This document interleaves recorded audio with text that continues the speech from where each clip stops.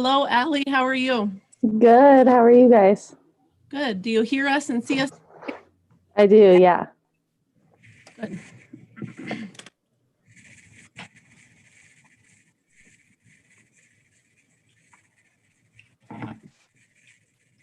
Morning, Lindsay. All right, everyone, you are Morning, now Margaret. live on YouTube. Thank you, Pat.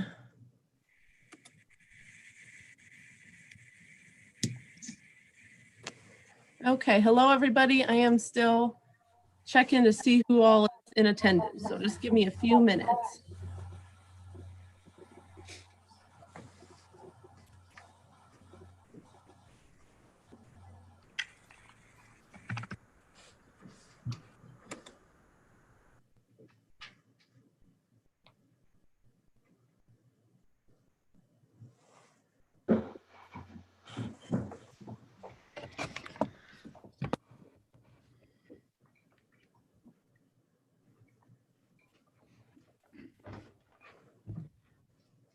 Hi, Mark, and hi, Dreska. Hi, Carrie. There's been several of you getting on here in the last few minutes, so welcome. We're just getting a few more people checked off here.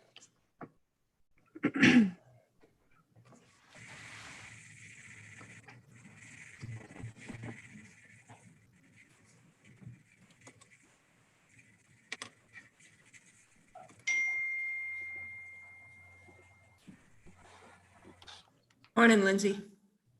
Good morning, Dreska. How are you? I'm good. How are you? Good.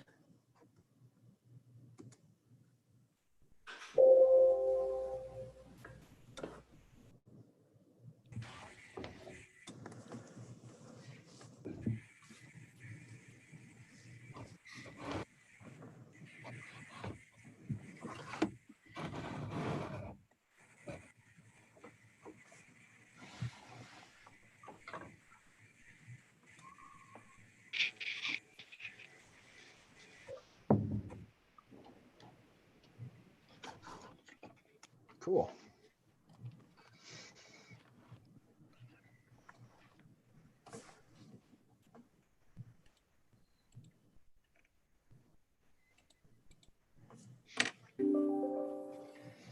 Okay, so to the person whose name is currently as Katie, who are you? Yeah, sorry about that. I'm Joel La Liberty. I just need to change the name here. Oh, I can change it. Okay. My wife was on this device. Yeah, no, not a problem. I just didn't know. Is that right with the spelling? Yeah, thank you. Yep.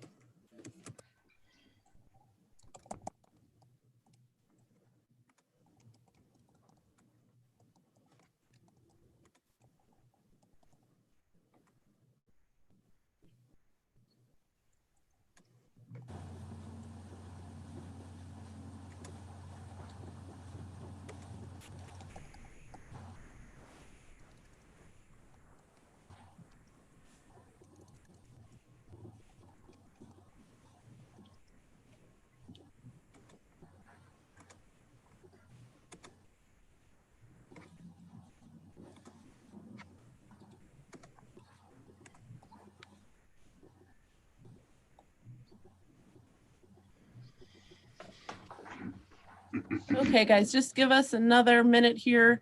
We're waiting. I see we're streamed. Hello, Director Williams.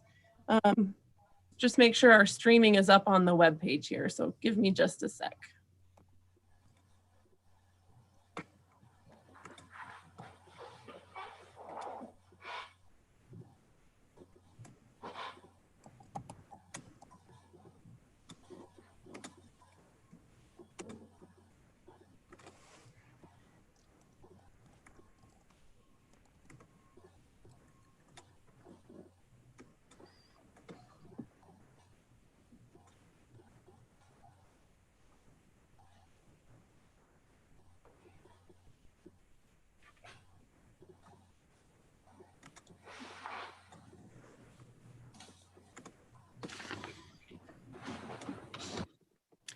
Pat, do you know anything about this stream on the web page? Does it take a few minutes to pop up?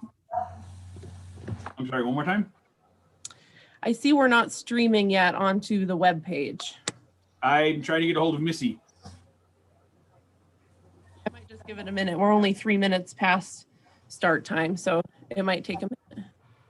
I know I can go see if she's upstairs, but as it stands right now, I sent her the link. I don't have access to put it up there. I can try to see if Kelsey can. Oh, no, I mean, Missy said she would be looking for it, so I'll just give it another minute.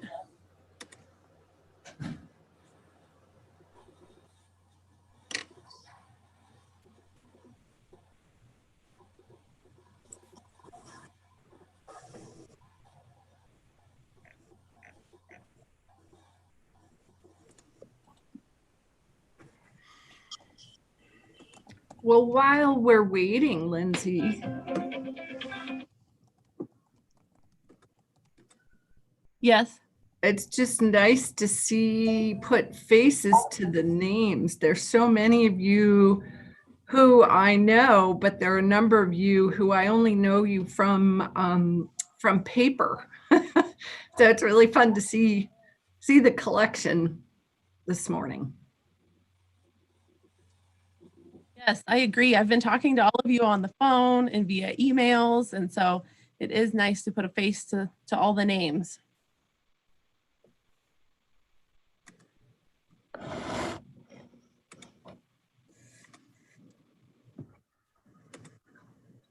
And hey, Justin, what's that?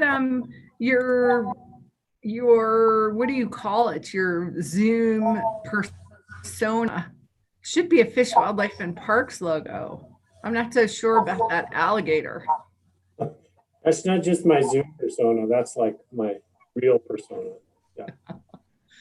Justin just does that to irritate me.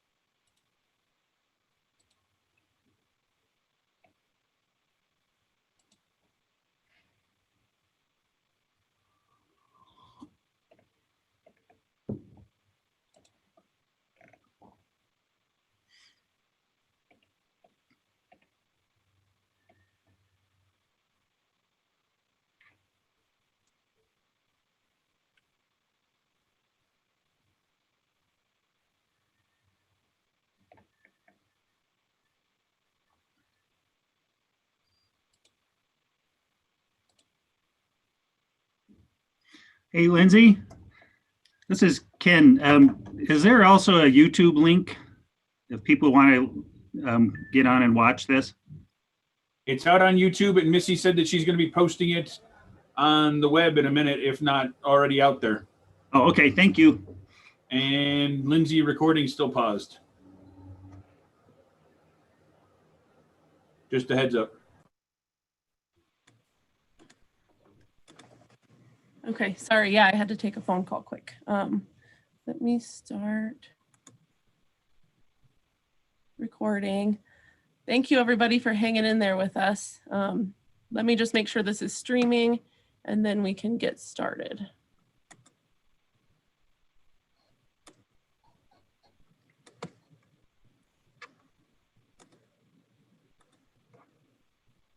So Ken, does that answer your question then? If there is a YouTube address as well, but then it's also streamed to the Elk Citizens Group webpage. Yeah, no, I just had somebody sent me a text asking me how they can listen in. So I figured it's easiest just to direct them to the webpage. Yeah, if you go to our homepage and then under Fish and Wildlife under the Elk tab, and then under the Elk tab, there's the Citizens Group link, and you can click on that, and that's how you get there. Okay, thanks. Yep.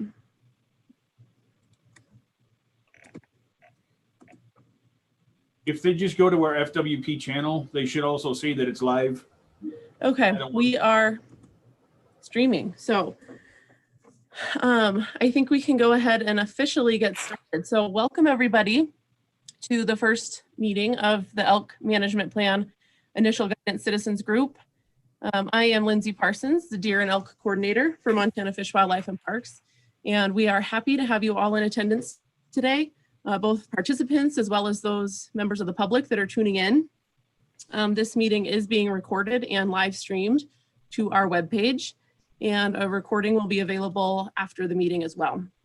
So we are going to begin this meeting with some remarks from our FWP Director, Martha Williams. So Martha, thank you for being with us today, and I will hand it over to you. Great. Thank you, Lindsay. Yep. And good morning again to everyone. As I said, it's really fun for me to see your faces, and I'm at least familiar with you on paper and all of the applications. So I look forward to hearing what you have to say. As context, I think you are all aware, and that's probably why you applied. Elk management, I think, is probably the most challenging issue we face at Fish, Wildlife, and Parks. I think of traveling around and talking to landowners about grizzly bears, and often the first thing they say is, wait, can we talk about elk first? And that's no joke. And this has been a long time coming, yet I think it is the way we make the most durable progress, where we can come up with solutions in a way forward that's most informed and that can stick, instead of the department coming up with a solution on its own. We've long learned that's not the way to do things. Instead, gathering a group like you with diverse perspectives, and we do ask that you represent yourself as an individual, certainly not an organization, because we've learned the hard way that's the best way for us to make progress in these groups. And I think really ask the hard questions of each other and dive down to kind of the root of the issues, so that we can try to find some guidance going forward. So we've convened each of you, and thank you so much for stepping up. It's a big ask, but we've convened you to help us develop a framework going forward. And we're not coming into this presuming anything.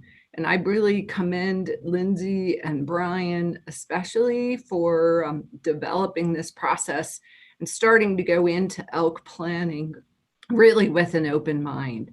So we look forward to hearing from you. Some of the best things we all do are hard, and it may be messy, and that's okay. That's I think the way we move forward really productively. So the future steps in elk management planning will build upon the guiding principles defined by you. And the future steps will include more public input and participation. But really, you're here to help us start those really key guiding principles. And as I said, we do expect of you to think independently, to represent yourself.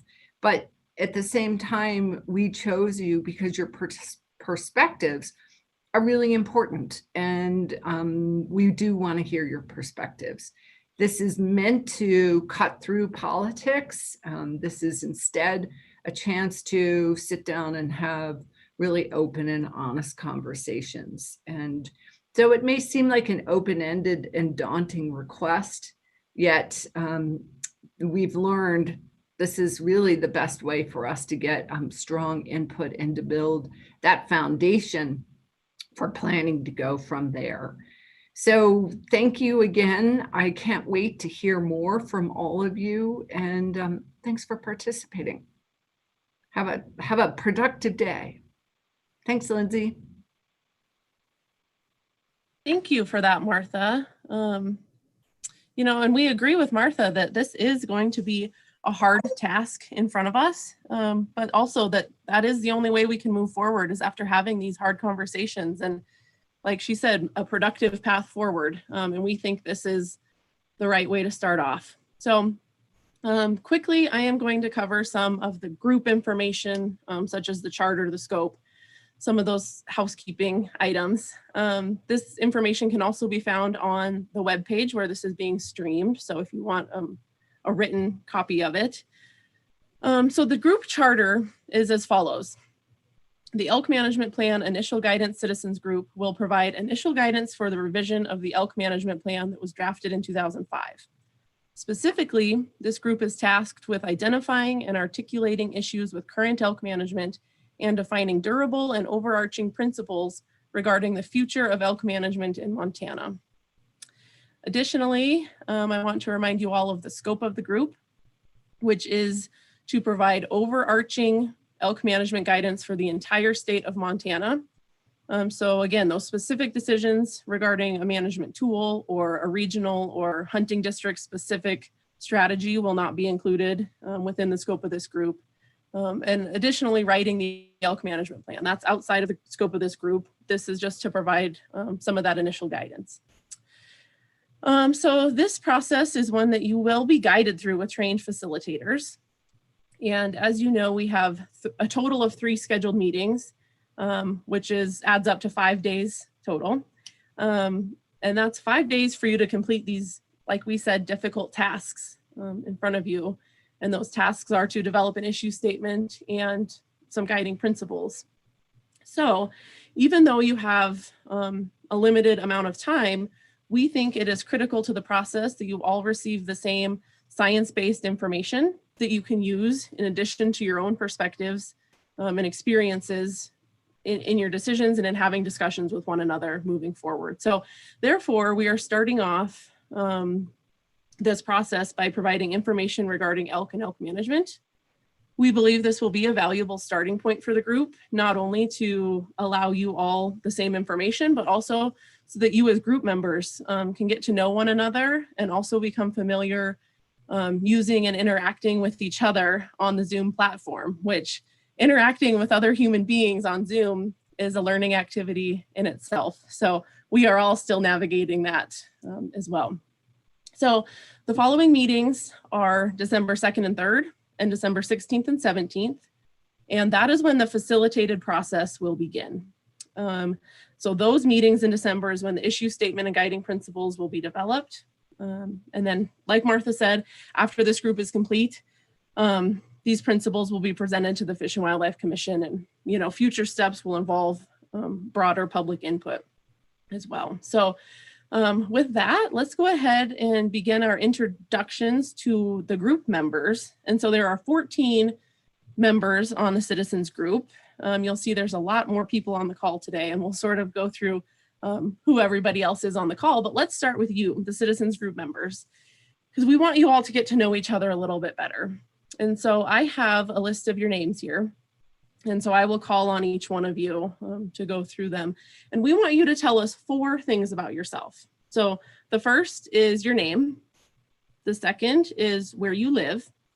And then the third and fourth are a good experience that you have had with elk, as well as a bad experience that you have had with elk. And so these questions are meant to be a little bit difficult. So go ahead and get to thinking on those.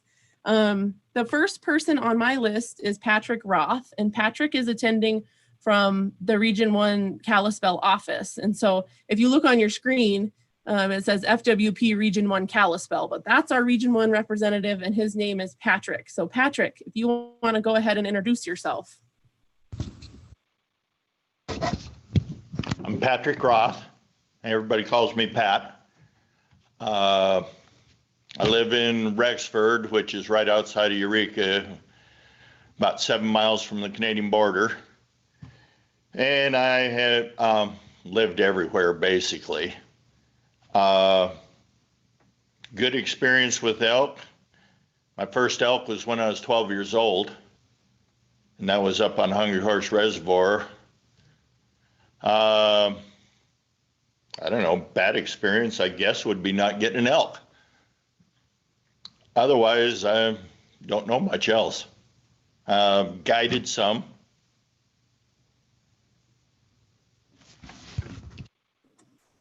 All righty, thank you for that, Patrick. Next on my list is Casey Hackathorn.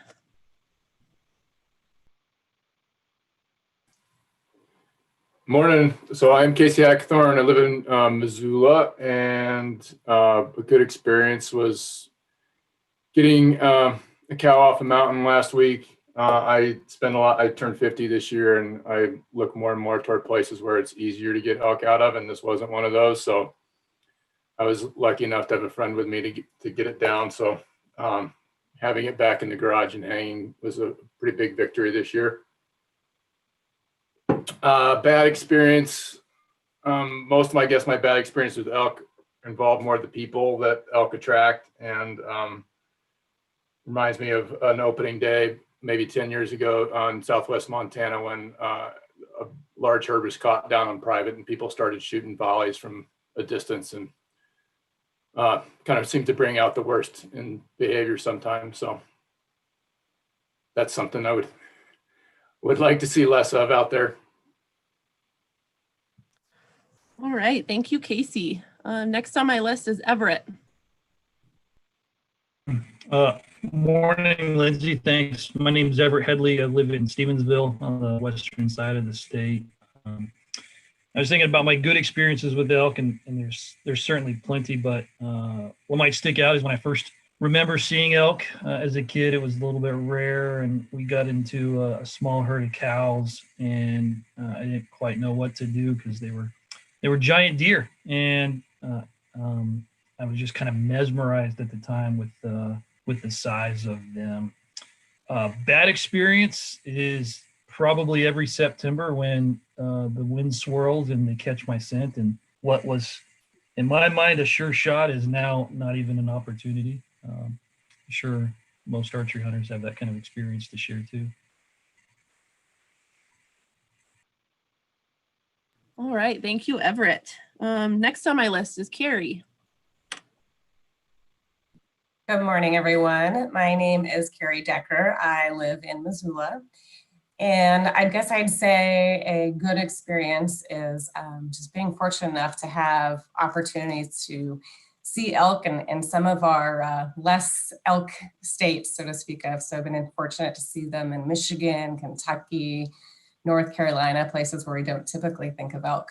So that's a very good experience for me. I guess a bad experience, relatively speaking, is despite having hunted for most of my life, have yet to harvest an elk. So I guess that's a good thing as well. So it keeps us going back for more. Okay, thank you, Carrie. Next is Dan Vermillion.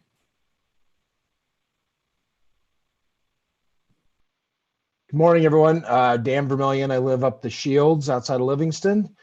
Best experience with elk is just kind of growing up with Billings or in Billings, like a lot of you, and just kind of seeing the spread of elk to places in Montana they hadn't been in a long time, and starting out hunting them in the Bull Mountains back when there were 25 elk tags in the whole district. Bad experience with elk is former Fish and Game Commissioner, and just kind of echoing Director Williams' comments. Just how challenging this animal that everyone really, really treasures, whether regardless of how you feel about them, as a landowner, sportsman, or what have you, they're an animal that we all really treasure. And they tend to sometimes make good people do bad things as far as hunters make bad decisions, and just this ongoing conflict. It's a resource we all share, and just trying to figure out how to share it.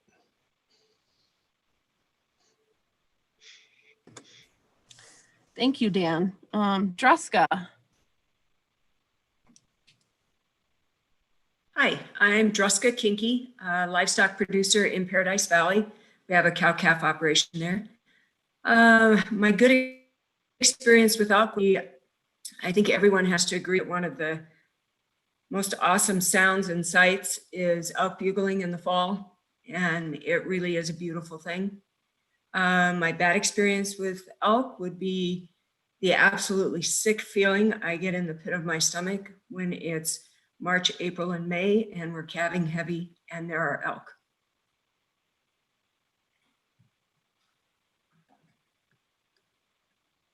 Thank you, Druska. Yep. Joel LaLiberty, you are up next.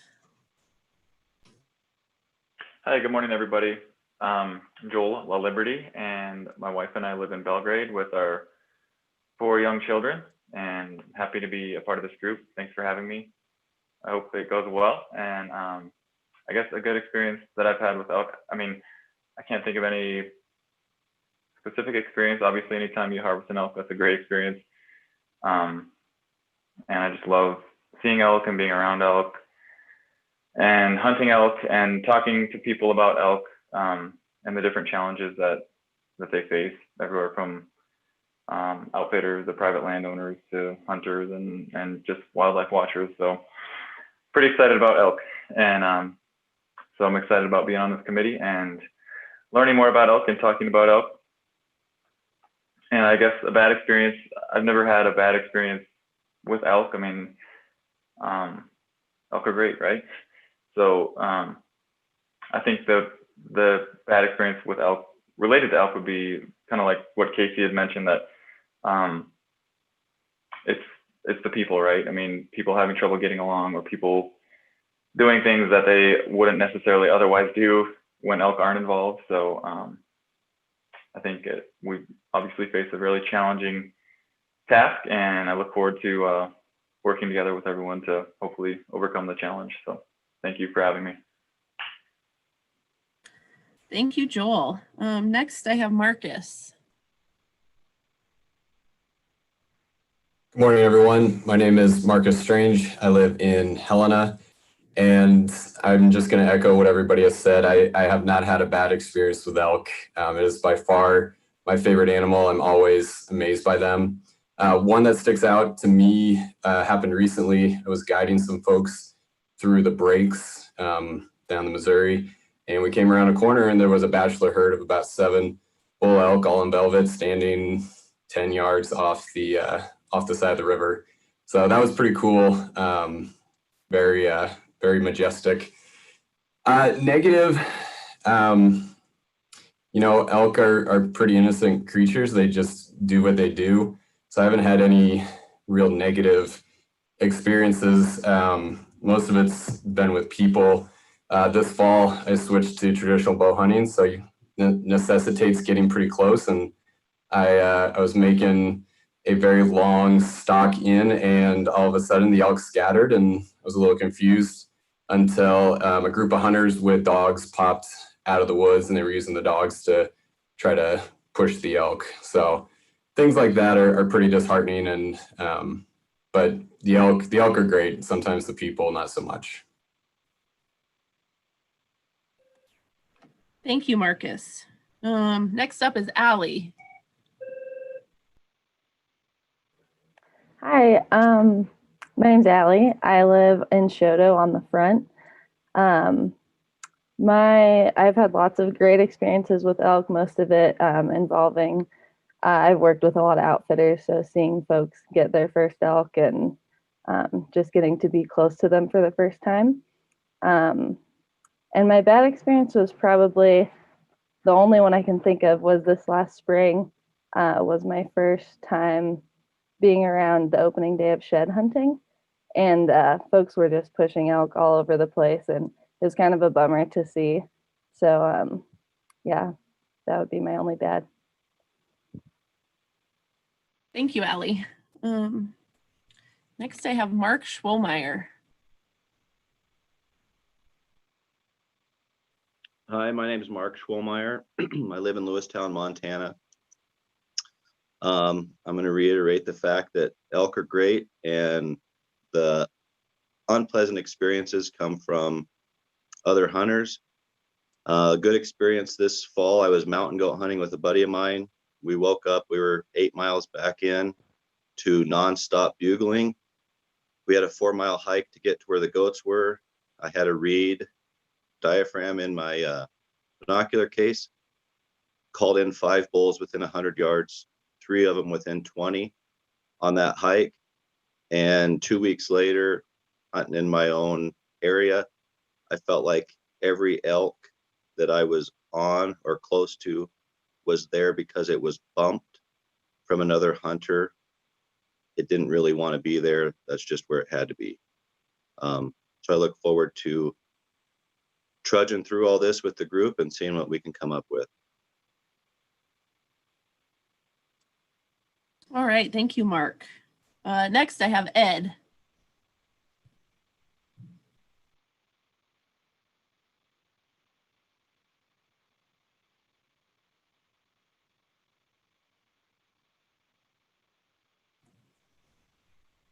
I had to get the right button. All right, I'm Ed Fryer. I currently live south of Melstone, Montana, in the east end of the Bull Mountains.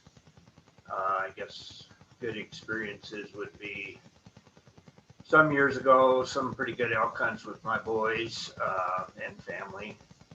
Bad experiences would be dealing with extreme amounts of trespass from highway frontage and neighboring property, plus the extreme amounts of depredation of elk pushed into the ranch. Thank you, Ed. Justin Schaff. Is it Schaff or Schaaf? You'll have to correct me. It is Schaff. Good morning, everyone. I'm Justin Schaff. I live in Fort Peck, and I grew up in Glendive, so I've been born and raised in eastern Montana. And I would say probably the best experience I've had with elk is, I remember I think I was 8 or 9, and grew up in Glendive, so occasionally we get an elk passing through. But I remember I came up and visited my uncle in Saco, and we went down one evening down to Slippery Ann and just listening to the elk bugling down on the refuge down there on the river bottom. And I remember not being able to think about anything else for days on end. And I knew what elk were, but it was so far out of my understanding of what type of animal they were, and it left a pretty long lasting impression on me. I'd say a bad experience has been similar to a lot of other people's. I'd say that elk make people do stupid things, and so you see that, and it tends to breed hostility between landowners and hunters. And I think that's probably the negative experience. Like you said, someone else said elk are innocent creatures, and they can only be pinballed, pushed around so long before they're causing conflicts. And so I hope that we can address a lot of those in this council. Thank you. Thank you, Justin. Next, I have Kevin Koss.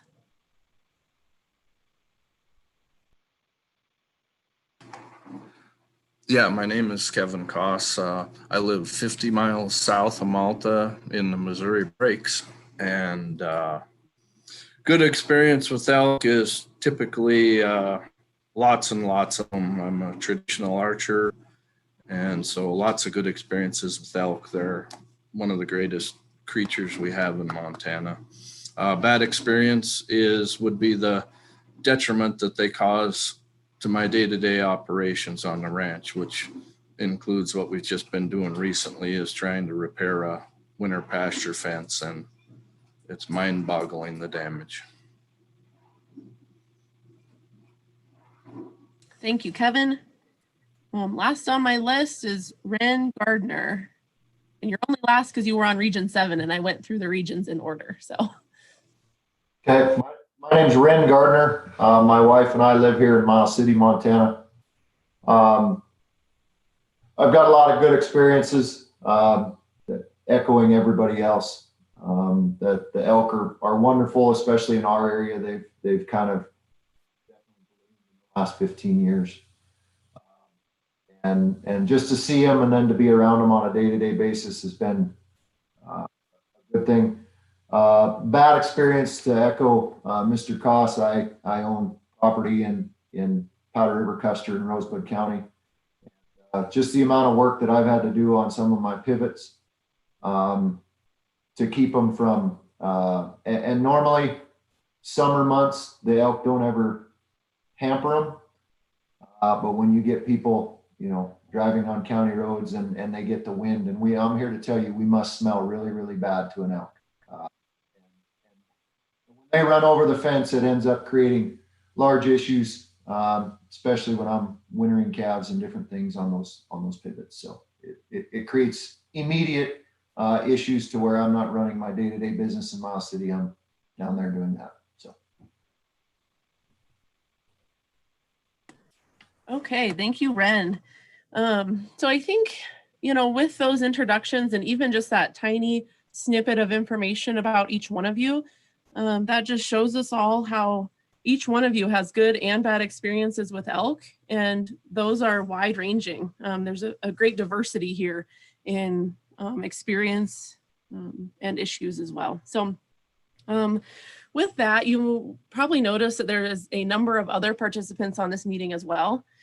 So we will more quickly go through the rest of us just so you have an idea of who we are. And so the other people in attendance today are either presenters that are going to be talking to you further on in the day, facilitators, and technical advisors. And so we're going to meet each one of the presenters right before they present. They'll have a little bit of time to introduce themselves.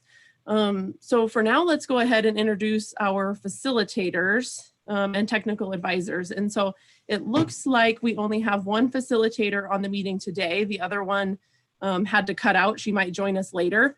But Mike Mitchell, if you want to introduce just your name, position, and that you are our facilitator, go ahead. Hi, folks. Good to see you. See some familiar faces and some new ones. It's going to help me a lot to remember names as we go through this, since your names are on the screen. But I am the unit leader for the Montana Cooperative Wildlife Research Unit at the University of Montana. Doing research on animals like elk is my day job, but I also get to be involved in decision making for natural resources by working with groups like this to come up with insights that would be very difficult, if not impossible, to achieve without your hard work. And the other facilitator is Sarah Sells. She's in Seattle right now taking care of some family matters, and so she apologizes for not being here and will try to join us later in the afternoon. Basically, she is the one that keeps group functioning on the rails, so hopefully she'll be able to join us as soon as possible. And that's all I got. Thank you, Mike. So like I said, our facilitators are going to take over in the future meetings, and so you will be working very closely with Mike and Sarah. And if Sarah gets on the call later today, we will introduce her as well. So next, we're going to go through our technical advisors. And we are here, technical advisors are here in case you have questions. But to be clear, we are not part of the group. We are not participating as group members, but we will be here listening in case you have any questions. And so, like I said at the beginning of the meeting, my name is Lindsay Parsons. I'm the Deer Elk Coordinator here with Montana Fish, Wildlife, and Parks, and I am a technical advisor. I'm going to go through the rest of my list here of technical advisors, and next is Justin Goody. Thanks, Lindsay. I'm the Wildlife Research and Technical Services Bureau Chief at FWP.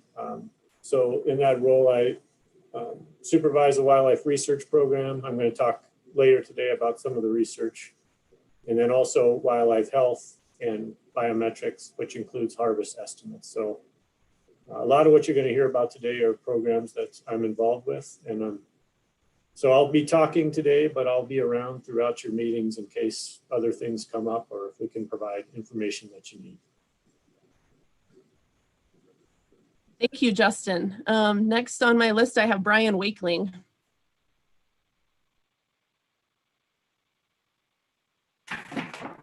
Good morning. I'm the Game Bureau Management Chief for Montana Fish, Wildlife, and Parks. I've got kind of a brief tenure here. I started with Fish, Wildlife, and Parks back in March, and I've got kind of a lengthy history with several other states that have had challenges managing elk. It's not unique to Montana, but I really eager to be part of this and listen to this because I expect to learn an awful lot, and I appreciate the opportunity and provide any assistance Lindsay's capable hands. Thank you. Thank you, Brian. Next, I have Ken McDonald. Good morning, everybody. I'm Ken McDonald. I'm the chief of the wildlife division here at Fish, Life, and Parks in Helena. And mainly I'm here listening and then to make sure that you guys have the resources you need to fulfill what your responsibilities on this advisory committee and then take it from there. So thanks for all your time and effort helping us out with this.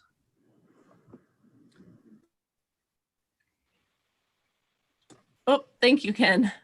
Next and lastly on technical advisor list, I have Quentin Kujala. Thanks, Lindsay, and thank you all.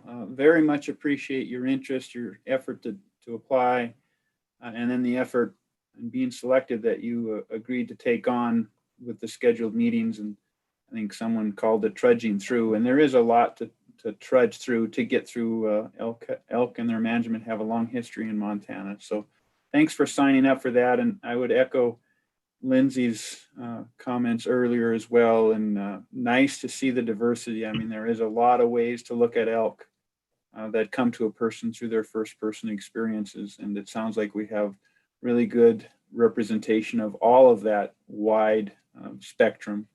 And also look forward to through the facilitation and a connection back to the charter, that all those perspectives are brought forward and they're worked on and they're appreciated and they're respected, and ultimately helping all of you come to what hopefully is a big help to next steps in the elk planning process. So again, thank you very much. I'm here to help however I can, like Ken, and to be very candid, I'm also here to enjoy your conversation to the degree my schedule allows.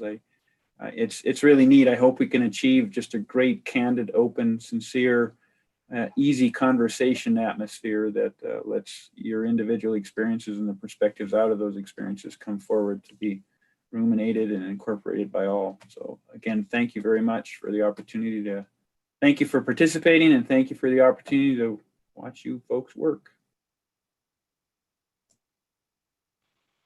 All right, thank you, Quentin. A couple of other people that you will see on all of our meetings is Pat Lucetti, and he is our tech guy. So he helps us, set up all these meetings and get them streamed. So he will always be on. I don't know if he's, particularly listening right this minute, but he will be here. And then the next one is Cammie McLean, and she works here in the wildlife division, and she will be helping me man the meetings to make sure everything goes smoothly in terms of people's microphones being muted. When we get to public comment sections in future meetings, she will help with that as well. So the other names, like I said, that you'll see on the meeting today are likely presenters, and we will introduce them as we get to their time slot. So as we begin to get into some presentations, I want to point out that on the agenda, there are 45-minute slots for every presentation that you'll see today. However, each presentation will likely only be around 20 minutes. And so we intentionally scheduled extra time for each one of these topics because we encourage you to ask questions and have discussions with other group members, ask questions of the presenters, dig deeper into this, because it'll also not only help your individual understanding of the topic, but help you get to know each other a little bit better. So our first presenter is Mike Mitchell, and Mike already introduced himself as our facilitator. And his talk is going to be going through basically this process so that you'll have a good idea, a better idea of what to expect going into the future. So I think with that, Mike, we are ready if you want to go ahead and share your screens. You know, during presentations, I don't care necessarily if you leave your cameras on or off. Please just make sure you're muted, which all of you are right now. So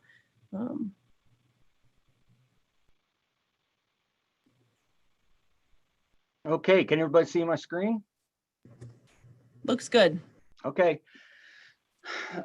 Okay, well, thanks again for letting me be here, folks. It's a real privilege to be a part of these things. I've done a number of them with FWP, Fish and Wildlife Service, where we work on particularly thorny problems together and go through a process that has been shown to be pretty effective at resolving these thorny issues. I'll tell you a little bit more about that as we go along. Again, Sarah Sells couldn't be here today, but or at least for right now, but she'll be joining us shortly. So this isn't going to surprise anybody. This is the world of elk management in Montana. And so as everybody's noted already, there are just so many different things pulling at how we make management decisions for elk. And so this group has been asked to step in and help resolve some of these issues. Now, this is not going to surprise anybody, but when it comes to elk management, okay, the decisions are rarely easy because the problems are complex. Okay, if it were easy to do this, you wouldn't be here. And so trying to untie the knot of all of these complex interactions that, you know, different, every time you make a decision about elk, it affects different people in different ways. One thing that is important to acknowledge in this is that all decisions are value driven. Okay, even if, you know, we like to think about, well, we like to make decisions based on scientific data. Well, that's because we value scientific data. But everybody involved in a decision-making process or process for managing elk and coming up with policies has their own set of values. So the decision makers, the biologists, the stakeholders, the politicians. And to ignore those values is to set up a particular action or decision for failure. Okay, and obviously to everybody here, you know, if you make decisions for elk management, they're going to be consequential. They're a big part of the life and livelihood of this state. And so any decision is going to have large effects. Now, I want to talk a little bit about human decision making. Why is it difficult?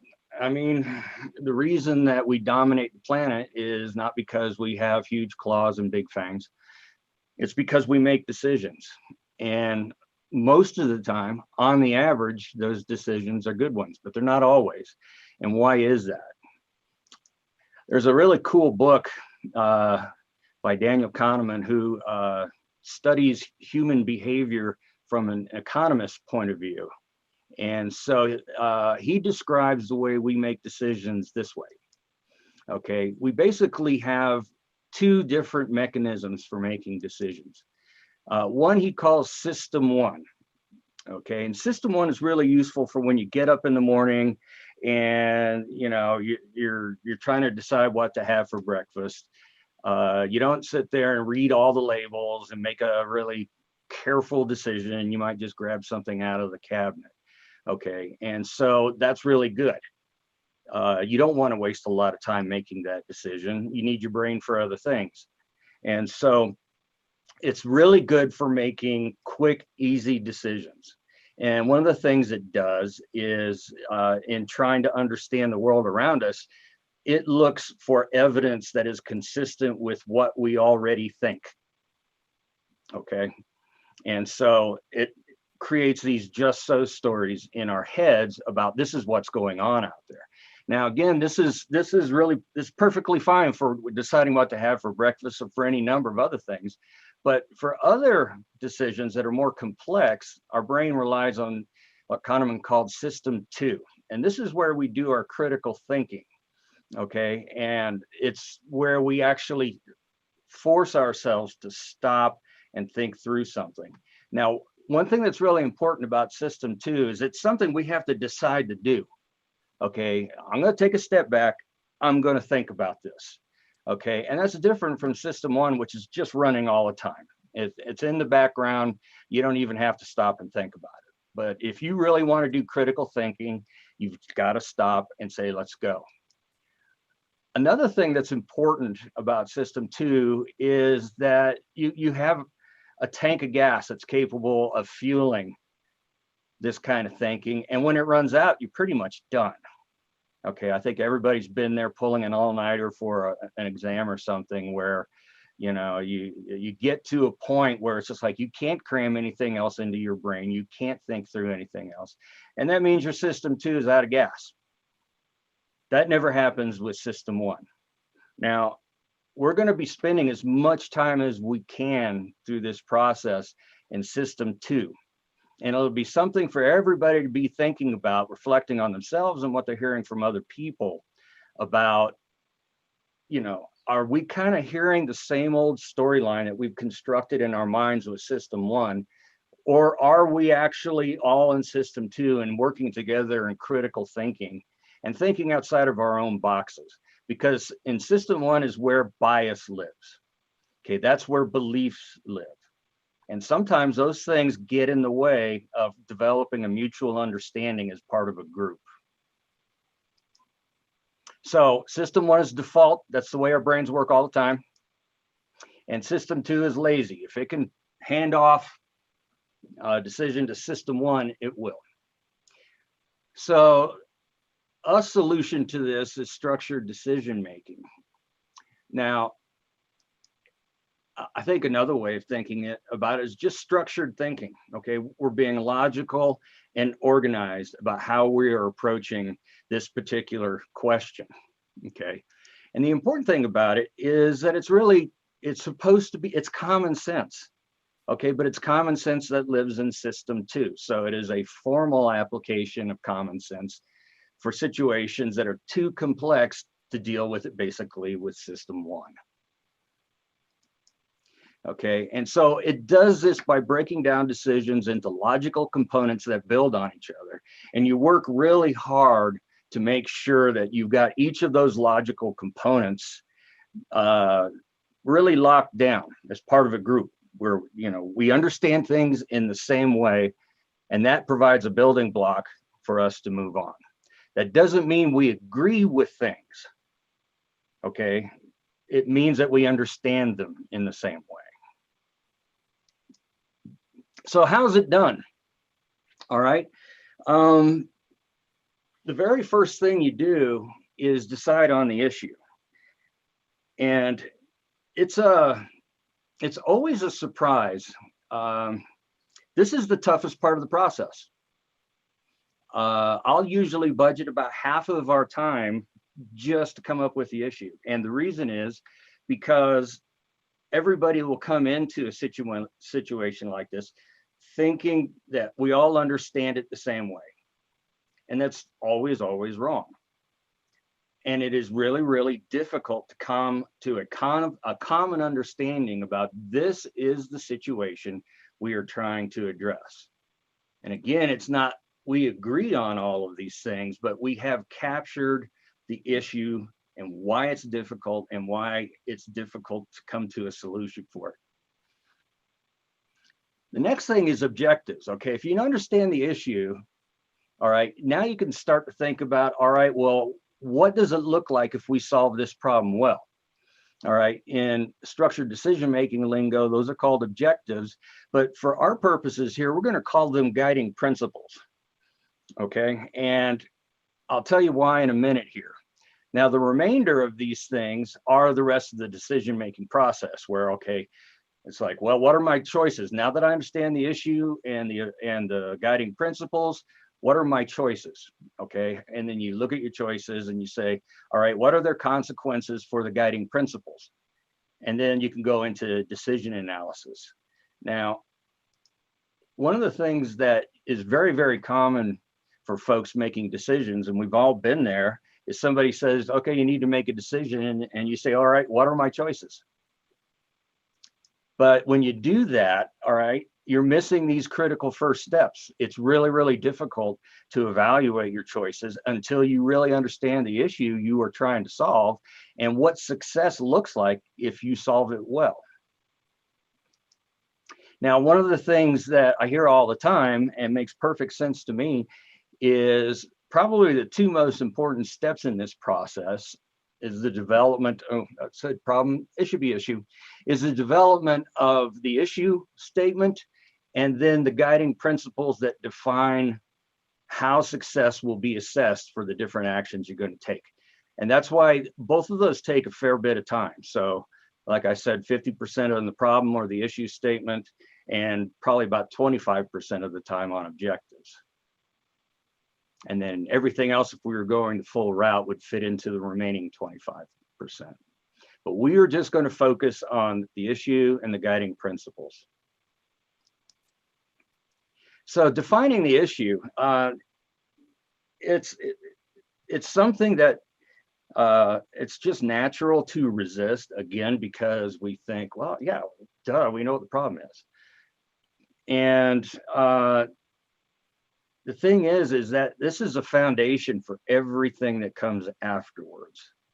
So it's kind of like, well, if we don't get this right, a whole lot of stuff that follows afterwards isn't going to be right. And so it's really, really important to spend the time. It's time well spent to make sure you get it right. And throughout the process, you know, we'll be learning about the issue, and we may find ourselves saying, okay, we need to go back and edit that issue because we understand something different now than that we didn't understand before. Again, it seems simple, but it could be surprisingly difficult and frustrating. So brace yourself. I'll give you an example, throwing some of my FWP brethren under the bus. Did a workshop with area biologists years and years ago. And the workshop was going to use their challenges with setting lion quotas for their hunting districts to as okay, well, let's run this through a structured decision-making process to see if we can figure out how to do that well. And so I told them, I was like, okay, folks, we need to start with the issue. We need to start with the problem. So who wants to, you know, throw out something that we can start discussing as the problem? And they just kind of looked at me for a minute, and I said, anyone? And they all looked around and said, well, we understand what the problem is. We know what the issue is. And I'm like, okay, well, good. So it should be easy to write this. So what is the problem we're trying to address? And again, they looked at me like, no, this is stupid. We know what the problem is. And we kind of went round and round, and I was about the point where I was going to get lynched when one of the biologists said, fine, fine, fine, fine. This is the problem. And he stated it. And immediately another biologist said, no, it's not. Okay. And again, a big part of this is overcoming the illusion that everybody has this common understanding. But it's worth it, because if we don't go through this, then in coming up with elk management, we'll be solving the wrong problem, or we'll invest in the wrong solution. And this is something that's really important. You know, this is part of being very transparent. It's part about being able to explain what you're doing and making a decision. But if you can't explain what it is you're trying to solve and what it is you're trying to accomplish with elk management, then somebody's going to misunderstand it out there. Now, it's complex, and I don't want you to spend time thinking about all these things, but these are all possible issues or components of an issue statement. Okay, and that's what makes this decision difficult, is because there are so many moving pieces. But what's important here, one thing that is important is remember the decision maker. So one of the things that gets people in my line of work in trouble all the time is, you know, we'll have a supervisor that says, okay, folks, I need to make this decision. Go out and, you know, find out the information necessary and come back and make a recommendation. And they'll come in and make a recommendation, and the supervisor will look at them like, are you crazy? I can't do that. You want me to commit political suicide? Or I don't have that kind of money. And so one of the things that this group will want to focus on or never lose track of is who is making the decisions about elk management in Montana. Okay, who's going to own whatever the group comes to? But the big thing is to address what makes this issue difficult to manage. No two issues are alike. Okay, there are some things that are just going to be absolutely irrelevant. That doesn't mean they aren't important to you or to somebody, but they're irrelevant to actually making a decision. Okay, and so you want to go in there and find those things that really are relevant, the things that really are sore points, okay, or conflicts, and pull those into the issue statement. As far as guiding principles go, basically, each of them defines, if we solve the problem perfectly, what would we accomplish? Okay, what does knocking it out of the park look like? All right, and when we're thinking about principles, we want to be able to distinguish between strategic. All right, so you might say that, well, elk management in Montana is just part of effective management of all Montana wildlife. Well, for you folks, you're not here necessarily to address effective management of all Montana wildlife. What you are here to address is effective management of elk. And so that would fall under what we call the guiding principle or the fundamental objective. And it's like, this is where we want to go. This is the point on the horizon that we need to be marching to. And then finally, you could think of a means objective or a means principle. This is how we get there. All right, so in the case of elk, that would be the harvest regulations. All right, but the important thing is that the good decisions are based on guiding principles, and that's where we're going to focus our efforts. That is what the group will be handing over to Fish, Wildlife, and Parks to help them make decisions that best meet those guiding principles. Okay, so basically it comes down to, if we solve that issue perfectly, what does success look like? So here's kind of an everyday example, kind of tinker toy, but let's say you have a young family that is about to outgrow their house, all right? And so they decide to kind of go through a process like this in making their decision about what to do, all right? So being SD and wonks, they sat around the kitchen table one night and came up with this. So go ahead and take a second to read that.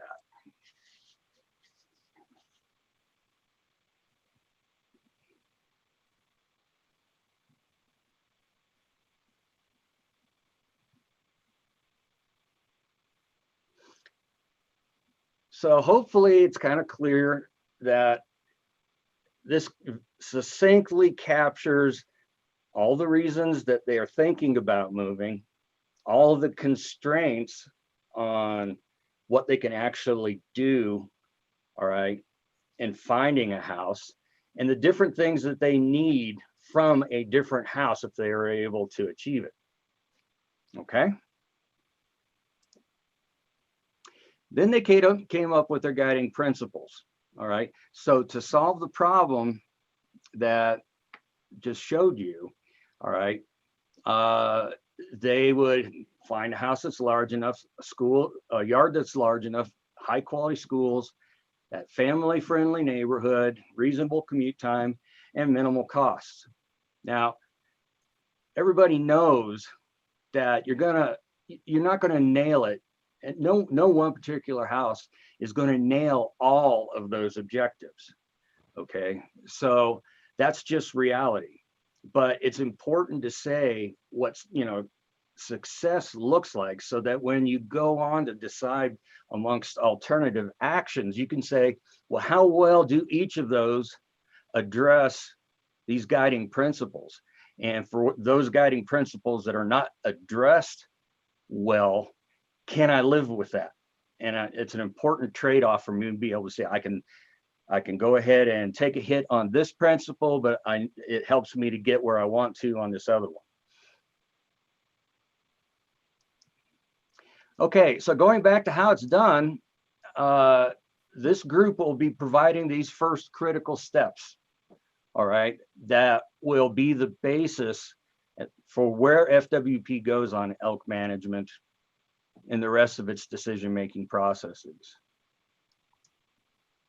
So let me tell you a little bit about what you can expect coming up. Okay, today you're going to get a lot of information, and it's because in the past we found that it makes the process more efficient if everybody's operating off the same set of facts. And so this is going to be time well spent today, but we'll be coming back from time to time, touching on what you've heard to help make sure that we're keeping things in the world of reality. Okay, and our next meetings, we'll be working on the issue statement and the guiding principles.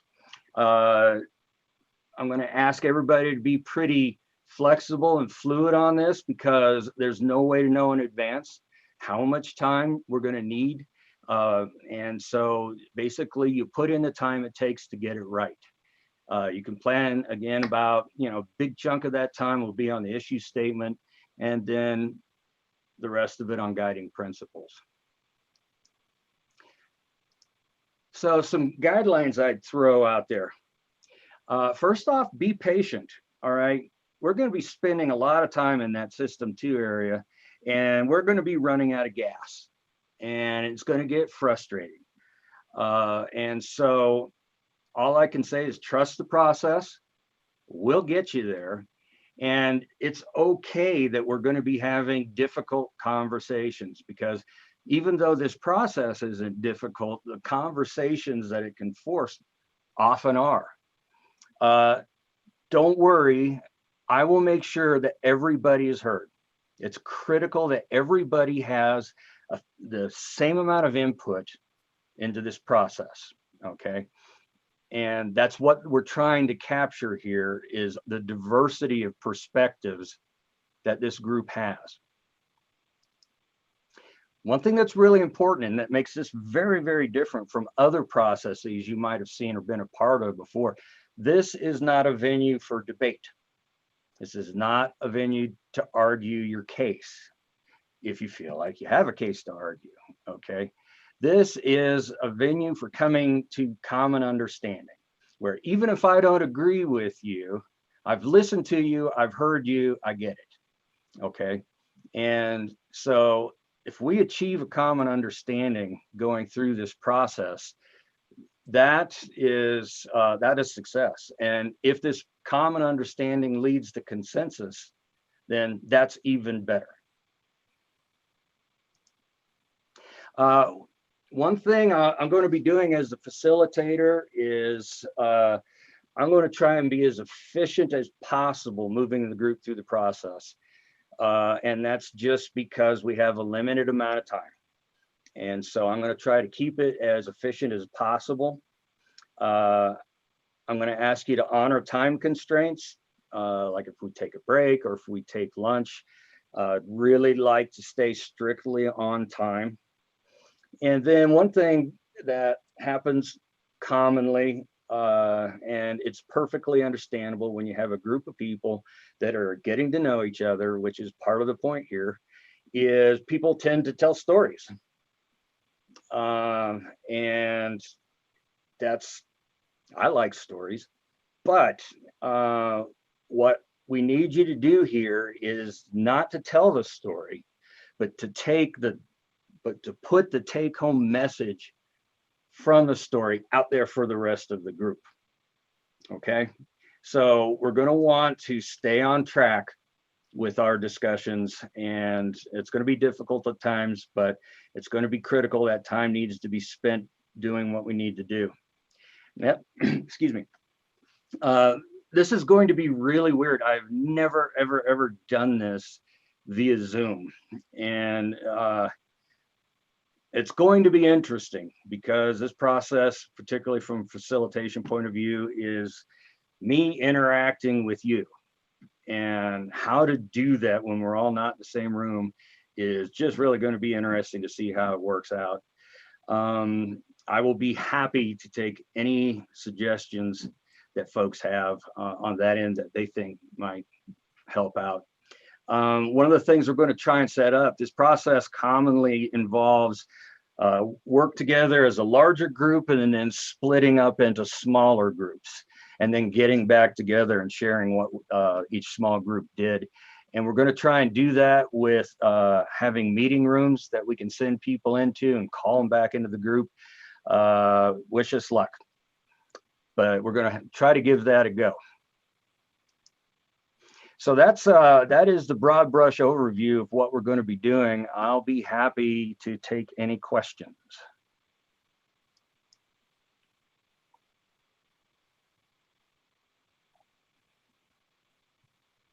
Looks like fun, right?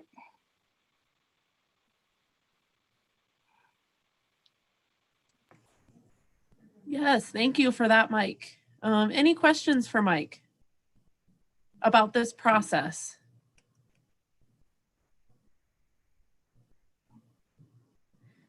Looks like I'm getting off easy. So one question, Mike, that I've gotten here in the last couple weeks that probably applies to multiple members of the group, maybe being curious about it.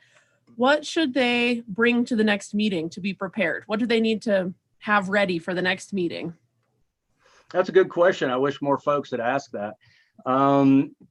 Generally speaking, I mean, we're all participating via computer, so that takes care of a big need, which is, you know, we're going to have to be writing things down because, for instance, small groups will be writing down a document or stuff down in a document, and then we'll post it to the screen for everybody to see and then talk about it. So being able to do some word processing is critical. Other than that, I think bring in some patience, willingness to endure a difficult process at times, and a sense of humor. I think those are the things to bring.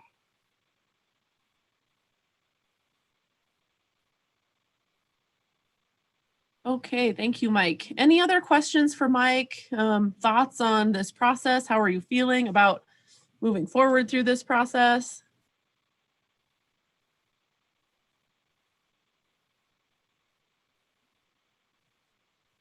How about fear and loathing now that you've seen the process?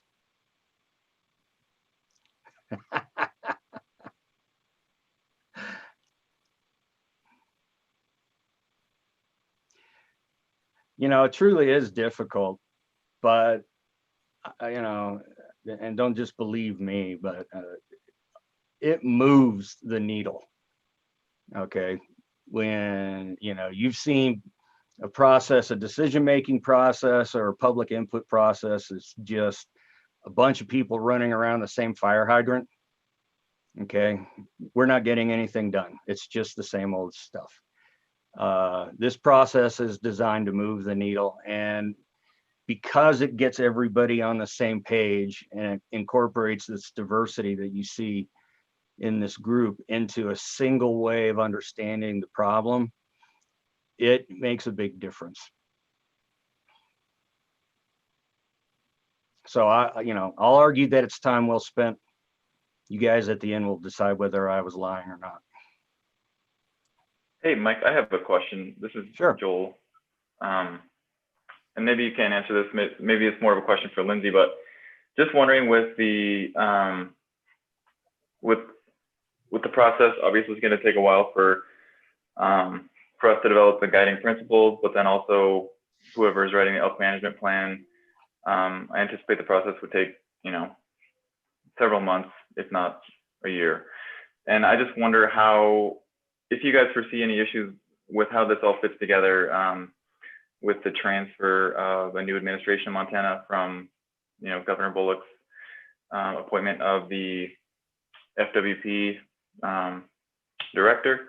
And obviously I'm assuming we would have a new director starting in 2021. I just wonder if you see any issues with how that fits with the process, as far as, if they would, if the new administration would accept the principles that we come up with, or if there might be an issue with that, if, the new governor would want to see a different process, or do you understand what I'm saying? I just want to make sure, and maybe there's no guarantee, but I hope that the work that we're doing is not going to be undermined in the future. Does that make sense? Yeah, Joel, I think I hear your question. I think that for me to answer in any way would be highly speculative, because we don't know what the new governor might want. We don't know what our new director, if we get a new director, might want. So we're going to keep on with our plan as we have it now. Our thought all along was that hopefully these products from this group are durable enough that it shouldn't matter with the change in administration. It should be something that most Montanans can get behind and support, and in theory, it shouldn't matter. So that's our thought right now. Like I said, that's not a for sure answer, and that's all I have to provide. Quentin or Martha might have, maybe even Ken might have more to add, but that's all we know at this point in time.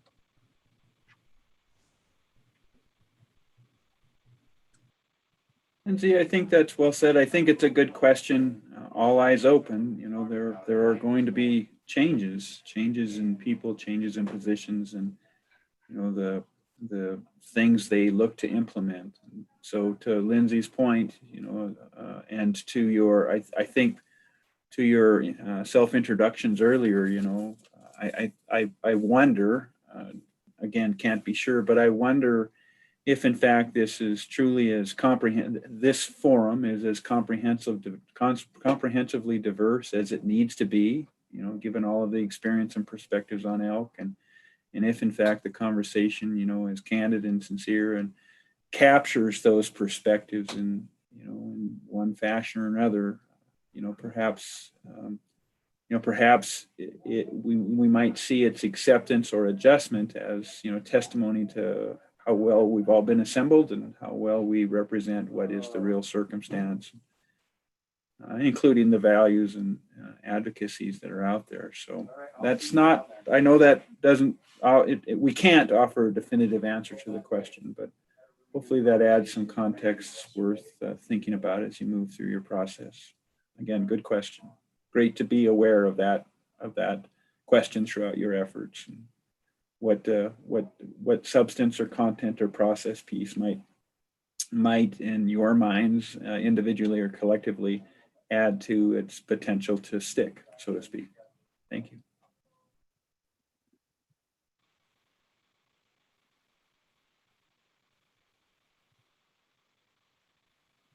Lindsay, I have a kind of a quick question, I guess. I'm assuming today is going to be pretty data and presentation heavy.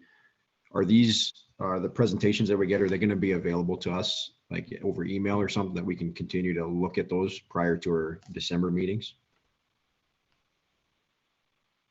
Yeah, Justin. Some of the presenters have sent me their presentations, and I can certainly ask for copies of the rest of them. Also, this video will be available on YouTube after the fact too. So if you want to go back and watch all of us in this meeting again in another couple weeks before the next meeting to refresh on anything, then you can get both the presentation and the presenter talking about it. But I can certainly get copies of presentations and send those out to the group if you just want hard copies of those. Okay, thank you. And like I said, some have already sent them along too. So, but I can get the rest of them gathered up. Okay. Yeah, I was just curious about how in depth I should take notes today. So thank you.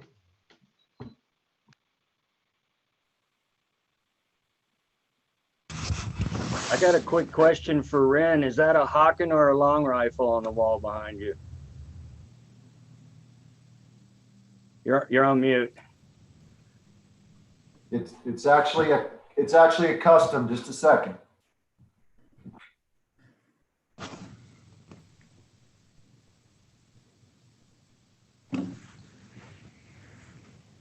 Well, it's a custom 45, but my uncle Larry Gardner built this out of Pennsylvania, and if you can see right here, it actually has my name etched in it as Rin. But it's a 45 with the tiger maple all hand done. So it's pretty. That's why it's in here, and it's not a fence post at the ranch. All right, thanks. Pretty sweet.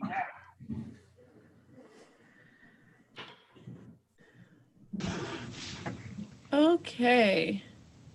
One last call for any questions or comments here. I have a question. Yep. What are the issues we're going through? Is it depredation? Are we reducing the herd, expanding the herd? I guess I don't really know for sure where we're going. Well, we need some information for listen or to pay attention to the information we're going to get. Well, I would say that that's what this group is here to decide. All right. When people were sharing the positives and the negatives, there were a lot of concerns. And so those concerns pulled together are the issue that the group is going to try to address. So nobody in this group probably has a full appreciation of all the issues. And so listening to each other, we'll figure them out. Did that answer your question, Patrick? Oh, I think you're muted now. Well, maybe not. Yes. Okay. Yep. I think it's more than just one issue, and I think that'll all come out. So, okay. I'm not seeing anybody else unmuting themselves.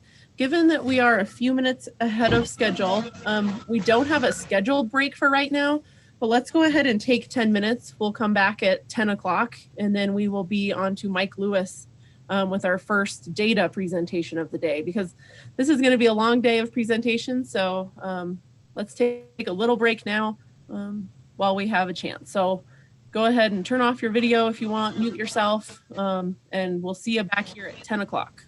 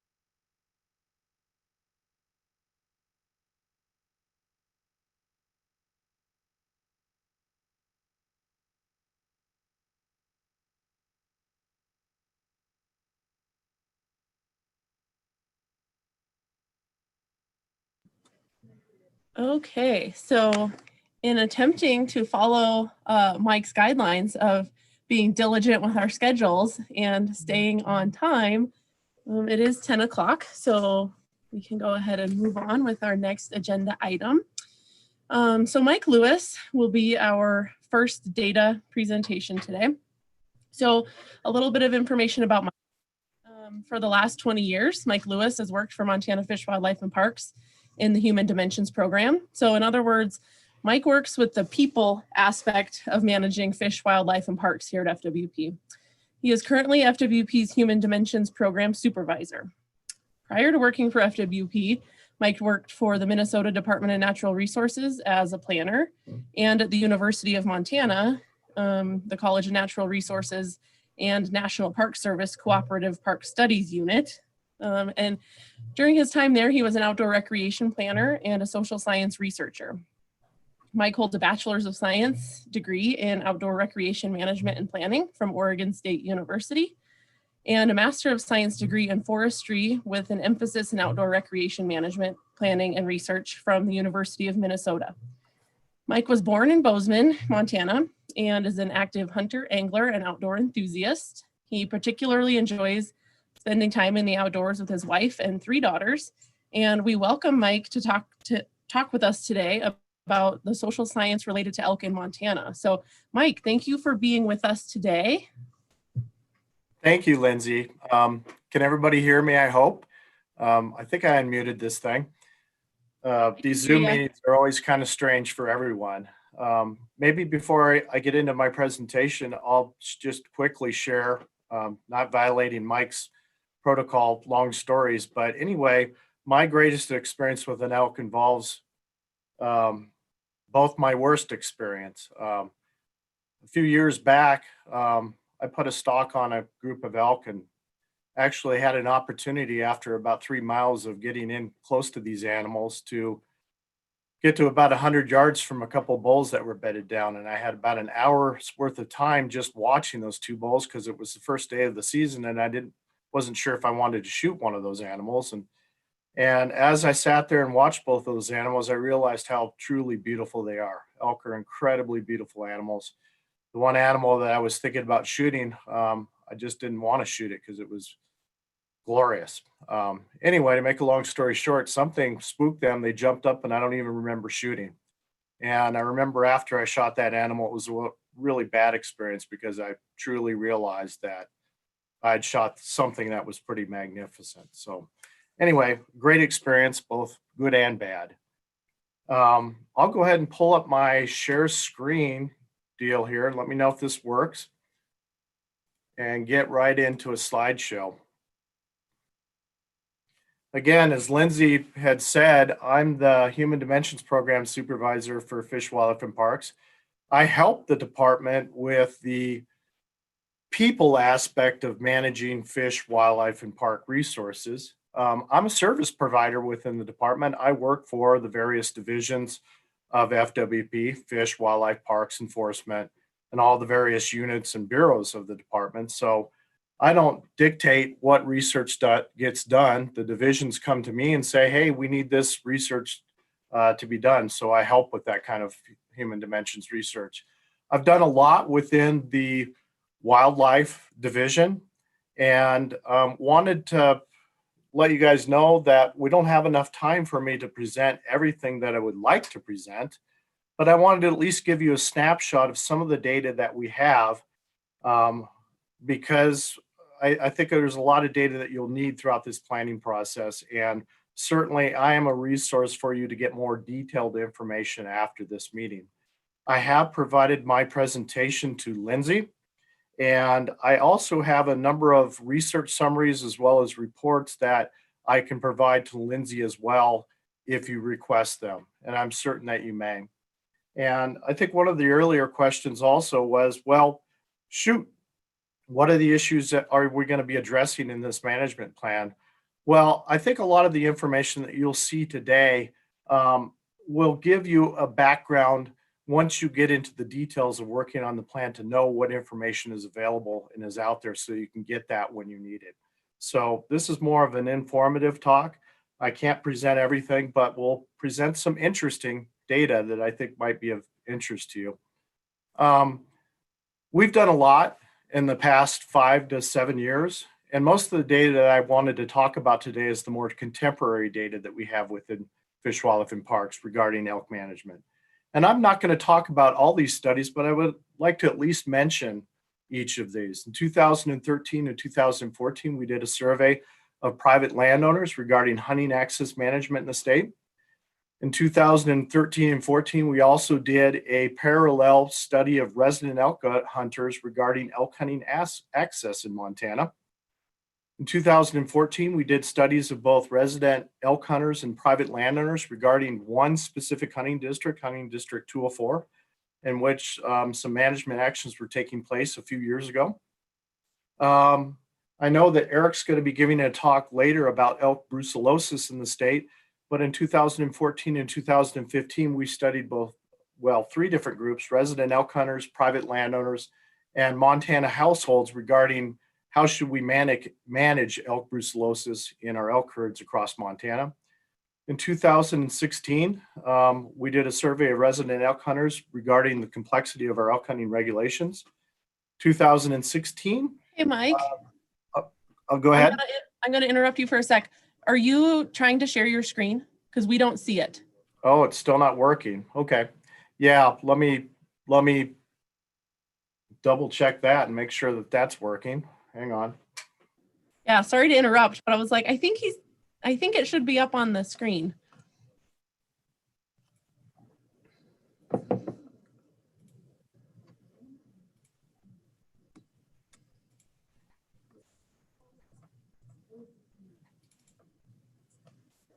Is that working now? Yep, we got it now. Thank you. Yeah, and again, the nice thing about all of this is that you'll have a copy of this, and I provided it to Lindsay. So, wow, okay. Yeah, and this is kind of the list that I was reading off, and hopefully you can all see that now, Lindsay.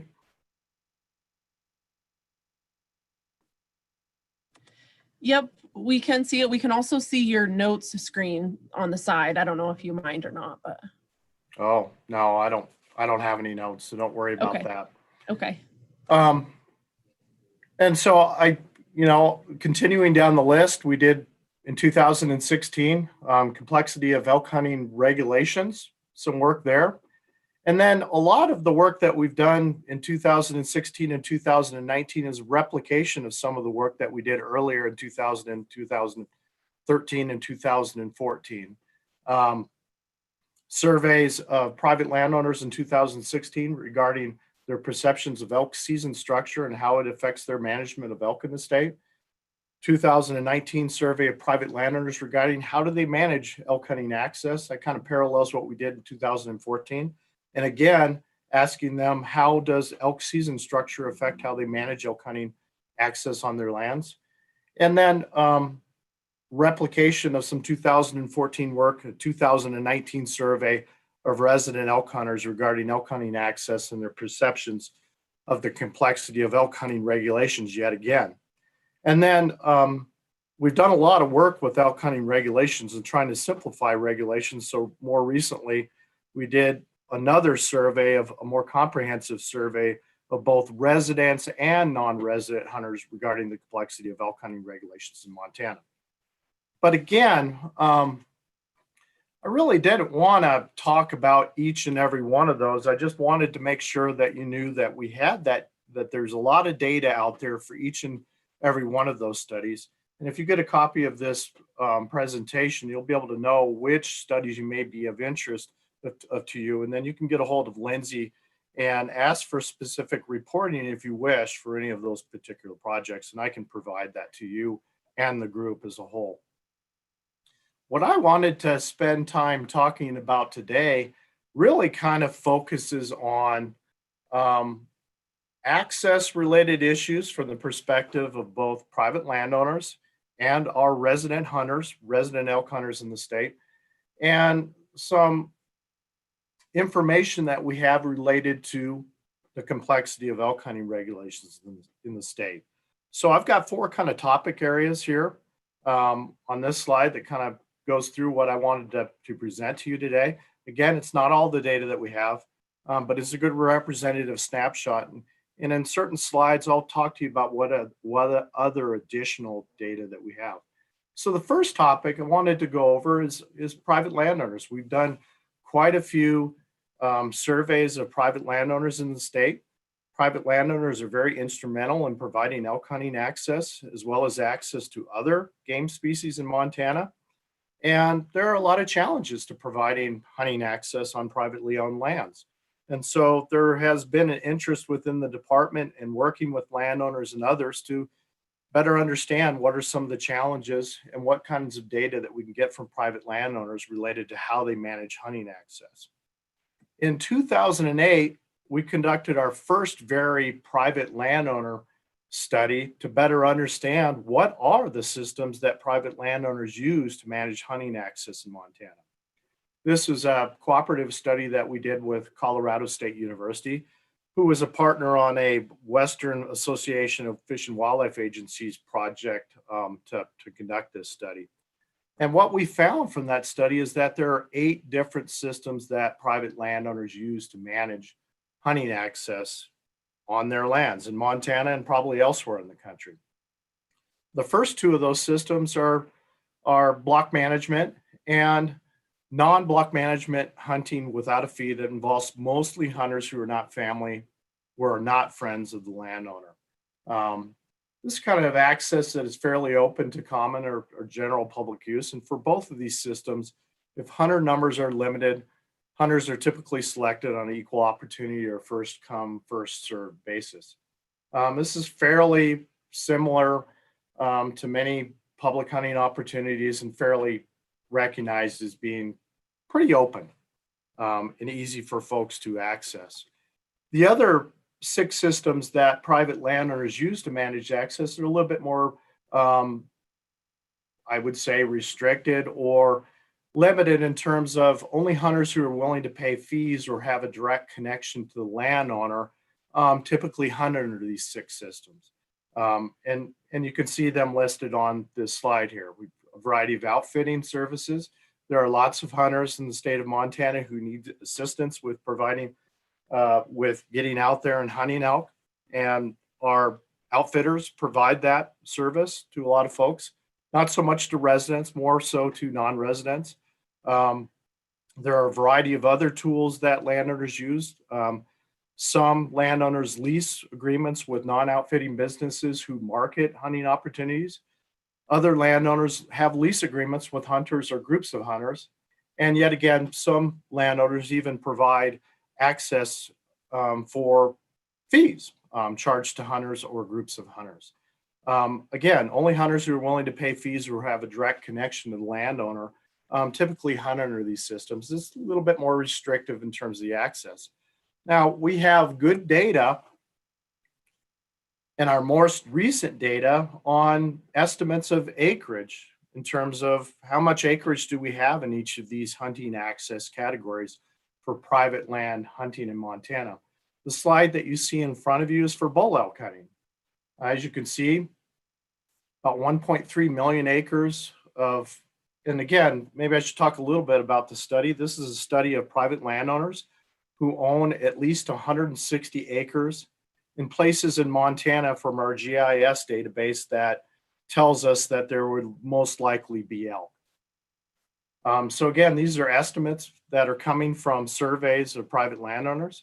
And we can see, about 1.3 million acres where there are elk.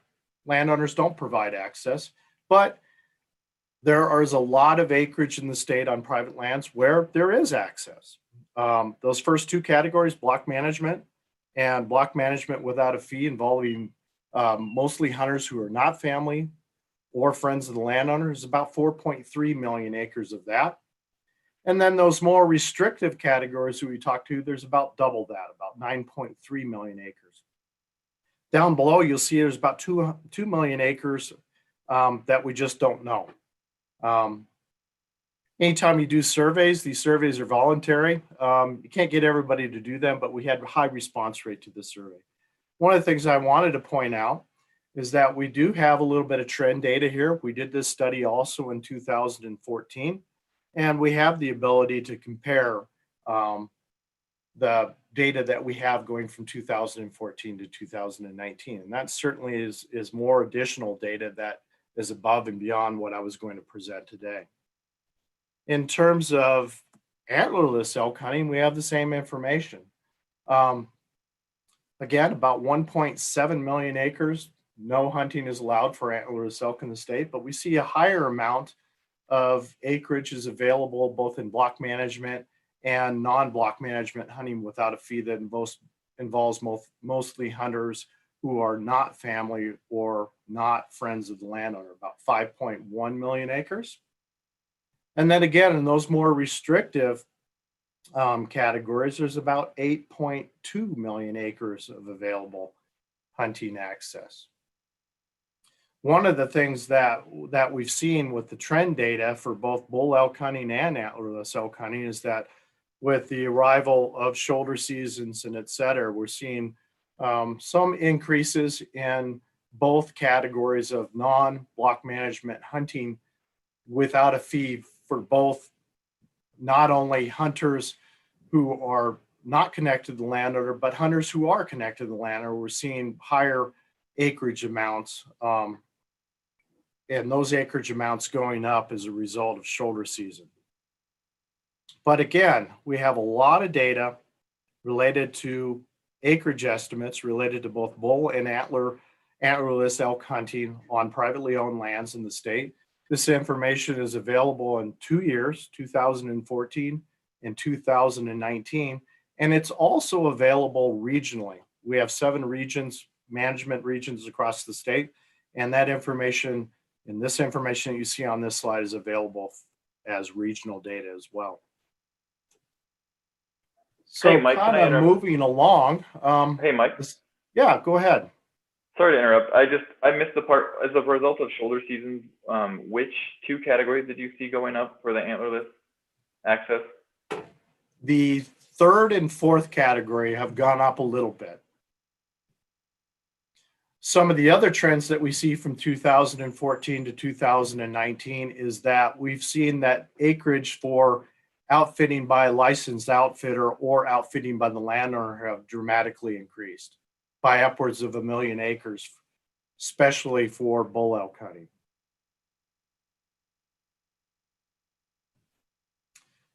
Yeah, Okay, thank you.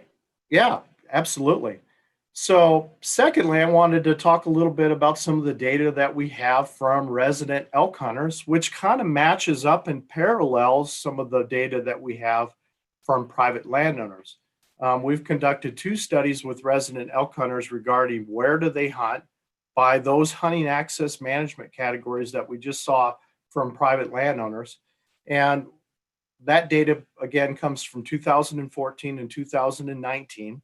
And we also have we worked with Kevin Podresny in the Hunter Harvest program to design some questions to further identify how do hunters do in terms of harvest success for each of those access management categories. And I wanted to provide a little bit of that data to you. And again, this is data that we have for 2014 and 2019. This information is available regionally and available also statewide. And we also have information on harvest for bull elk versus antlerless elk.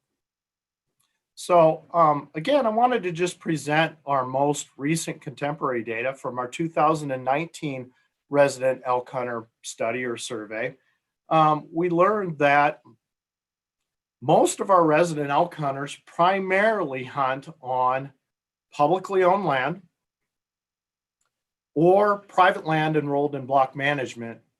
And then a small percentage hunt on places where they do not necessarily have a direct connection with the landowner.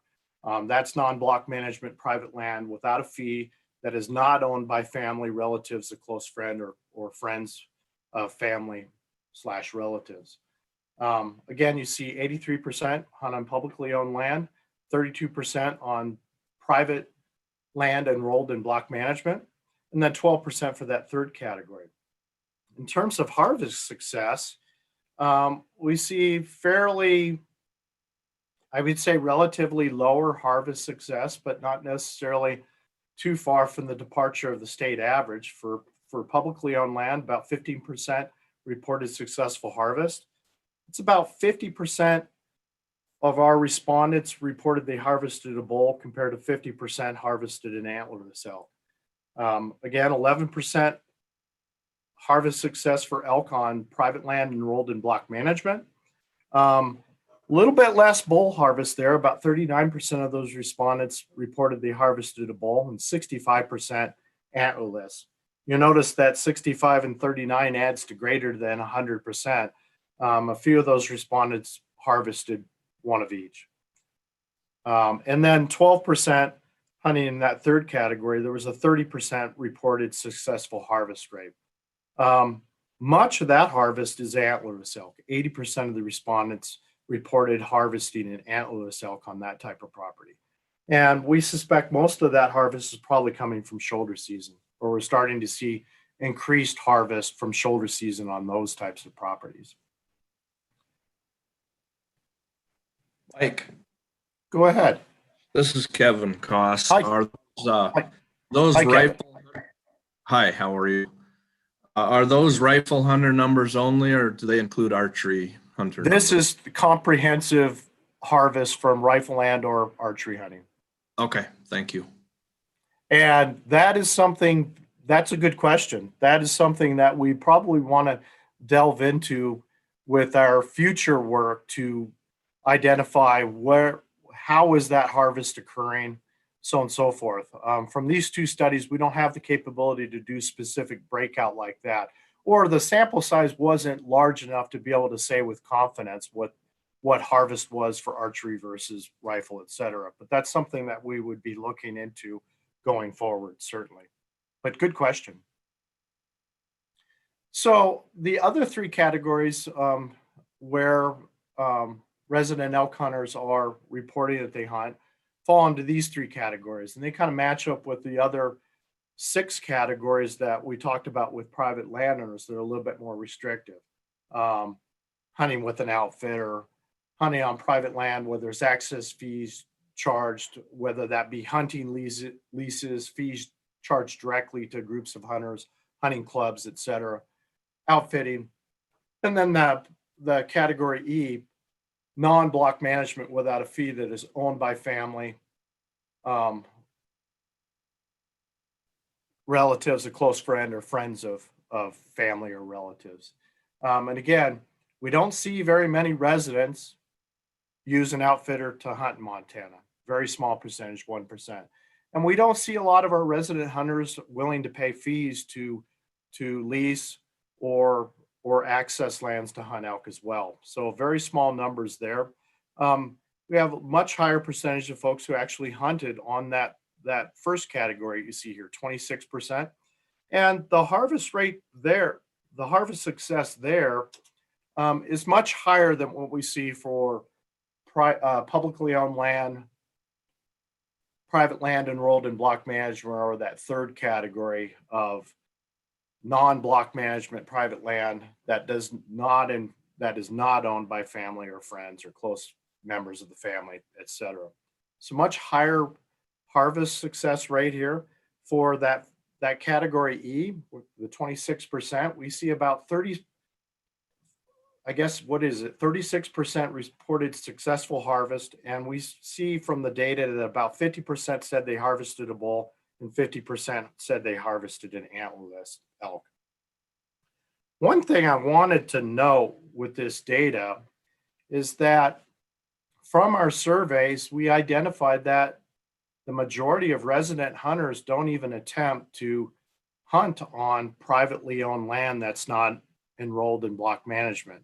There's a perception amongst resident elk hunters that they won't get access, that it'll be difficult for them to get a hold of a private landowner. So why bother? That it's just generally difficult to get onto private lands. A belief that access won't be granted, and a belief that landowners want fees. So there's a lot of perceptions out there amongst our resident hunters that keeps them from attempting to try to get onto privately owned lands in the state. And we've been able to identify that from this survey effort and the effort in 2014.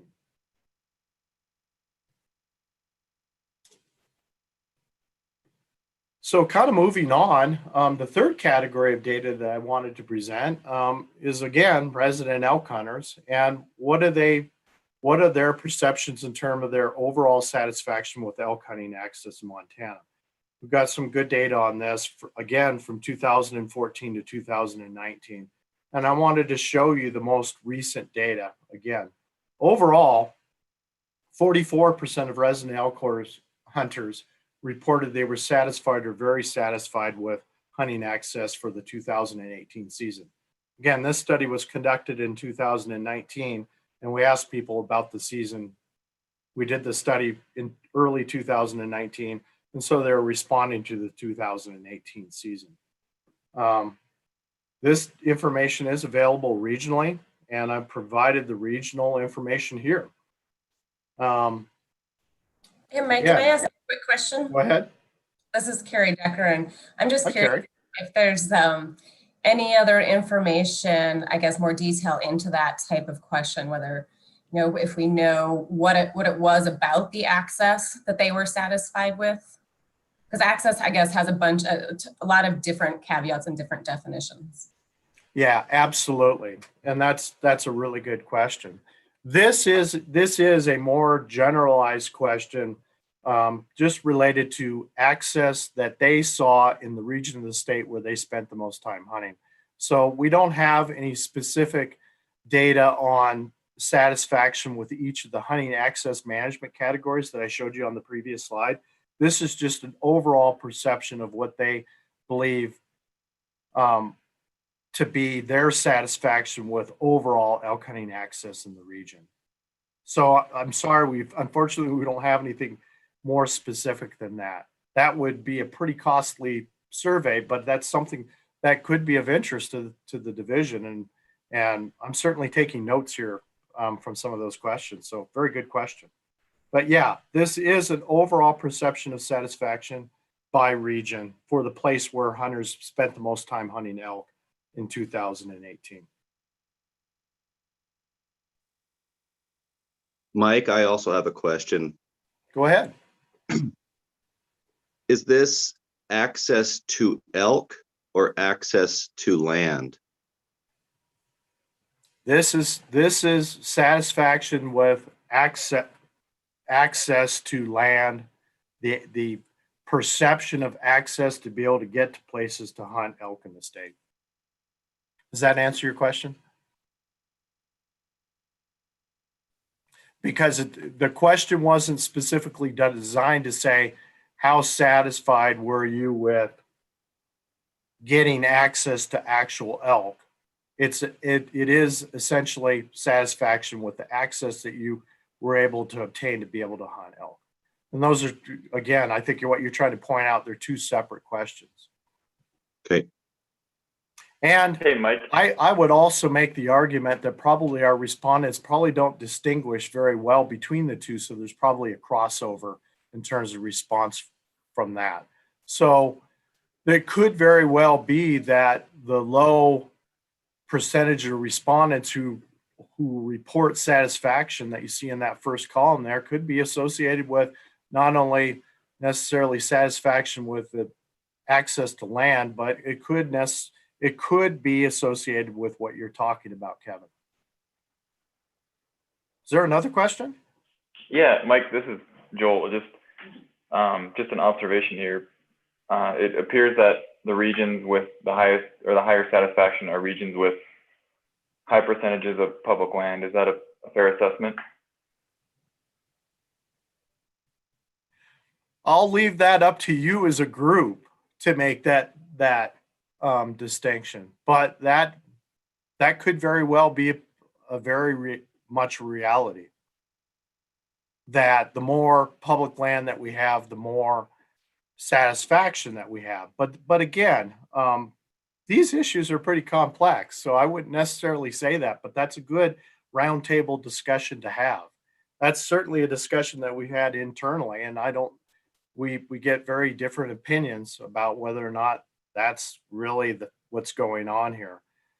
Anytime we do these social science or human dimension surveys, um, one of the things I would say is that people are pretty diverse and people hold different values or perceptions or opinions or anything that they respond to those surveys based upon any number of different values that they hold or experiences that they hold. I mean, as you guys well know, just with the political environment with this country, everybody's got an idea of what they think things should be.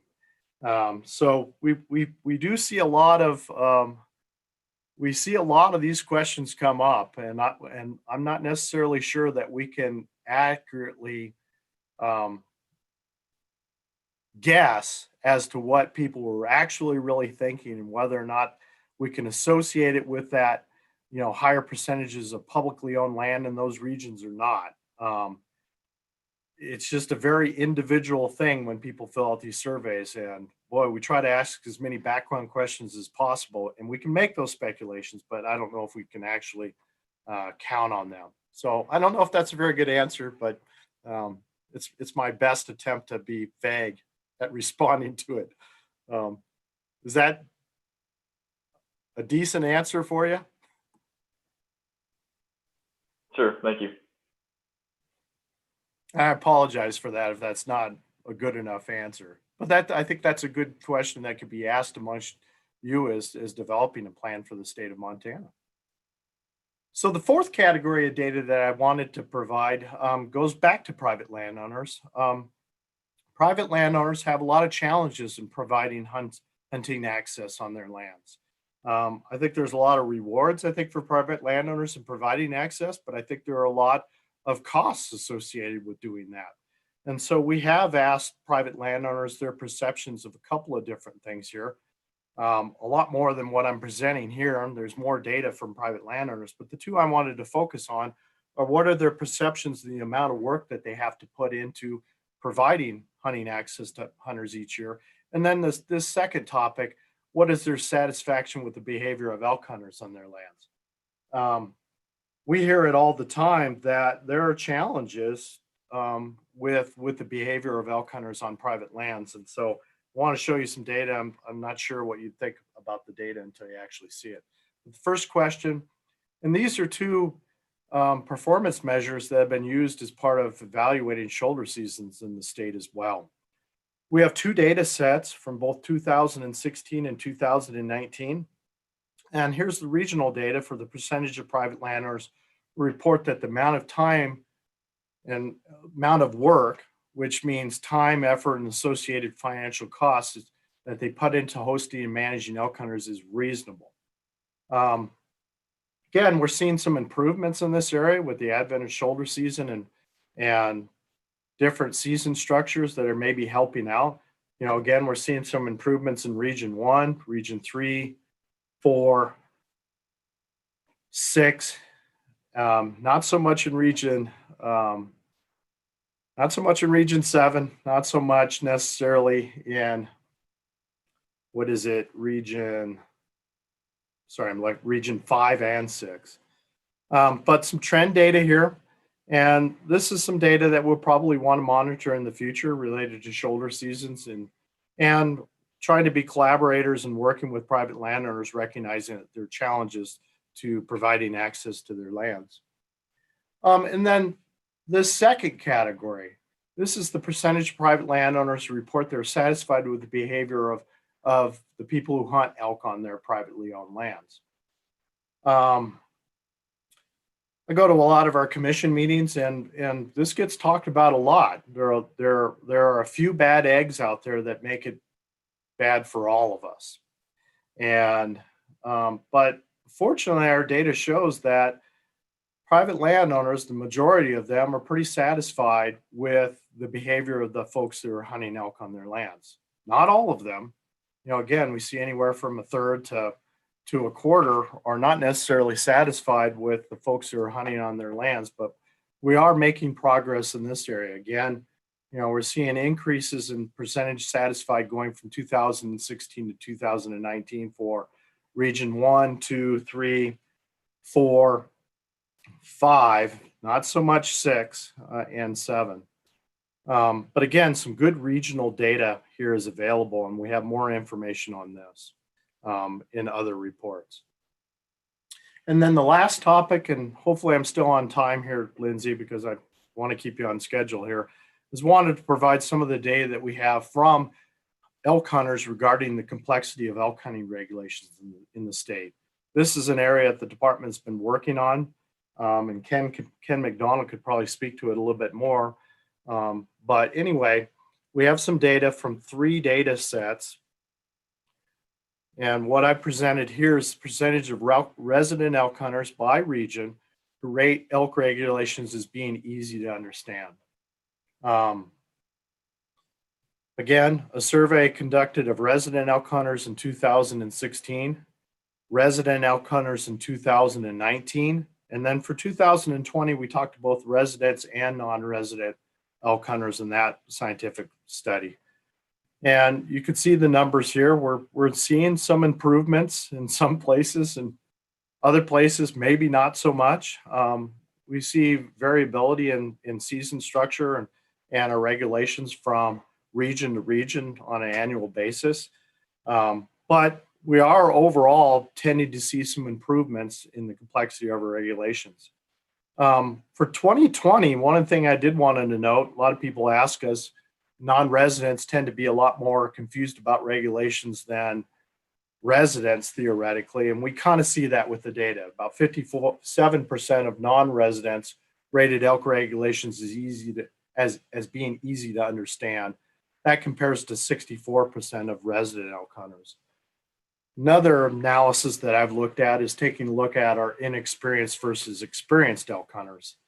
And again, our experienced elk hunters, a higher percentage of them, about 65%, rate the elk regulations as being easy to understand versus 57% of our inexperienced folks. So that's all I really had to present. I've got a lot of reports and a lot of data, and I'm hoping to be of value to this group throughout your planning process. And I hope that you would have any questions about any of these studies or want further data, that you could make those requests to Lindsay, and then I will try to get you guys that information. It's all available here. I house all of it, and it's in easy to read formats. We have a lot of research summaries, et cetera. And let us know if you need any of this data. And do we have time for a few questions, Lindsay? Hi, Mike. Yes, we have plenty of time for questions. If you want to go ahead and stop sharing your screen so that we can see each other. Yep, I'm on it. I see that Everett has raised his hand, so we'll go ahead and take his question first and then follow with discussion after that. Hi, Everett. Hey, Mike. Hi, Mike. That last slide about user experience for the regulations, was that before or after we did that simplifying?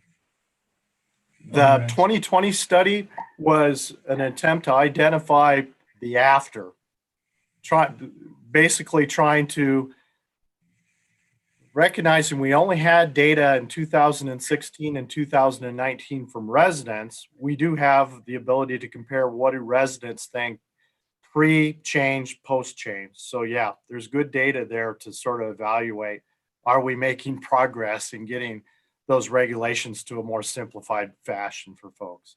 Again, that's a pretty complex topic as well.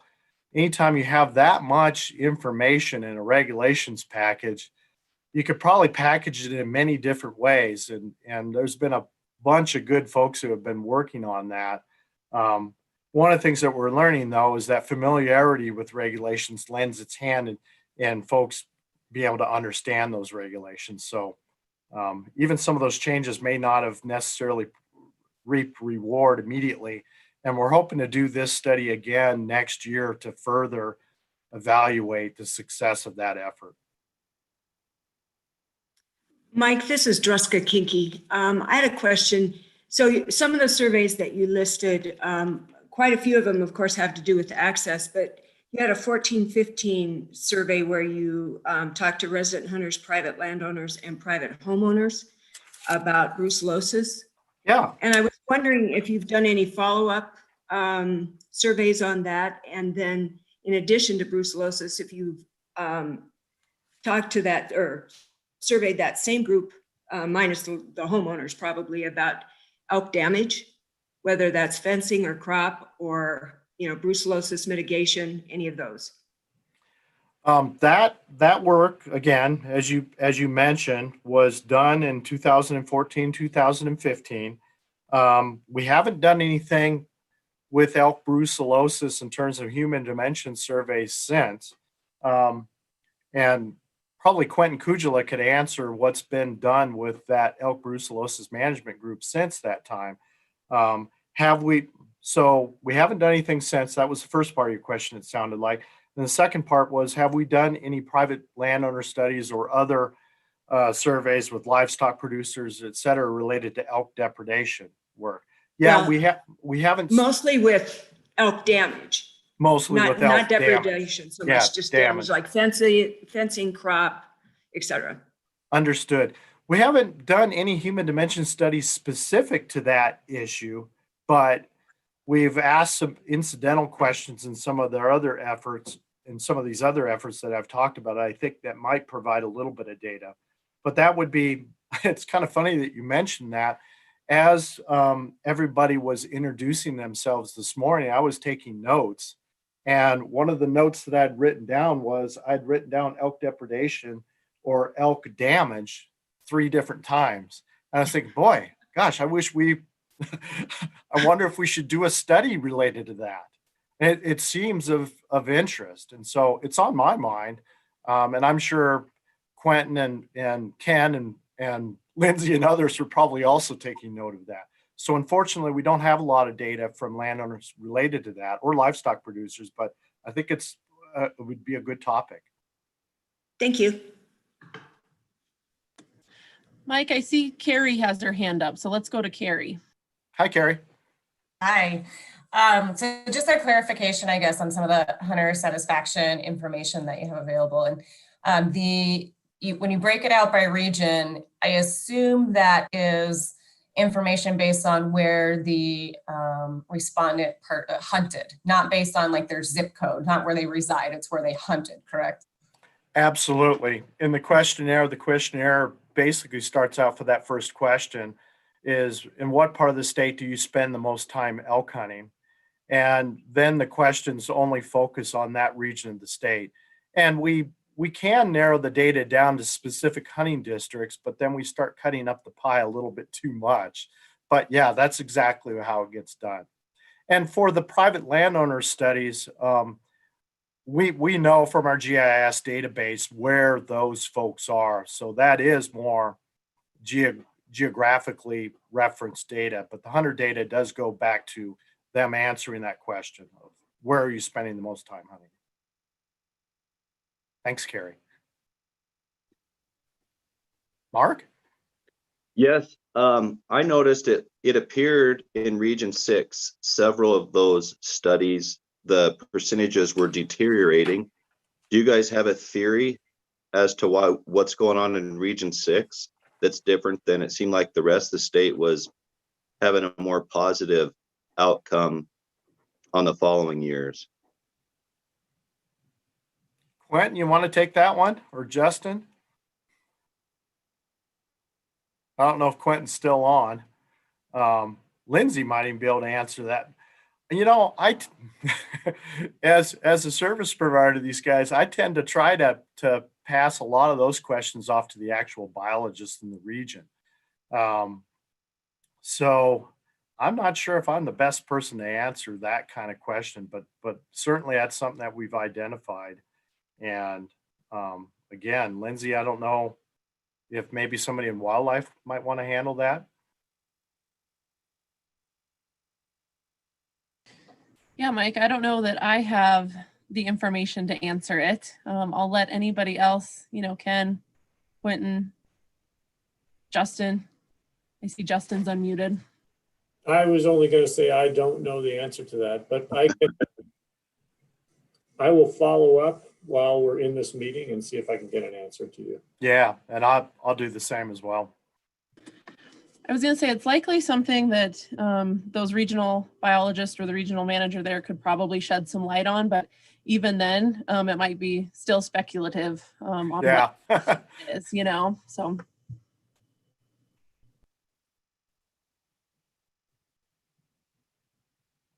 Any other questions?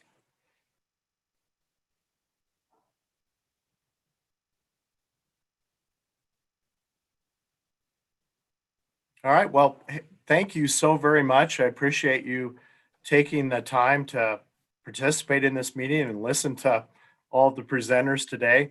And I hope that if you do have some additional questions down the road or want more additional data, just let Lindsay know and I'll try to pass that along to the group as a whole.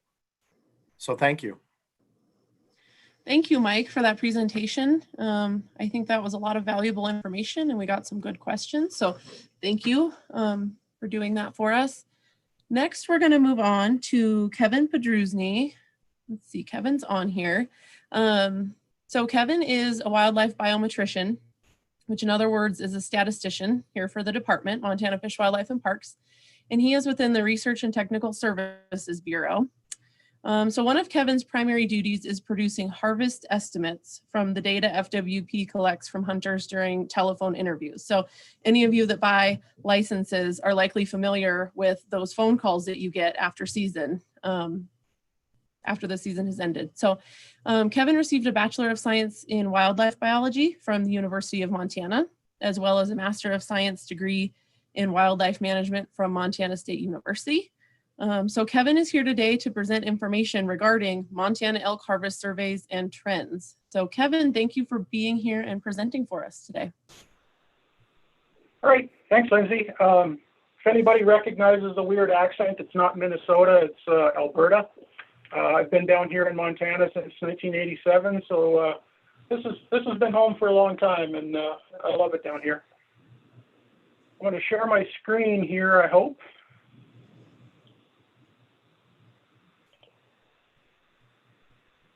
All right, does everybody see a slide up on the screen right now?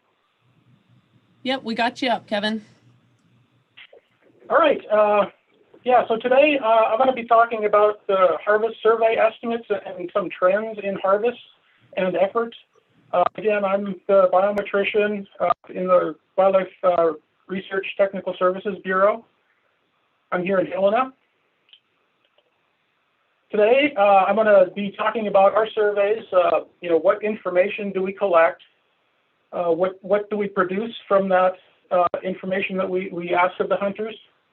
How is the information used? How do we get that information? And then finally, I'll present some effort and harvest trends just so you can get a feel of the types of data that we have available. So what do we collect? So when we talk to hunters, the first thing we're asking is information about hunter effort. So not everybody that buys a license actually goes hunting. So we're asking, did you actually hunt for elk this year? We're asking those hunters, how many days did you hunt? And specifically, we're asking them, where did you hunt? The question that we ask is usually, can you give me the 3 hunting districts that you hunted the elk the most in this year? And from that, we're able to get information, you know, at the hunting district level regarding effort, the regional level, and the statewide level.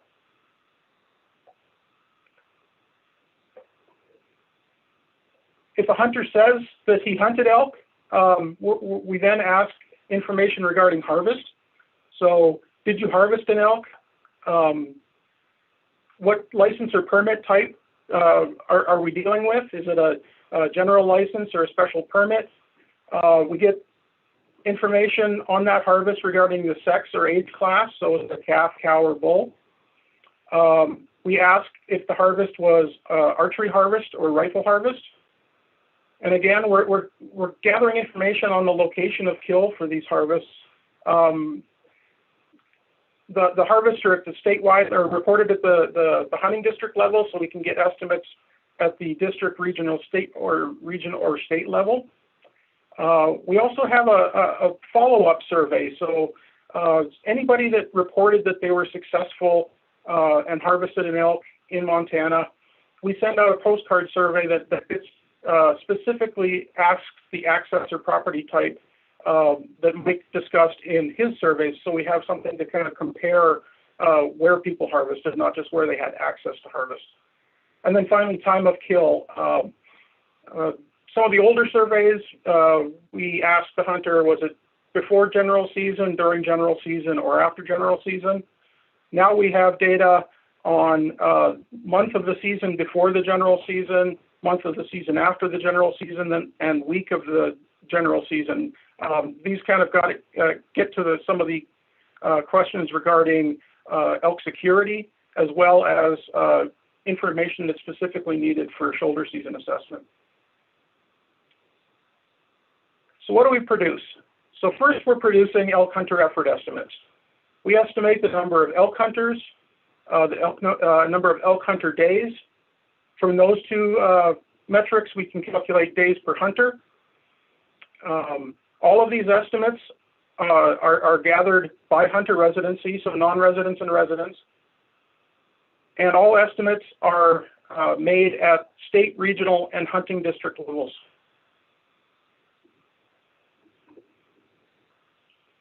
We also gather or make estimates on hunter harvest. So the number of elk harvested by age and sex, by method of kill, archery or rifle, by location of kill, by time period. And again, all estimates are made for residents and non-residents, and all estimates are available for these at state, region, hunting district, or down to the license permit type level, the LPT level. And then finally, we can kind of get some idea of elk hunter success. We do estimate management success. This is the number harvested over the number of issued licenses. There's some complications with this with general license, but in general, management success is meaningful at the statewide or regional level, or at for specific permits. But for general licenses that are where a hunter has the ability to harvest anywhere in the state, it gets a little noisy. We can also derive hunter success estimates by dividing the number of harvests by the number harvest per hunter or harvest per hunter day. We can look at those trends to see if those are changing. Here, all estimates we can calculate by hunter residency, and again at the state, region or hunting district level. So how's the information that we gather used? The primary reason that we're doing our harvest surveys is to help guide management.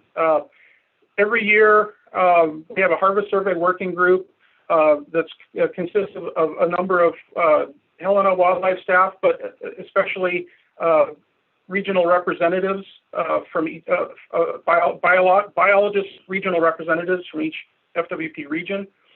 And then they help us determine the types of questions we're going to ask. And then the estimates go back to them so that they can use that as part of their toolbox in setting seasons and setting quotas.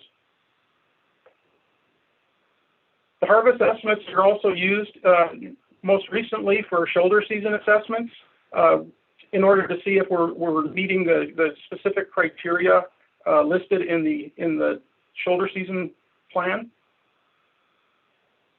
I also work with Mike Lewis to help him providing data on hunter days that he can then use to estimate hunter expenditure values. Those data are available at the statewide level, county level. You can drill down and basically get an estimate of how much money hunters are spending in Montana for elk hunting, deer hunting, antelope hunting, et cetera. And then finally, the data we gather can be used by the hunters themselves for hunt planning. So on the Montana Fish, Wildlife, and Parks page, you can access hunter harvest estimates going back to 2004, where we have them digitally. We also have a little bit more detail on an internal website that I can provide information to folks as well. So how do we get that information? Primarily, we do our harvest surveys through telephone surveys. We do this through a random sample of license types. We sample about 60% of general elk licenses, and for more limited licenses and permits, we'll sample everybody. We want to talk to more of those folks that have those limited licenses so that we can make inference on those smaller, more restricted hunts. And we're basing this random survey sampling on underlying theory that goes back 100 years, and it makes population inference possible while still balancing overall accuracy and cost. So the reason we're doing these as a sample rather than calling everybody is we have about 170,000 elk licenses issued every year. We just wouldn't be able to talk to that number of people directly. So we're calling about 100,000 of them, though. We're talking about 65, or try to contact about 65% of those. And we're actually speaking to about 60,000 license holders. And from those, we're estimating about 110,000 hunters every year and about 1 million hunter days in most recent years. And I'll get more into the details of some of those trends toward the end of the talk. So we have 2 call centers, one in Helena, one in Bozeman. We have 50 callers. These folks undergo training and supervision and enter data directly into a computer application. So it gets fed right in. We don't have to fill out papers or transcribe those the information that they gather. A lot of what the callers and interviewers do is go on a walkabout with hunters, especially non-resident hunters who might not necessarily know where they got their animal because they were with a friend or with an outfitter. So we'll say, where did you harvest your elk? Oh, it was north of Jordan. So then they kind of have to often help them pinpoint the actual hunting district that they were in. But we do our best in the surveys to gather accurate and as accurate information as we can, given what people know about where they were. And then we do a follow-up survey. So anybody on the telephone survey that indicated that they harvested an elk will be sent a postcard asking, was this elk harvested on public land, block management land, or any of those other categories that Mike talked about in his human dimension survey. So now I'm just going to give you some historical trends. We have data in Montana going back to the 40s and 50s at the statewide level. So I'll just kind of show you what we know from our harvest surveys going back that far at the statewide level. This is just showing hunter effort. So the number of hunters in Montana from 1953 to 2019. You can see there's been, the general trend has been an increase from around 55,000 hunters to about 110,000 hunters in most recent years. We also can track the trends in the number of hunter days in Montana. We have data for hunter days going back to about 1971 at the statewide level. Again, we're starting, in the early 70s at about 500,000 hunter days where people are attempting to hunt elk, and it's closer to 1 million in the most recent years.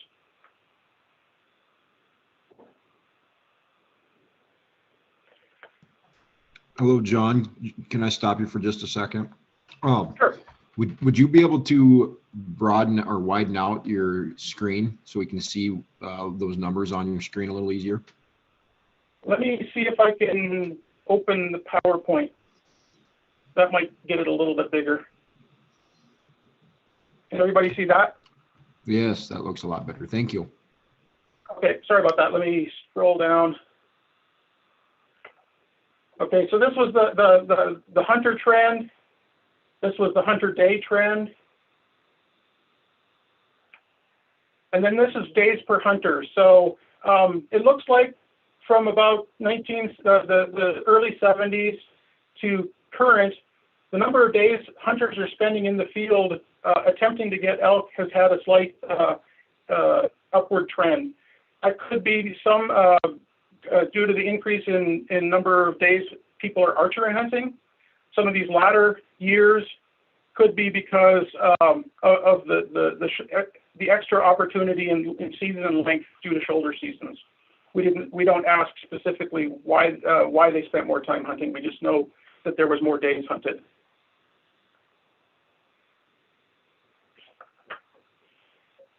We can also track the hunter harvest. Here we have at the statewide level data going back to the mid 40s, and there's a lot more noise from year to year on harvest because some years are good years, snow or weather-wise. The populations fluctuate a little bit more than hunter numbers, but in general we can track the trend. And for the most part, since the 90s, harvest has been up and down, but it's been around 25,000 elk harvested per year.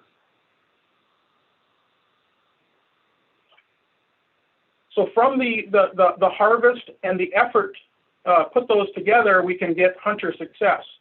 And this is kind of that catch per unit effort data that a lot of biologists look at in order to see if the harvest really does represent the population. So you can see here that there's actually some much broader or larger temporal changes in hunter success. So this is harvest, percent harvest per hunter in Montana from 1953 to 2019. Back in the 50s, about 25% of hunters were successfully harvesting elk. Kind of bottomed out in the 70s at between 10 and 15%. And then again, since about the 90s, it seems to have leveled off around, 20. The average, I think, for the last few years has been 22% harvest success rate. You can look at the same thing for harvest per hunter day. It's showing basically the same trend. We don't have as long a term of data for that at the statewide level. So now I'm going to look at just more recent trends and just realize that the data we have for these more recent years, we can drill down beyond the statewide level. We can go down to the regional level. We can go down to the hunting district level. And again, this is just more to show you the types of data that we have. And if anybody ever needs any of this information, you can get a lot of it on that Fish, Wildlife and Parks page online, or just contact Lindsay and I can get you the information. This is just showing the trend in the number of elk hunters. So the elk hunter effort question that we asked from 2004 to 2019, for which we have more detailed information over time. You can see that there's on average about 110,000 elk hunters a year, and that's been fairly steady for the last for this last time period. But now we can break it down by resident hunters, the blue line, and non-resident hunters, the green line. Non-resident hunters make up about 15% of the active hunters in Montana. I believe the licensed sales is are restricted to 10% of licenses sold to non-residents, but not all resident hunters go hunting even if they purchase a license every year. So I think that's where the difference lies here. But again, that percentage is fairly consistent. Around 15% of the number of hunters in Montana are non-resident elk hunters.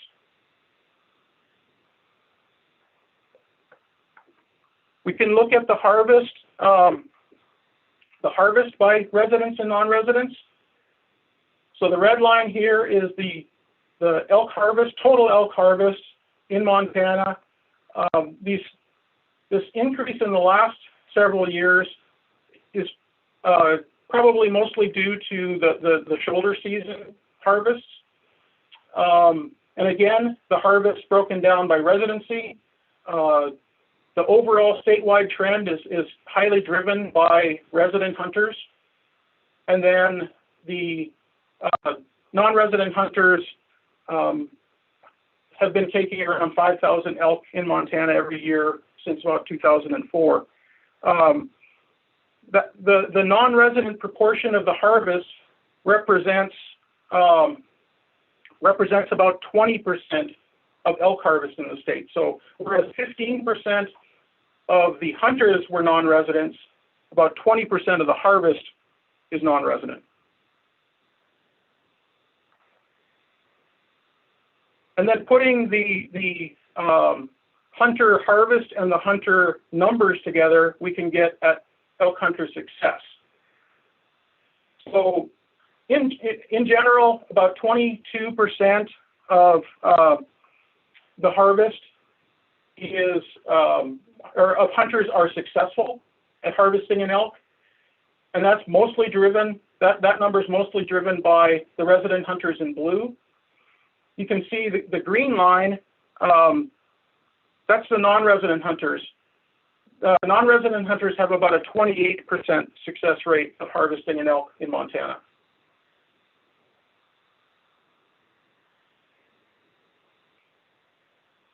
One of the questions that we asked during the survey is the animal's age or sex.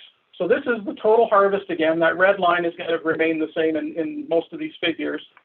But now we can look at harvest over time for bulls, cows, and calves. So the bull harvest is this dark blue line right here. It's been fairly steady at around 12 to 15,000 a year. Cow harvest has been very similar, but in the most recent years, it kind of took a jump up. That's probably the shoulder season additional opportunities. And then calf harvest has remained fairly steady around 1,000 elk a year. About 48% of the harvest is bulls. About 48% of the harvest for that time period has been cows, and about 4% of the harvest has been calves. We can also look at elk hunter harvest by type. Was it archery harvest or was it rifle harvest? And again, the vast majority of harvest in Montana is rifle harvest. Rifle harvest accounts for about 88% of the harvest in Montana. Archery harvest, around 12%. And it's hard to tell in this figure, but the archery harvest has increased from about 10% of the harvest in 2004, and it's about 14% of the harvest now. Whether or not that's a statistical, significant increase or not, I'm not sure. But there has been an increase in archery harvest as a proportion of the total harvest. If we look just at the bull harvest in Montana, we can also kind of get a feel of maybe not the age, but more the age size class. About 1,000 bulls a year are taken are spikes. This may not be representative, totally representative of the age structure, because a lot of the spikes that are taken because of specific regulations in districts. Of the brow tine bulls, there's a little bit more harvest of 6-point or fewer bulls than 6-point bulls. The numbers that I calculated were that 7% of bull harvest over this entire time period is spikes. About 50% is 6-point or less than 6-point bull, and about 43% of the harvest has been 6-point plus. So I said that we can look at harvest over time at the statewide level, and we can also kind of drill down smaller as well. These are just showing the regional trends. We could also do this at the the district level, but I only have it at the regional level to give you guys a feel of what we can do. So this is, red is region 1, blue is region 2, and green is region 3. The trend in the harvest in region 1 has been declining. It was about 2,000 elk a year. Now it's closer to between 1,000 and 1,500 a year. Looks like the trend in region 2 has been declining harvest as well. Region 3 is a little bit more variable, and that's where the majority of the elk are taken in Montana. And this is showing that the majority of that statewide spike that we've seen in harvest in the last few years has been from region 3. We look at regions 4, 5, 6, and 7, kind of see a different pattern. Region 4 in red, region 5 in this dark blue, region 6 in the green, and region 7 in the purple. Region 6 looks like it's maybe steady or maybe a slight decline in harvest, but these other eastern districts have shown an increase in harvest over the last 15 years or so.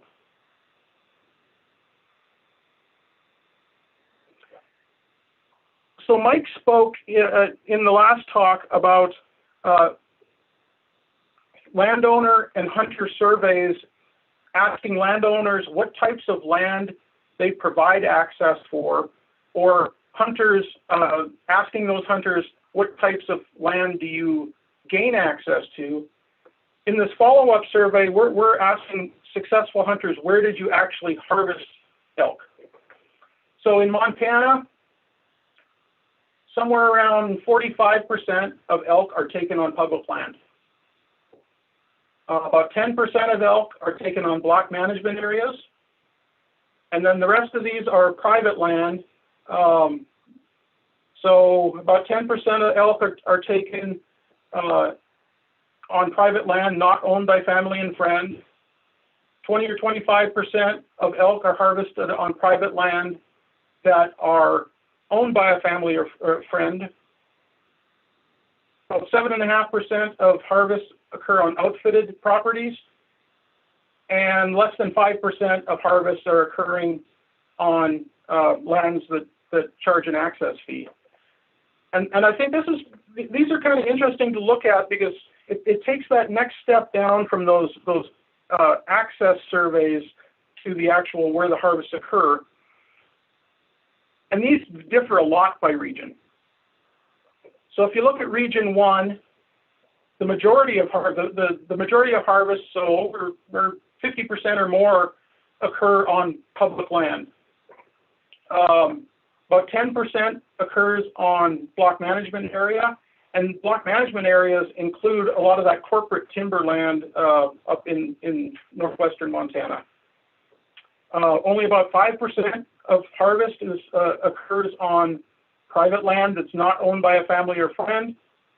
About 25% of the harvest in region 1 is on private land that is owned by family or friend, and then very small amounts of outfitted or access fee in region 1. Whether or not that this slight upward trend in the family and friend is meaningful, I'm not sure, but to the eye, it looks like there might have been an increase in the percentage of harvest that's occurred on that land, that private land owned by family or friends over time. Region 2, public land, again, about half of the harvest occurs on public land. Block management is about 15%. Not family and friend is about 10 or 15%. Family and friend, private land owned by family or friend, looks like it's increasing from about 20 to 30% in the last 5 or 6 years. And again, region 2 has very little harvest attributed to land that's outfitted or access fee.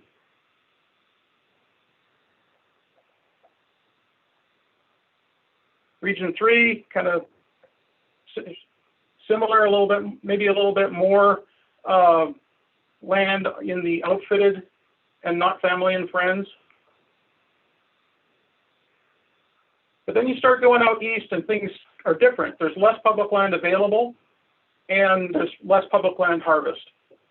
So here in Region 4, about 35% of the harvest over the last 6 years, 7 years has been on public land. And here you can see that a much higher percentage of the land is taken in private land, on private land. Family and friends, 25%. Getting close to 10% of harvest is on land that is either outfitted, or 5% on land that is access fee. Region 5, only about 20% of the harvest has occurred on public land, and around 35% of the harvest is on private land owned by family or friend. And again, here, you know, between 10 and 15% of harvest is occurring on land that's through outfitters, and about 5% of the harvest is occurring on land that's access fees. 6, there's not a lot of public land in Region 6, but that's where the elk are. So about 60% of the harvest in Region 6 is on public land, about 15% on block management, and then all of the other types are lower. And then finally, Region 7, public land is about 35%, family and friend about 25%, and the rest are kind of fairly consistent around 5 or 10%. So that's kind of just showing you the types of data that I have. A lot of these estimates are available at a finer scale than the regional as well. You know, we've got estimates down to the hunting district level, and in some cases down to the portion in if a hunting district has specific regulations that are different in the eastern part or the western part. We have our estimates down to that level, and we have harvest available down to the license or permit level. So with that, if anybody has any questions.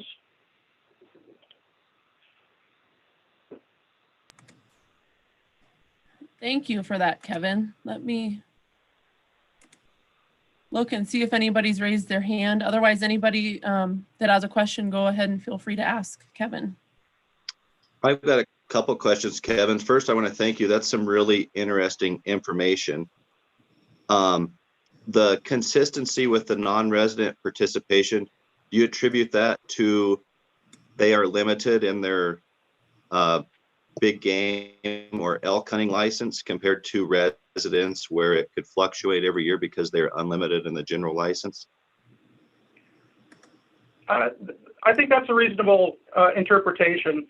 I don't know if it's exactly 10% of the licenses sold go to non-residents. I think it's 10% of the available licenses that are licenses and permits are made available to non-residents. I'm not sure if it's maybe a little bit more than that when it comes to surplus licenses and that kind of stuff. But yeah, the proportion of licenses that are sold is consistently around that 10%, and I think the proportion of hunters is consistently about 15%. And then a second question, what year was the shoulder season implemented? I don't remember. Boy, was that 2014, Lindsay? So they did I want to call it like a trial run in 2015 with just a limited number of districts. And then they started with the more widespread shoulder season starting in 2016. And then also to touch on the non-resident stuff, those combination licenses, the number of combination licenses available to non-residents is limited in statute. It's currently at 17,000. And then basically any of the limited permits or licenses is subject to that 10% cap. So you'll see in Kevin's figure, some of them for the non-residents was right around 20,000, I think. And that's because any of those B licenses that are available that are either unlimited or go available over the counter aren't subject to the 10%. So 17,000 is set in statute. We've sold out of those the last several years. And then there's those additional ones available for non-residents as well if they're unlimited. Thanks for clarifying that, Lindsay.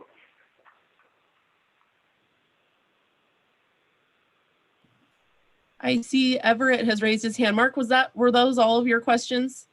Yes, thank you. Okay, let's go ahead and move to Everett then. Hey, Kevin, this is a little tangential, but do you think when we move to the digital licensing and the new website in a couple of years that there would be benefit to maybe making these surveys mandatory for harvest reporting and the information you're gathering via that website? Yeah, we've had some discussion about mandatory or not. We think so. The closest state that we have as a comparison to Montana for the number of licenses sold and the complexity of the number of hunters and kind of complexity of regulations is Idaho. Idaho,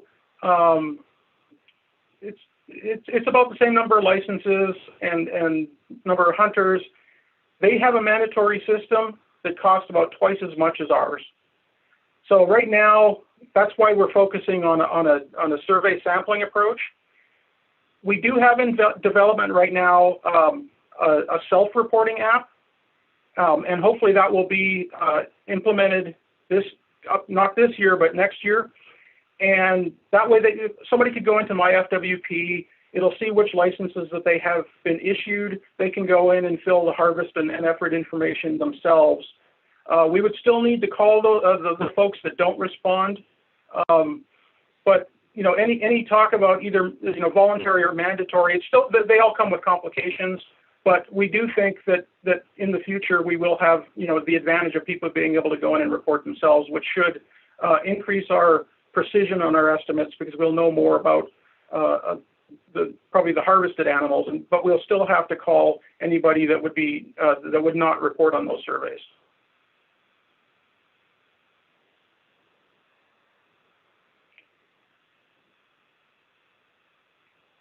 And I think that might be something that maybe Quentin or even Dan Vermillion could speak to on the mandatory reporting, because I had given this talk to the commission with more specific data regarding the costs and benefits of each of these systems.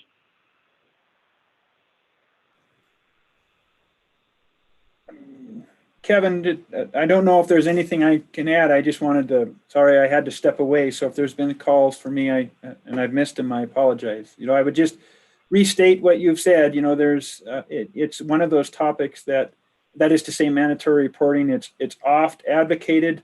On its face, it seems like just the clearest solution, and certainly would accommodate what we understand to be a great interest by the hunters themselves to more directly participate that way. That being said, when you look under that real surface and that good surface, there's a lot of things to weigh and measure underneath the concept when you get down to the details. And for me, I've always backed up to whatever else individuals or this group wants to measure. For whatever it's worth, I've always backed up to the functionality, the intended application of the data, and asking and answering the question if the current process delivers a product that's functional to that end. Recognize it's then moving to another process, not because that current one isn't working, but for other reasons. Potentially being, yeah. I'd stop there, Kevin. I see you ready to speak and reply. Yeah, and I like to just remind folks that the harvest estimates, they're very important to the biologists, and as well as the effort estimates, but they're just one of the tools that they're using when they help set, or when they go to set seasons. They also have aerial flights and composition counts and check stations and a whole bunch of other things. So the harvest surveys, there may be a little bit of noise because we're basing it on a sample and not a full count, but the information that we're gathering is sufficient to help fill in those gaps and provide the information to the biologists to make their recommendations.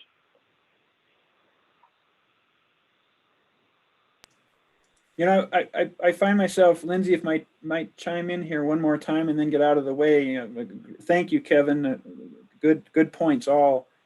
And I just want to kind of back up a little bit and take a process, make a process statement that, you know, as you hear our communications here on harvest surveys and other points, again, I want to emphasize Lindsay's good point is this is our definition of what is, and we don't mean to, in our answers to questions and in the presentations themselves, we don't mean to also say or be heard to say that this is what it must be.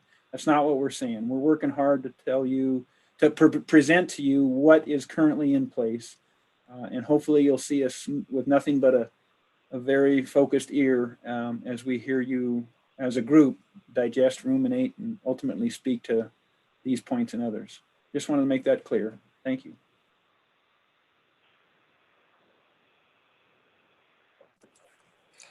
Thanks, everyone. I just had a quick question. Maybe it's more for the collective FWP group. I'm just curious if there's been ever an attempt or a deeper analysis, I guess, if you will, on trying to interpret some of these trends in harvest data. And I guess what I mean by that is, has there been an attempt to collate some of this data, and looking at the harvest trends in terms of the population data, the permit data, access, BMA enrollment, for example, or, any of the social science data for that matter, if there's any of that available to this group, if it's been done.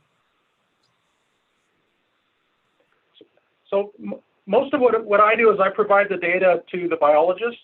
So I think the individual area biologists use this information a lot, and they have more detailed information or more intimate knowledge of their local populations. So they're using it in that context a lot. I don't know, other than the old elk plan, of how this or of how these have been used in that kind of narrative to help describe some of these changes. The harvest information is definitely used for the shoulder season assessment. We have those specific criteria, number of cows, number of bulls that need to be taken in different districts. So it is used there. But I think most of what it's being used for is the local level management by biologists.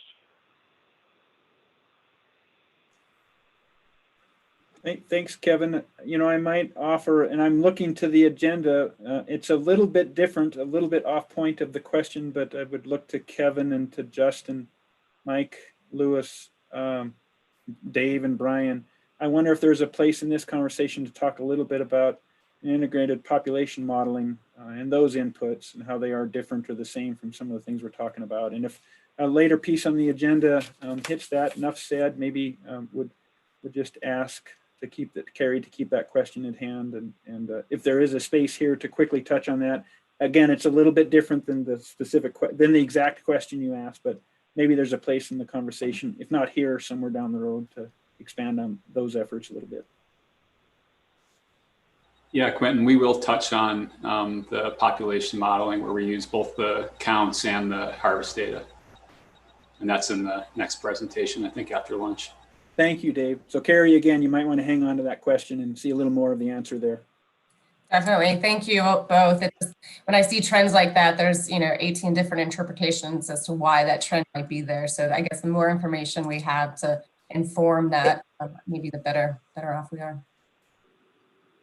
Yeah, Carrie, I know that you know this, but because I know you've had a life as trying to do those kinds of analyses in the past, but I just want to point out that your question about what drives those trends is extremely difficult to answer because the variation among hunting districts in the regulation types, that variation comes from community involvement and setting the seasons and public involvement process. So it's not, even the districts that have shoulder seasons, for example, the shoulder seasons differ a lot from district to district. So it's hard to say what is the impact of the shoulder seasons.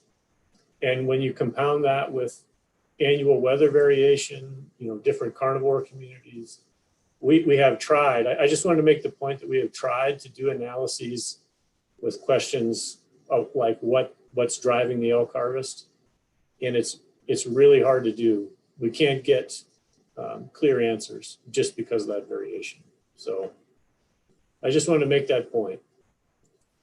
I hear you. Thanks, Justin.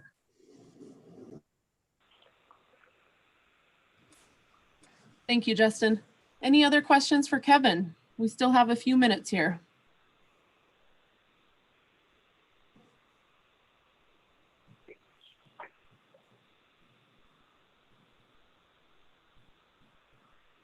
All right. Well, I guess thanks everybody for giving me the opportunity to show you what we have. And again, if anybody needs any of this information, just probably go through Lindsay for this group, and she can ask me to assemble it, or at least provide a link to where you can access it yourself. Thank you very much for presenting for us, Kevin. We appreciate it. Right. Okay, so we are about 15 minutes ahead of schedule, but let's go ahead and take our lunch break. So it was scheduled for 45 minutes. Let's just go ahead and extend it to be almost a full hour. So we will still meet back at 12:30, which will put us right back on schedule. So if you want to stay logged in and just turn off your camera and mute yourself, that will work just fine. And then we won't have to readmit anybody. So we will see you back at 12:30. Hey, Lindsay, make sure you don't do anything on your end, because if you like try to pause or kill it, it might stop the stream and we'd have to recreate and then repost a new link. Okay, yep, I'm just going to turn off my video and mute myself as well. Thanks, Pat. Okay. Huh?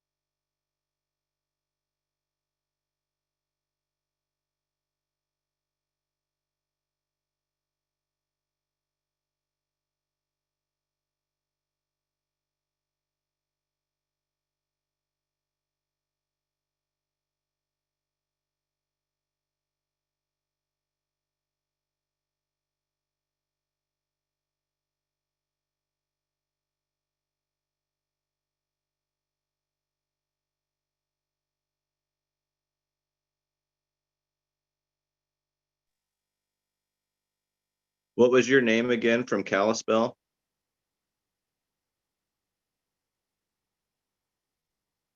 Still muted.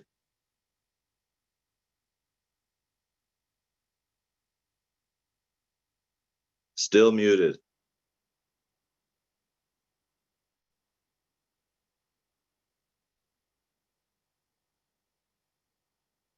Nothing yet.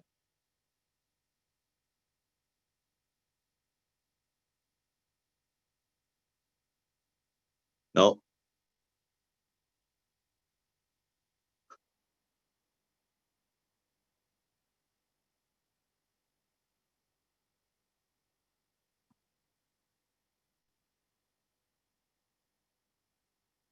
Ed, you said you were from the Muscle Shell area or Melstone?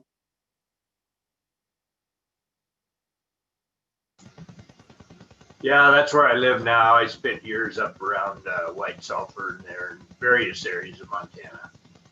How far south of Melstone do you live? 5 miles. Are you on Fergus Electric System? I think so. Are you south of? No, we're on Northwest Bevstead. Are you? Okay. I work for Fergus Electric. We're building a line down there right now, down on the CA road. Yeah, I don't know where that is. We're on the Melstone Custer Road. Okay, this would be probably 15 miles south on Fishel Creek. Okay, yeah, you'd be more south of Muscle Shell, where we're Yeah, south. Muscle Shell. That's what I meant. We're south of Melstone. Gotcha. Yep. And Kevin, did I hear you say you shot a traditional bow? Yeah, that's true. What kind? Pronghorn, made by Herb Mealand out of Casper, Wyoming. Yep, I'm familiar with them. Yeah. Yeah, I shot his recurves for a while, and now I've been shooting a longbow for quite a while. Same brand? Yes. Yeah. Yeah, well, I had a plainsman from Fred Haas up by Shelby. Actually, him and Herb started out building bows together years ago. They both lived in Glendive during the oil boom till it went bust. And anyway, they went separate, but yeah. Cool. Are you an archer? I am, yeah. My son's named Archer even. Nice. Nice. So I heard you talking about co-ops. I just recently got on the Big Flat Electric board in Malta. Oh, cool. So, yeah, Do you know Nick Seabrass? He used to be the groundskeeper up there. Yeah, a little bit. I don't know him well. Well, I don't know if we can talk then if I'm a lineman and you're a board member. Yeah, I don't know how it works. As long as you're good with it, I'm good with it too. I'm a newbie, so I don't know anything yet. There's a lot to take in. Yeah. So, yeah. Sorry to cut in, guys. Patrick, up in Region 1, were you having issues unmuting? It looks like yes. He is. Okay, I'm sure they will get working on that. I just didn't know if they wanted to test it again or not. So we will give them just 1 minute.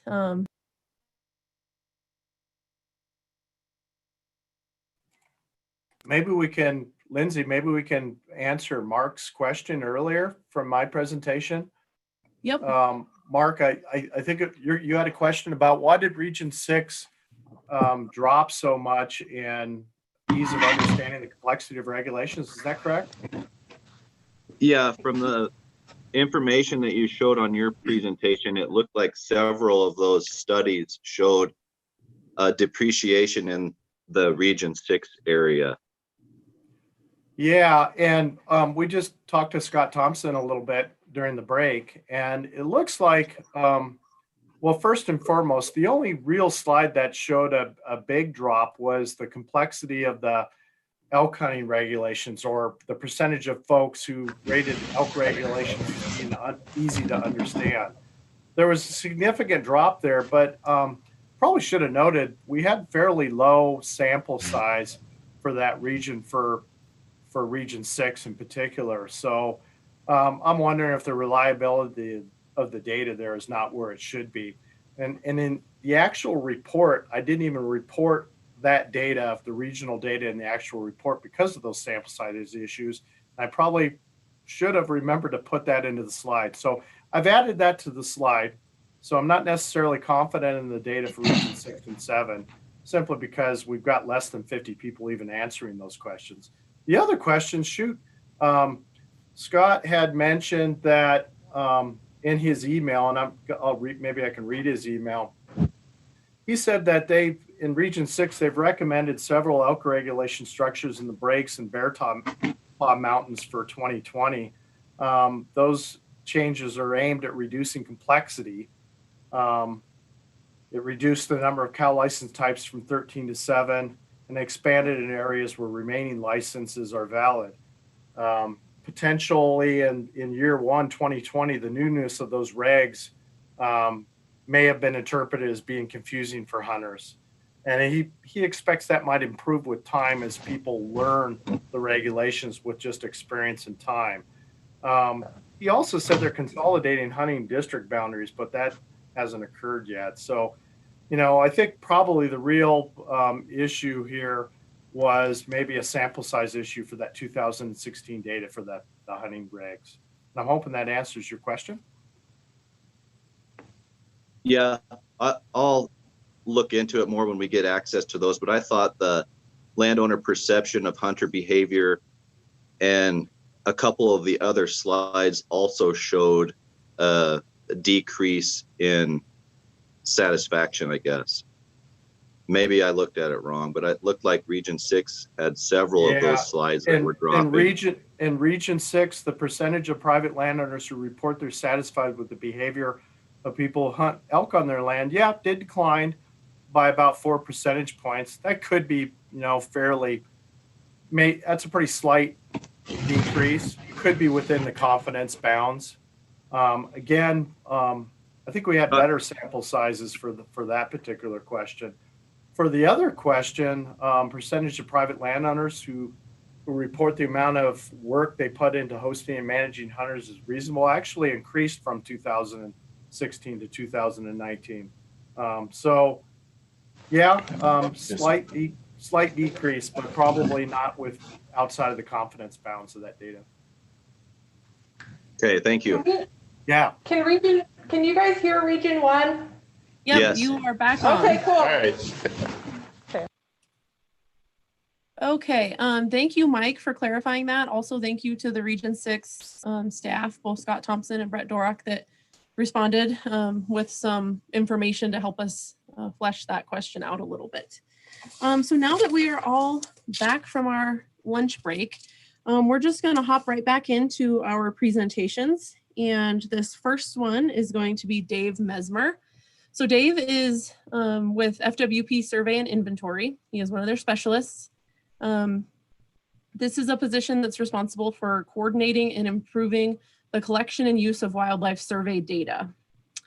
Dave came to FWP in 2019 with a PhD in wildlife science from the University of Saskatchewan. So today, Dave will be sharing information on Montana elk population surveys and trends. So Dave, welcome, and thank you for being here today.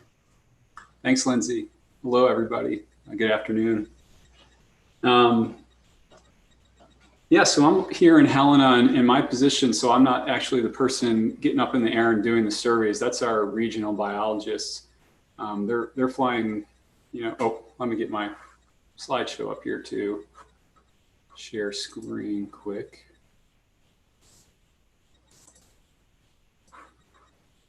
Okay.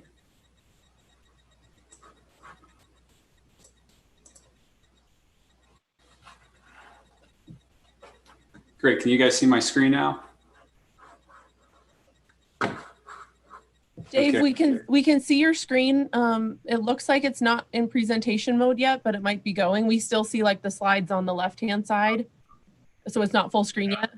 Yeah, you might be stuck with that because I got 2 monitors hooked up here and I can see the full presentation on one and then the slides on the other. So I won't try to change that now, but Okay, sounds good. Yep, we see it. great. Yeah, so throughout this presentation, there's a lot of great photography from our regional biologists who are the ones up in the air doing these surveys. And it's my job to, I guess, help collate and put that data in a kind of a centralized database, but they're the ones using it to make decisions. And then my additional role is helping to develop new tools, population models that they can use to incorporate this population data with the harvest survey data and hopefully manage populations better. So the surveys are a core component of science-based management here. And they kind of let us know where we are and what has been the impact of our past harvest regulations or other management. Dave? Yeah. Sorry, but I feel like you're advancing your slides, but we're not seeing that. We are just seeing your very first slide still. Okay. So you're not seeing slide switching out? Nope. I wonder if my screen's frozen then, because it's going on both monitors here. Okay, maybe try and stop sharing and just start again, and we'll give you a second. Yeah, sure. Okay. We do see it as advanced now, if that makes a difference. Okay, well, maybe I'll try presenting in this mode. Give me 1 second to get the... Yeah, no problem.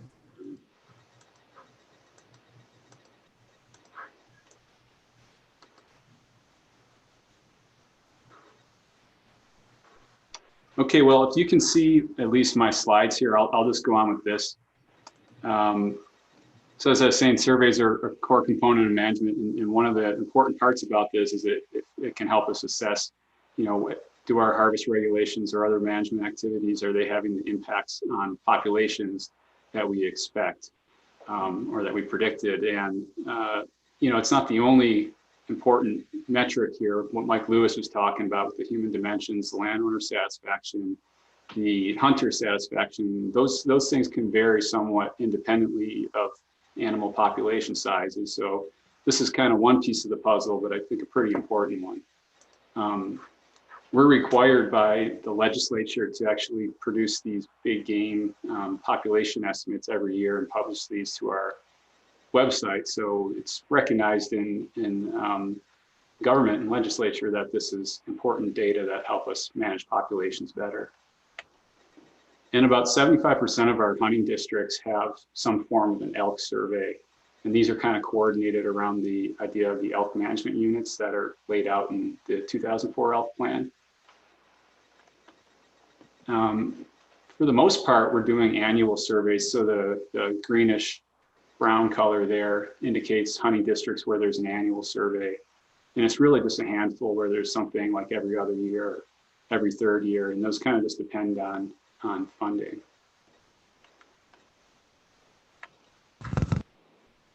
There's two main survey products.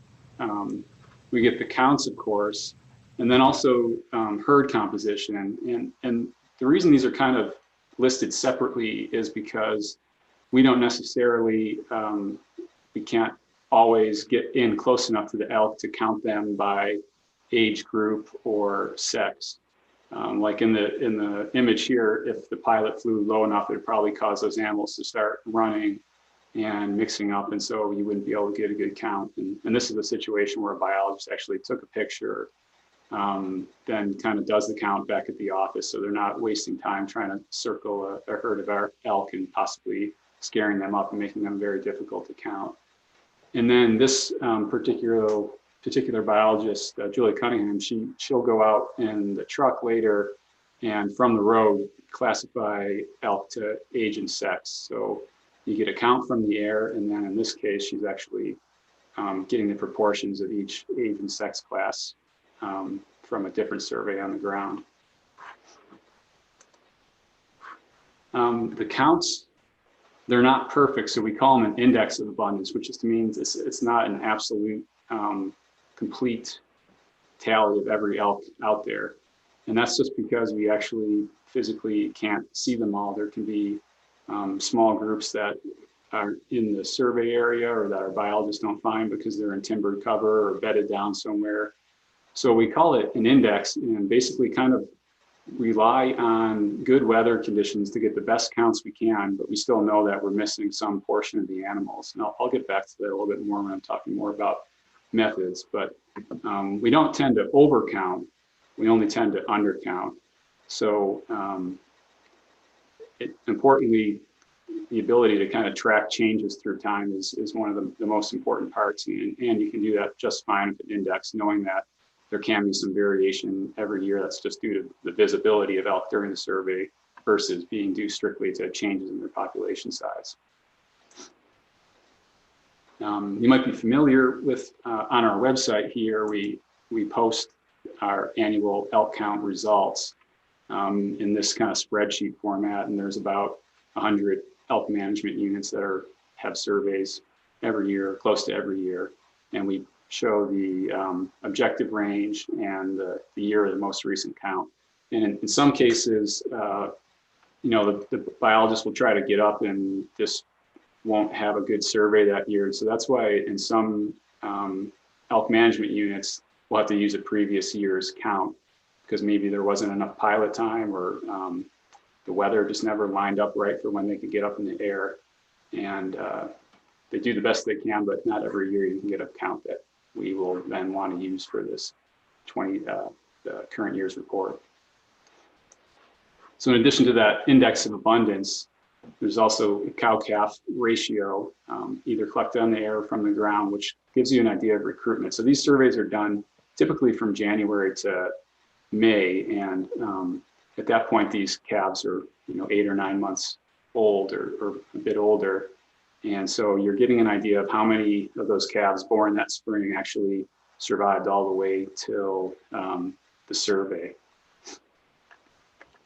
Likewise, we get that bull cow ratio, which gives us an idea not only of the the composition of the herd, but also how many bulls are surviving compared to cows. And that's usually, these bull cow ratios are usually like 10 to 30 bulls per cow, just primarily due to the higher harvest of bulls. Please say that again. The bit about the bull cow ratio. Yeah, I think you had that backwards. There ain't as many bulls as there is cows, is there? Right, yeah. Maybe I misspoke, but I was saying like maybe between 10 and 30 bulls per 100 cows. Oh, all right. Yeah, so closer to like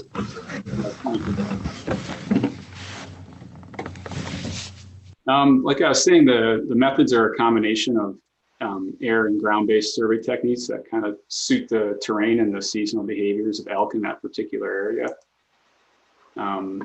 These are kind of the typical aircraft. I never did get a photo of the helicopters we use, just a photo of the shadow here. So in regions 1 and 2 where there's heavy timber, they'll use a lot of helicopter surveys because that's the only way to be moving slow enough and be maneuverable enough to find and count elk in these heavily forested areas. Throughout the rest of the state, this Piper Super Cub airplane is kind of the most common survey aircraft. And then of course, some folks are using just the truck. Obviously, it's difficult to get a very good count from there. So a lot of times those are just age and sex classification data that they get from the ground. So as I was saying, it was mostly surveys are flown from January to April, and just with methods that vary based on how open the landscape is. And the ideal conditions, which are sometimes hard to get in every year, is that fresh snow cover and like clear, cold mornings generally, where biologists can see the elk's tracks and find these kind of smaller groups in the fresh snow. And I think on those colder, clear mornings, elk tend to be out feeding more rather than bedded, so you just have the highest visibility. Like I mentioned before, biologists will use cameras often so they don't have to disturb the elk too much, or they'll fly over once, get a count, and then fly over lower again and try to classify age and sex as best they can, but maybe not being able to enumerate that for every single one. So it's the idea of getting a representative sample. Here's what a typical survey track would look like. So this is Highwood Mountains, and you can see the blue lines, the aircraft's track coming in from Great Falls and flying around here. And everywhere you see a red dot, that's location of either one elk or a group of elk that they found during the survey. And so they'll kind of, I think this particular survey here, if I look on the next slide, I believe these are the details that went along with it. So it was about a 6-hour total survey. They had a nice cold -10-degree morning and light winds, complete snow cover. So they classified this as, a very good survey. And this would definitely be one that would show up in those annual reports on our website. And here's just a breakdown of preferred aircraft by hunting district. So as you can see, most of it's fixed wing, that's Super Cub. The zones that helicopters are used more often. And then also the timing. In regions 1 and 2, there's quite a bit of these green up, so March to May surveys where elk are coming down out of the timber and starting to feed in these open pastures or meadows that are the first areas to green up. And so in those areas, that's kind of the best time of the year to get a survey because they're not all hidden up in the timber. And they're also a lot more grouped up, I guess, when they're down feeding in those meadows too, so you can get the count quicker and be pretty confident you've captured most of the population. So the uses of the elk survey data I'll describe next. And like I was saying, these really benefit from and rely on that harvest estimate data that Kevin was talking about. So the kind of first use is to prescribe harvest and predict the impacts of harvest on population growth. And I just put together a little example here that kind of demonstrate conceptually how that's done. So if you imagine each of these bubbles here is the relative population size of bulls, calves, and cows in that kind of, just imagine January to February period after the hunting season. These calves are the calves that have survived the first hunting season. They're like 8, 9, 10 months old. And then yearlings are older in those bull and cow groups. So they have to survive the late winter and spring. They reproduce in the summer, have to survive that period. And then they also have to survive the fall hunting season. And so calves, these are, they're going to be yearlings during that hunting season. And that's a potential area to impact population growth. If you imagine in this situation, we're just maybe trying to maintain the population size about the same from year to year. With harvest, we can reduce the number of bulls and cows that are going to be entering the population the next year. And likewise, these kind of orange lines like indicating the passage of time and then taking harvest off in the fall hunting season. The population, when you add the cows and the calves that become yearling bulls and cows, and then you add the adults that survived, you get close to that population size. If your harvest was large enough to take off those excess animals. And of course, there's the reproduction of new calves that are surveyed in that following year. So this is basically the system where our biologists use to determine what number of animals they need to harvest off. So here's an example of the tool we're working on. If you imagine this was the last year, and biologists can be like, okay, based on what I saw during my survey, I want to harvest like 300 antlerless animals, and I hope that's going to keep my population from increasing rapidly or decreasing rapidly. And this kind of lets them project out year after year to see what would happen if they maintain that level of harvest. And the bars on these dots is kind of indicating the level of certainty they might have, which that could include variation from the number of calves that survive related to weather or predators, variation in hunter success, that kind of thing. So as time goes on, you become less certain of where your population trajectory might go, just because you don't know everything that's going to happen. So it's most accurate closest to the year after the projection. And then another kind of reason we do these surveys and report on them every year is to assess our population status relative to the objectives. And this last column of that sheet I was showing you before, we report if we're at objective, below, or over objective. And I have the last couple slides are just the recent trends, like over the last decade in elk counts. So here's statewide, the number of elk counted, and you can see there's been a gradual trend upwards, going from below 100,000 to now closer to 140,000 in 2020, just counted statewide. This orange line is the elk plan objective if you sum it up for all those hunting districts. Now, this gives you a picture that elk are generally over objective in the state, but that could be quite heterogeneous. Like in region 1 and 2, elk populations are generally closer to their objectives, whereas the other regions, there's a lot more populations that are over. We look at elk counts by region, region 3 being kind of the predominant largest elk population here. And that population has been trending upward, and is also tends to be over objective by maybe like about 30%. But again, that varies quite a bit by zone. Some zones are way over, others are closer to the objective or even under it. Yeah, region 4 also has had an increasing trend. Region 2 has been more cyclic and kind of flat if you look over this whole period. And by the time you get down to regions 6 and 7 here, it's not that there's not a lot of variation going on. It's just the scale of this graph kind of gets dwarfed by region 3 there. So that's generally the last 10 years. And we do have some data before that period, like back to the early 90s and maybe even longer in a few hunting districts or elk management units. And all this information, there's some of it's on our website, and if there's something you're looking for that you can't find, you can always get in touch with Lindsay, and she can get in touch with me, or you can reach out directly to me, and we can provide the information you're looking for, particularly the last 10 years, but possibly longer depending on the particular hunting district. So that's kind of all I have. Do you have any questions like to follow up with?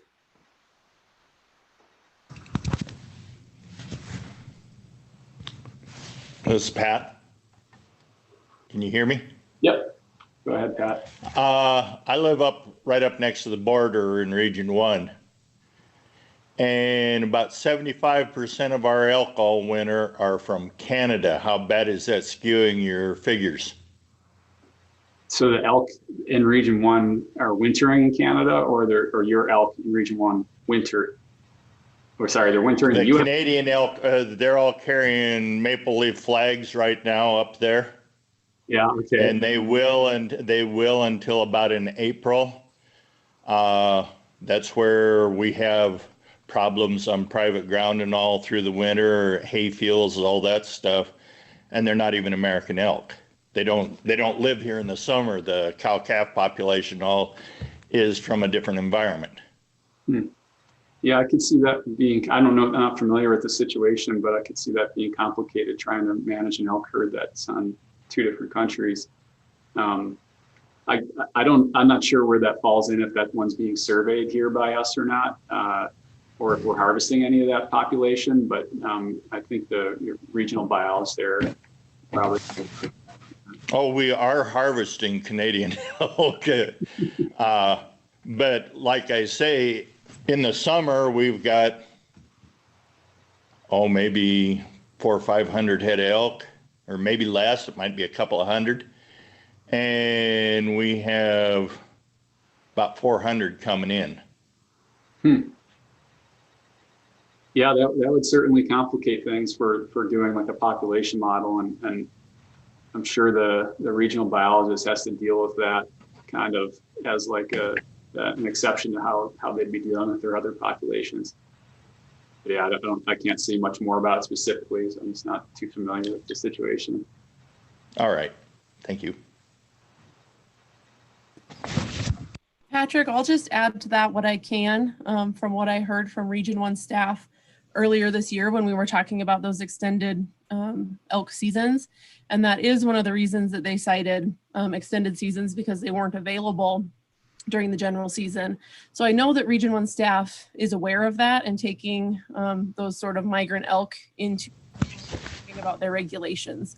And like Dave, I don't know if that's a population that they count from the air or not, but the regional staff up there are aware of it, and you could ask them for more details on their All right. count there. Thank you. I had a question. How often is it that the biologists are reassessing the population objectives? Well, maybe Lindsay can speak to this, but I think that will be a big part of the new elk plan.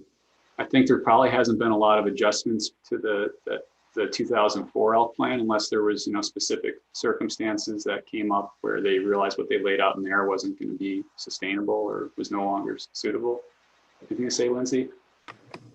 Yeah, Allie. So to answer that question, most of them were developed during the last elk plan, which was accepted in 2005.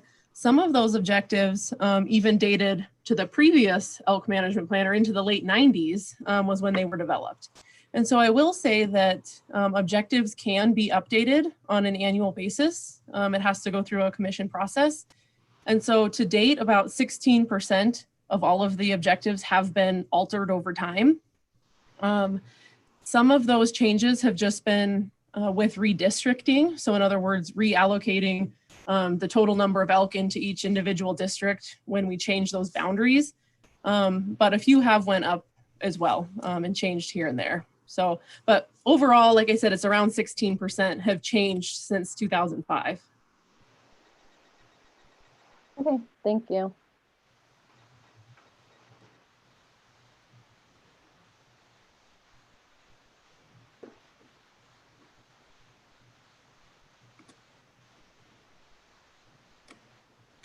Any other questions for Dave?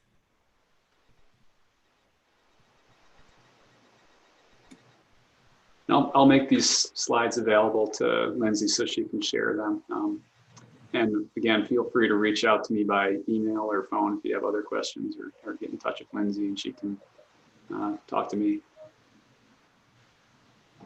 I had a question, Dave. This is Kevin Koss. Do you know if they're doing any surveys north of the border, just kind of go along with the other question, to kind of determine a total elk herd in that region crossing boundary lines or not?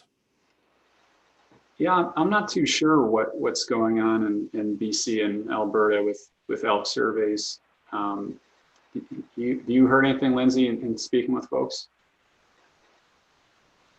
No, Dave, I don't know what their surveys are up there. So one thing that I am going to mention, because this sort of touches on Kevin's question as well as Pat's question earlier, when we talk about elk moving, so you're talking about elk moving across international borders, but even counting our elk within an individual hunting district, when those elk are moving in between district, that's certainly something that we also consider as well, because sometimes we hunt elk in one district and that's not the same district that those elk winter in. And so that's something that area biologists and regional managers try to get a better understanding of, so we can mitigate that in our regulations as best as possible.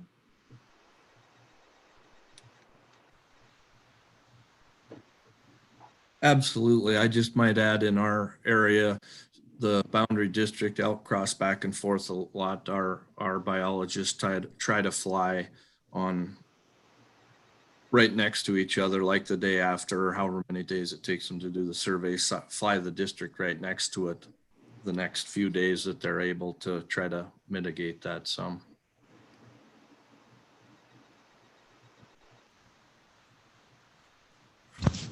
In the forested part, I am sure that a lot of the elk that are being counted during the winter months are from different districts, because we have lots of area that up on Hungry Horse Reservoir, it's totally unviable for elk to stay up there. Elk pull out of the Bob Marshall and go clear to over around Lincoln. So we've got 30, 40-mile migration patterns in this country for a lot of our elk. Yeah, that's something I certainly, just when I started the position and was doing some things with the data, just matching up elk management units to the harvest estimates for those management units, I kind of quickly found out that, oh no, it's not that simple. You actually have to speak with the biologist that collects the data, because they're going to know those seasonal movements and how which harvest would correspond to which aerial survey, that kind of thing. Dave, I had a question. This is Druska. On these surveys that are done, do the biologists or anybody from FWP ever talk to landowners who have more experience on the ground with different elk herds about where they go, where they're coming from, how much they might mix from hunting district to hunting district? Yeah, and speaking with folks about that was kind of a recurring thing. So I don't know how much like formal outreach they're doing to get landowner opinions. So I don't know if anyone's ever spoke with you, maybe if you had something you were, had information you'd like to share on. And I guess I'd encourage you to reach out to the regional biologist if that was the case. But yeah, I've heard that from a number of biologists that they get a lot of information on mixing of elk herds and where they are during the survey, and if they think they're missing some animals, that kind of thing. But I don't know if there's not like a formal channel to that, so it kind of happens informally through being contacted, or maybe them actually reaching out to landowners if they are uncertain about some aspect of the surveys. But yeah, thank you. Input's always welcome. Yeah.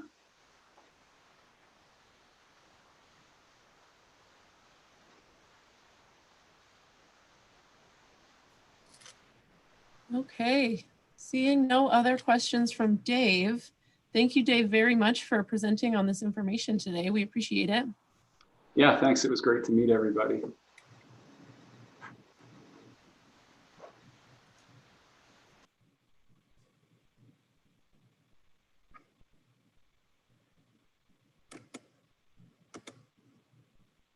Okay, so moving on, next here in our agenda is Chad Bishop.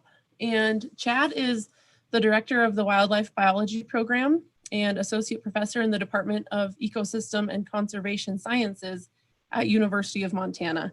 And he has been there in that position since 2015.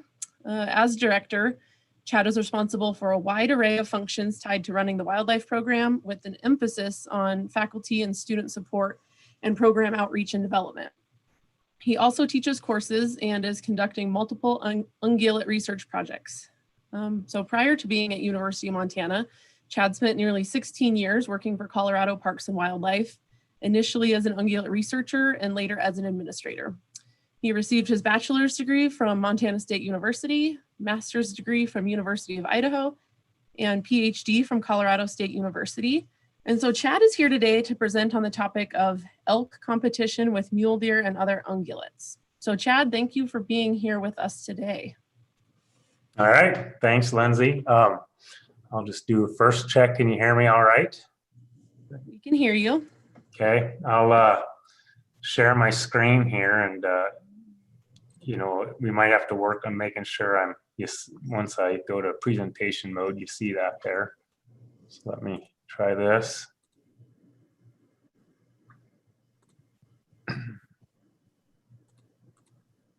Are you seeing the full screen there? Or? Yep, we are seeing the full screen. Okay. All right, well, thanks. I'll just kind of give a quick couple disclaimers and start here. So when Lindsay first reached out, I wasn't sure if I had done something to upset some of the FWP folks, or when I was asked to talk on this topic, but this is not the easiest one out there. Elk competition with deer and other ungulates. There's we know quite a bit, but as I'm going to talk through today, there's a lot we don't know, and I kind of purposely use this first slide as kind of like just that little the state of our knowledge, I would describe like this. We have insights into things, and we can kind of see some of what's going on and understand it. But there's a lot that we still don't know. And so like, it's kind of like looking into this, glimpsing into this photo of elk. We see some things, we see a bull standing there. There's a lot we don't see. And as an analogy, I feel like that's where the state of our knowledge is on elk competition with deer and other ungulates. And so I'll talk through that today. The other thing, just right up front, it's going to be mostly, I'll be talking about elk competition with deer. And that's kind of a complex topic enough as it is. One other thing just to mention, as Lindsay mentioned, I spent quite a few years in Colorado. And so a lot of my experience on the ground with deer elk relationships ties to Colorado. So there'll be a few times that comes into play just a little bit in this talk. And I just want to mention that now, so you're aware that, of course, Colorado is a different place than Montana. But I'll be talking broadly about this issue, as the state of our knowledge in the West. So very simply, just with this kind of very simple type graph concept here, some things we've seen throughout the West and herds all over.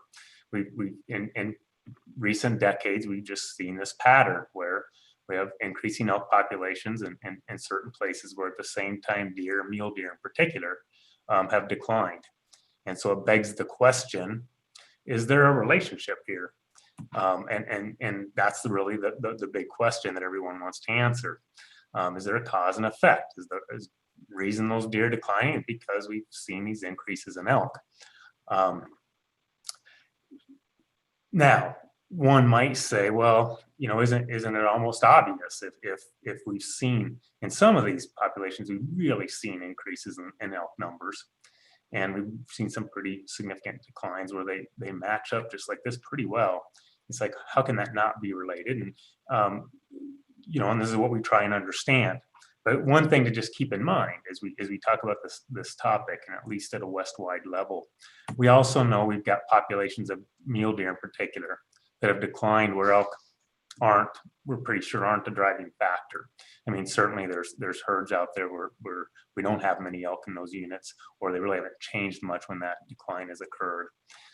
So it's good just to have that, I think, this background, but that causes us a little bit of pause to recognize, okay, well, we certainly know we've had some declines here with deer that certainly wouldn't be related to elk, and that's at least informative for us. Before I go any further, that just kind of sets the stage then for where I'm going to go.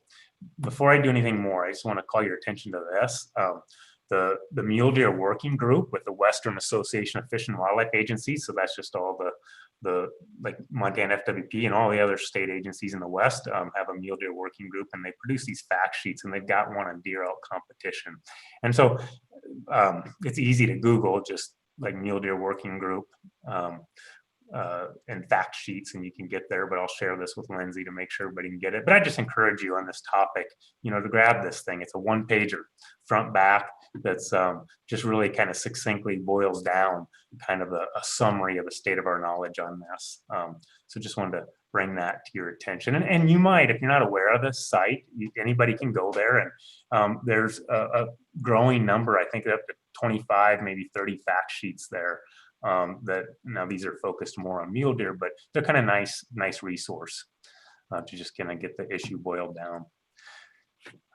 So I'm going to pick up here just to start where I was just at with some of these declining mule deer populations, where trying to understand that, where to the point where one hypothesis is that, hey, a lot of these changes we're seeing with deer, even where we have elk increase in that landscape, one hypothesis is that more reflects a changing landscape, and that maybe some habitat changes have happened where the landscape's less conducive to supporting mule deer than it was. The reason this is important is that this is what's occurring, and we went in and really reduced elk with a goal of increasing mule deer, but it really wasn't elk competition that was driving that. Then of course you could really make a mistake, because you reduce these numbers of elk and then mule deer don't increase. So just a little background before we dive into the deer elk competition directly. this whole notion of, well, a lot of these deer population declines that we've seen are reflecting of changing landscape.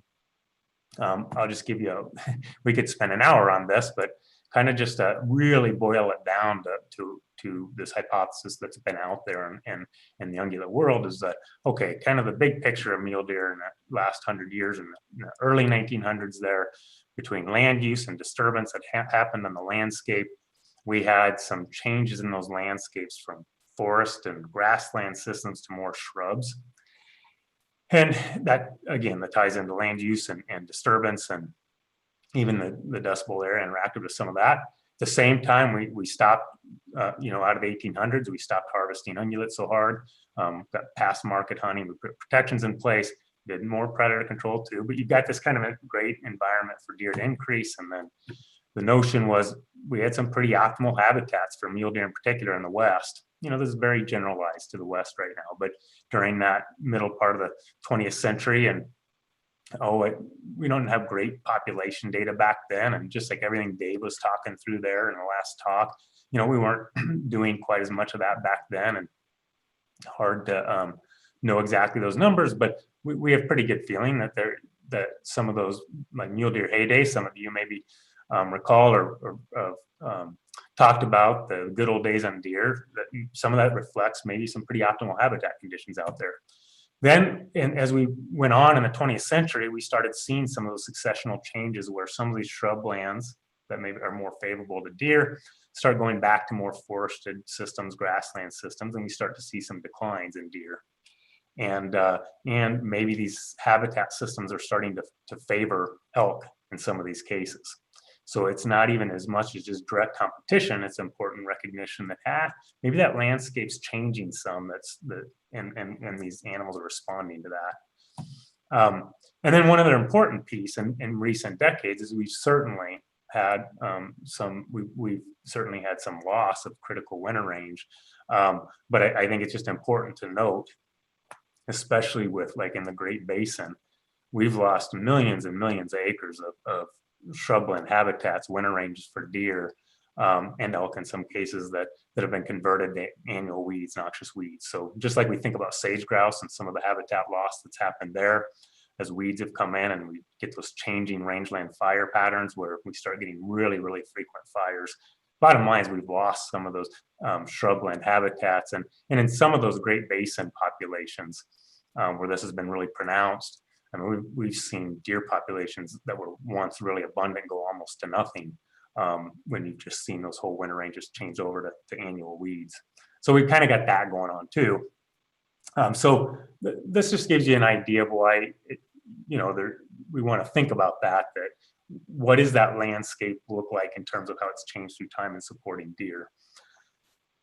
And that it might not be all just direct competition with elk, where elk have increased and deer have declined.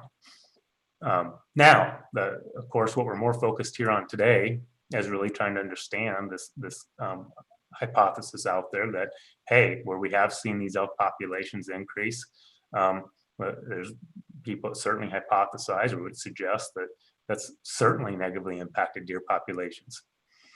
So we want to try and understand that more. So I'll start with just some of the underlying mechanisms, like why would this happen, or what are we looking at here when we think about competition?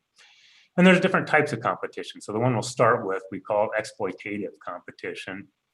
And this is a kind of indirect competition where species are not in direct competition or interfering with each other necessarily right in the same moment or time and space, but it's like competition for forage. So we can think about, if you added a whole bunch of elk to that landscape and now they're eating vegetation out there and forage, that's got to be maybe indirectly impacting deer that are also dependent on that same forage. And one other point here, and I'm not going to go into it right now. If you have questions later, I can certainly talk about it.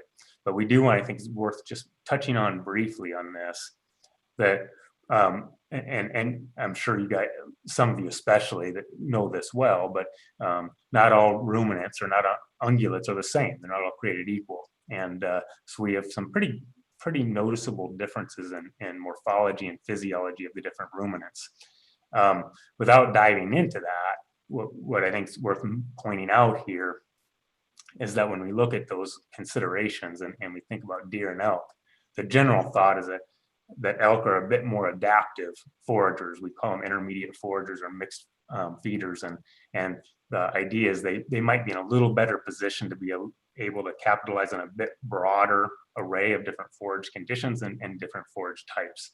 And so if anything, we look at those considerations of their physiology and morphology, they might be positioned to be a bit more competitive on that landscape than mule deer, or be a bit more adaptable. So I think that's important to note without diving into that whole topic.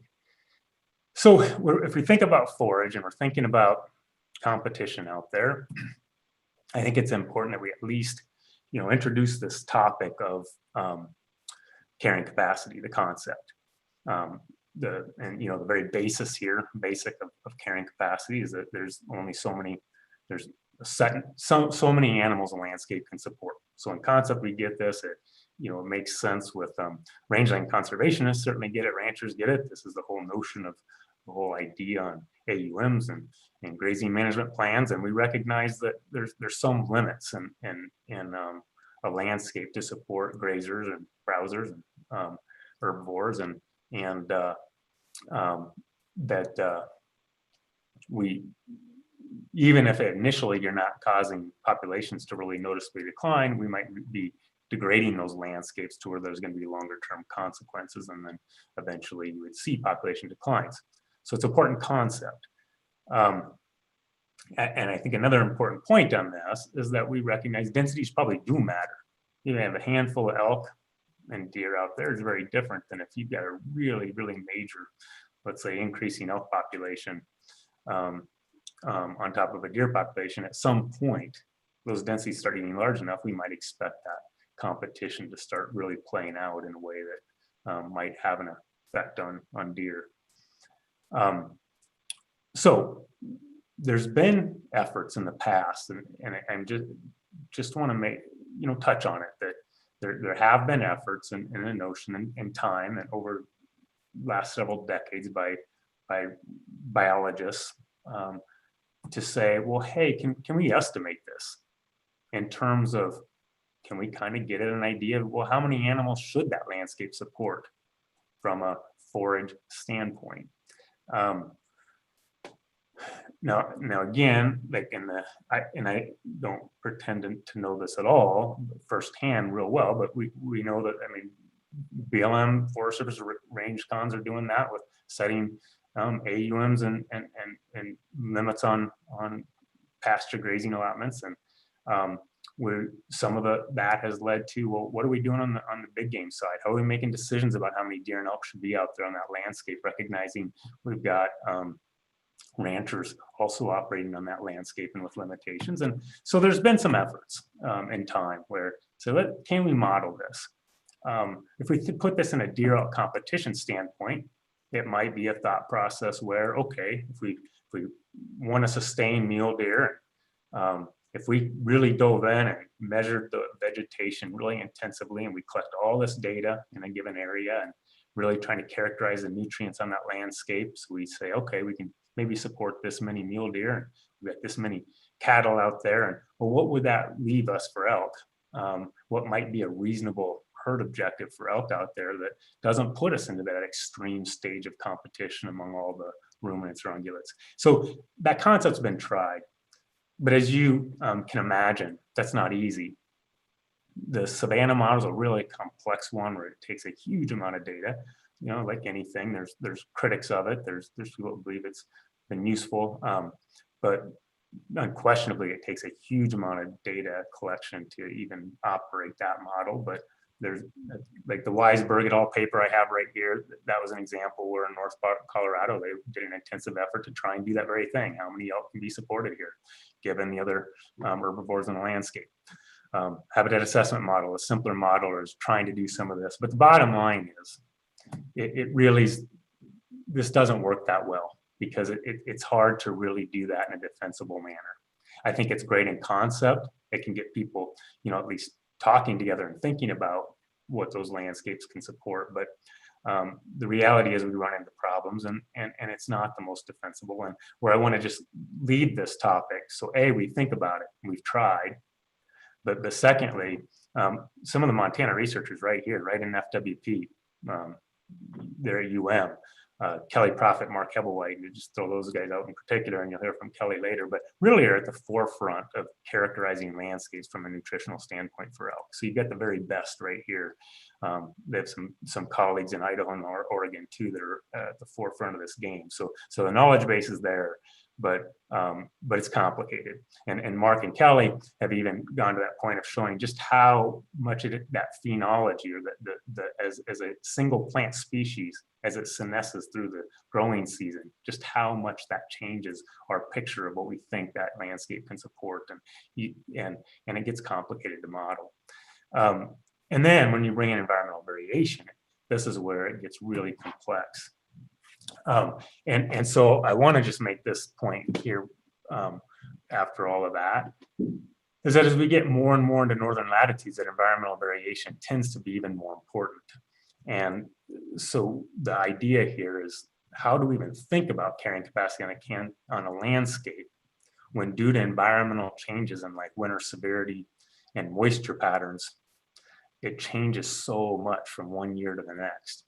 And so there's no question that that environmental variation is relevant to everything we do in managing deer, elk, and other ungulates and ruminants on the landscape. So when I reference Colorado, I would say there's a few systems in Colorado where you don't get as much of that environmental variation. Some of these concepts apply a bit more, where it's a bit more, I would say, of a static environment.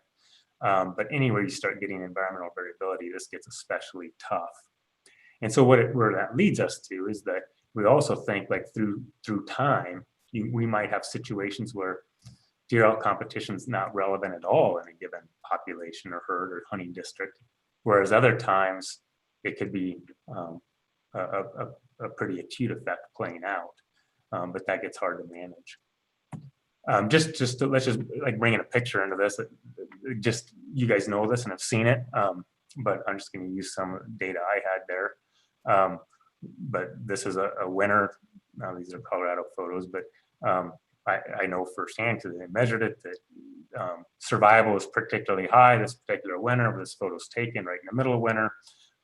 Those deer came in fine to that winter. There's forage available, something fierce, good green up situations, extremely high survival. A couple years later, just a herd to the east, this tends to be in mild years, more productive herd. It's a little higher elevation, but then of course these severe winters change everything. So in this particular case, we had a huge mortality event, lost most of the fawns. You almost got no reproduction. Adults, that was actually a herd managed for quality. That year, we lost huge amounts of 4, 5, 6+ year old bucks that had been in that population. And I don't know, this is in 2007 and 8. I don't know that it's ever been back to the number of bucks that were there before that winter, but it just speaks to that environmental variation, how different it looks for deer and elk when this happens. Now tied in with this, deer and elk behavior, it's important we think about that a little bit when we think about competition. Deer have extremely strong sight fidelity, especially mule deer. They'll do the same thing, go to the same, once they're an adult and adopt something, they'll go to the same places, the same thing. I've even noticed almost to the day deer doing these same funny movements, but these are just some repeat tracks that this deer made across the landscape, but we've shown this over and over. So they're going to the same winter ranges, the same summer range spots, and they're going to do that almost no matter what. Even when fires come through in their home ranges, they might use their home range differently, but they're still going to those same general spots. Elk a little bit different. So elk are showing us they can be more variable in how they use their home ranges. This particular study there, and just because I was involved in it, so I can speak to it directly, but these elk showed us that some years they'd go off and winter on one side of the mountain, and other years the same ones would go winter down on the other side of the mountain. And then in mild years, they never came down, stayed up much higher.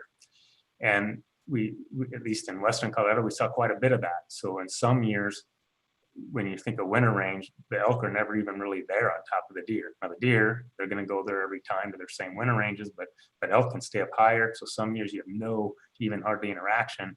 And in other years, you can have hundreds of elk descend down right on top of those same wintering deer. And clearly, we've got different potential competitive relationships playing out in those different circumstances. And that leads us more to now interference competition, just so we want to bring that in too. So it's not just this competition for forage, but there also can be times where this is the type of just direct competition where one species is preventing the other from getting a resource. So just that winter example, I think it's a good one we're mindful of in some of these herds. That some years, when again, where you may have elk really come down in big numbers, just like maybe, you know, I don't know it quite as well here in Montana yet, but I'm sure there's some years where for ranchers the elk impacts are much greater than others. So we have that playing out where I think there's certainly potential for interference competition in some of those cases. And then another one that I don't think we have a lot of good data on, but if you ask ungulate researchers who have been studying, who've studied neonates or newborns and done a lot of work with them, we'd say that we feel like there's pretty good evidence that competitive relationships could be playing out in these fawning and calving areas. The landscape's not created equal, the whole thing, when you think about prime fawning areas. Deer certainly are selective for certain areas, and we've seen in some of these herds where elk have grown where their calving areas can be right on top of these fawning areas, and we believe for a host of reasons there can be some impacts there. Even just in some of my research, that very anecdotal, but where I've seen, like, see the doe and we've got newly captured fawns or fairly newborn fawns, and a herd of elk will move through. Or sometimes it was domestic. They haven't heard a sheep move through. And almost invariably, every time that happens, the next day or two, I'm picking up a fawn mortality or two. Often it was predation of some sorts, but I think it just makes that point that that at that critical time, those kinds of interactions can be disruptive to the fawning success. Now, another type of competition we call apparent competition. And this is where we tie in with predation. It's certainly something we want to bring in with Montana, with a fairly developed predator complex. And the idea here is that you've got the competing ungulates, deer and elk, and then they share common predators. So the idea is that, let's say elk really increase in an area. That's a lot of protein, a lot of biomass out there that can support a larger predator population. But then that larger predator population, those deer can still be vulnerable to that predation. In fact, maybe in some cases they're more vulnerable, but now you've got this other prey source that's supporting a much bigger predator population, and then they disproportionately negatively impact mule deer in this case. We can see the same thing when we sometimes try and introduce bighorn sheep, for example, into an area where, in that case, maybe the deer are supporting a lion population that's pretty healthy, and then you put these sheep in there, and they can be pretty vulnerable to those lions. If there's a bigger lion population there because of the deer, then would just be supported by the sheep. But you know, these are examples of where that apparent competition can play out. Okay, so that just gives some of the underlying basis on mechanisms and how we think about these competitive relationships. As far as what we know from doing studies and from the evidence that we have, I started this talk by saying it's tough to, this is one of these tough topics, and it's kind of hard to study this. We can study pieces of it, and we can get good data on components of it. But I think the ultimate question is always, well, is that competition leading to negative impacts? So, for example, are deer declining because of that deer elk competition? If we took elk out of that system, or reduce them, would deer increase? And that's, I think, the end of the day, what we want to know, but that's what we struggle to answer. One thing that at least some of us have talked about and really like to do in an ideal world would be to say, okay, we've got a lot of data on deer and elk in some of these units. You know, from a researcher's dream, you might go in there and say, let's take a couple of these hunting districts and let's really, really reduce elk as much as we can in places we can get the harvest. Let's try and do a major reduction and see what happens.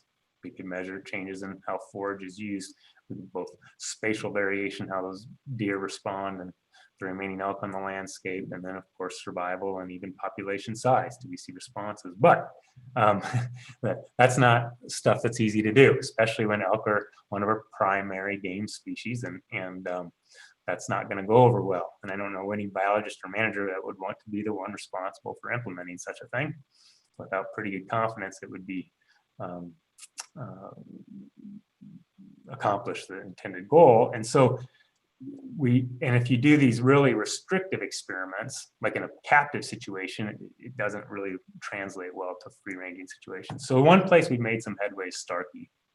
And this Starkey Experimental Forest and Range in Northeast Oregon in the Blue Mountains is kind of a unique facility. If you haven't ever heard of it or known, there's been a ton of deer and elk research that's been done over time there.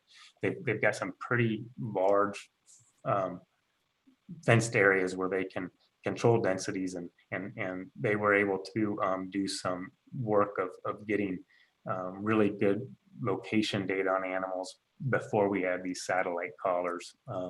But it's just a more conducive system to doing some of this more experimental research on deer and elk. And so they've got probably, from what I would say, some of the best studies out there, and they've certainly documented competition. So both interference and exploitative, they've shown some work that's pretty compelling. I would say mule deer absolutely are avoiding elk. And like if you look at how mule deer are using that landscape, the most important variable that explains it is elk. So they've demonstrated this, but the big question still is, okay, well, is that affecting population performance? Because again, if we get to what do we do with that from a management standpoint? If you were like, would anyone want to go in and then start reducing elk just for the sake of trying to increase deer? Do we have the confidence that would work? I think that's the question that remains largely unanswered.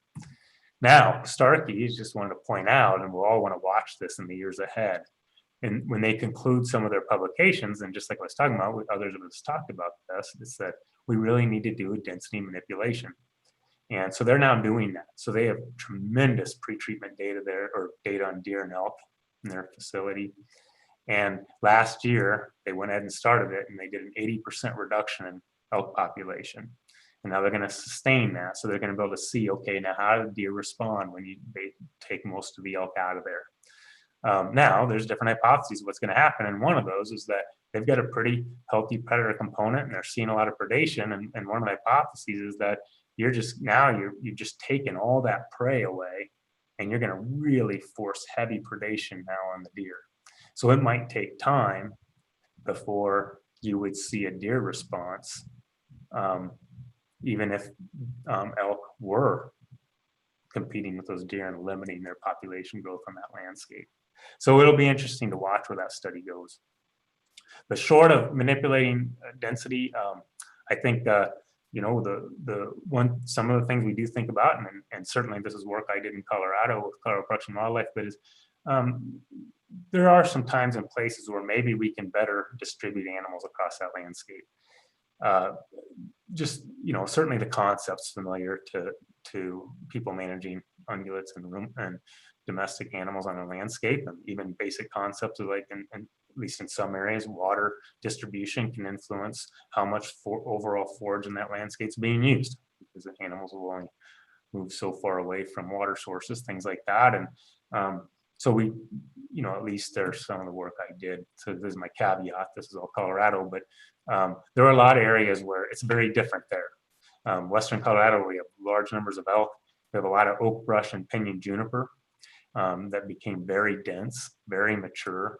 And we found out we can go in there and do mechanical treatments, and we can change how elk are using that landscape some. So we can get them to, so some of these areas they're just not gonna use. They're gonna go blow right by them. We can go in there and do some of these treatments and change the forage dynamics a little bit, open it up, and all of a sudden those elk will spend weeks there. And so and a lot of this was not driven by deer elk competition as much as trying to keep elk up off ag lands, bottom lands, so we're trying to minimize game damage. But I know that that's, I've been working in Montana now for a while, and it's a more complicated system when you're with the mature conifer forests and or the tall conifer systems, and just the role of fire and then logging becomes more selective cutting becomes more the treatments that are in play, and that's much more complicated than some of the things we could do in Colorado. Like if you've ever heard of a hydro axe, we do a lot of that just with the hydro axe, just go in and cut down some of that, and we can be very prescriptive on what we do, and we could at that time manipulate those densities and those use patterns. So now down the road, do we ever want to get to a point where maybe we get some information where we start really thinking about some units or hunting districts where we say, yeah, let's reduce those elk and for the purpose of increasing deer, but I don't think we're there yet to have the evidence or basis to really justify that. And then I just wanted to, I'll end with this. This just speaks to where Dave was talking about that, I guess, you know, the overall total herd objective is in the state of Montana, or I didn't quite get that, but maybe around 110, 115,000, and the current estimates maybe 138, 140,000 if I got that right. And just, you know, I just think we need to recognize that, of course, we all know this. There's a number of areas where, regardless of deer elk competition, we want to reduce elk, and we struggle to do it. And some of these areas where we have more and more refuges on the landscape where harvest is not an effective tool, that's making it more complicated to manage elk, just period. And we get some of these areas, and certainly Colorado had them, but like in an area like this, you can have in ex-urban developments, you can have some pretty high quality habitat for elk, but there's no hunting happening in there. And those elk are really good at moving into those refuge areas. And certainly it's understood with national parks and things like that as well. So with that, I just wrap up there and kind of finish where I started. I feel like on this whole thing, we understand some things, but the ultimate question, it's kind of like this, like maybe looking through the Halloween mask or something, you can see some things we can observe, we can look into it, but there's this bigger picture that we're still missing. But with that Starkey study, that'll be a help in us getting some better answers. So that, happy to have questions, discussion.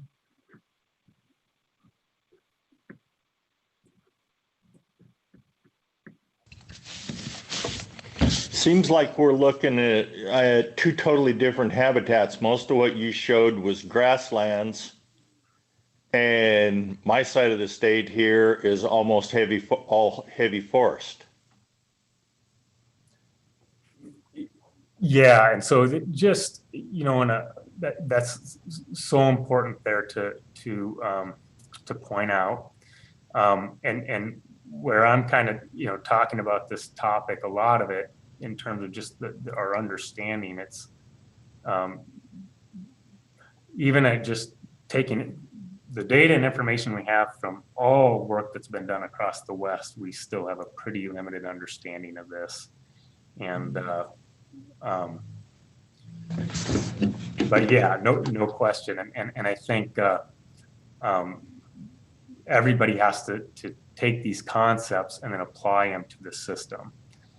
And so like in your country there, you know, first I think we want to understand it.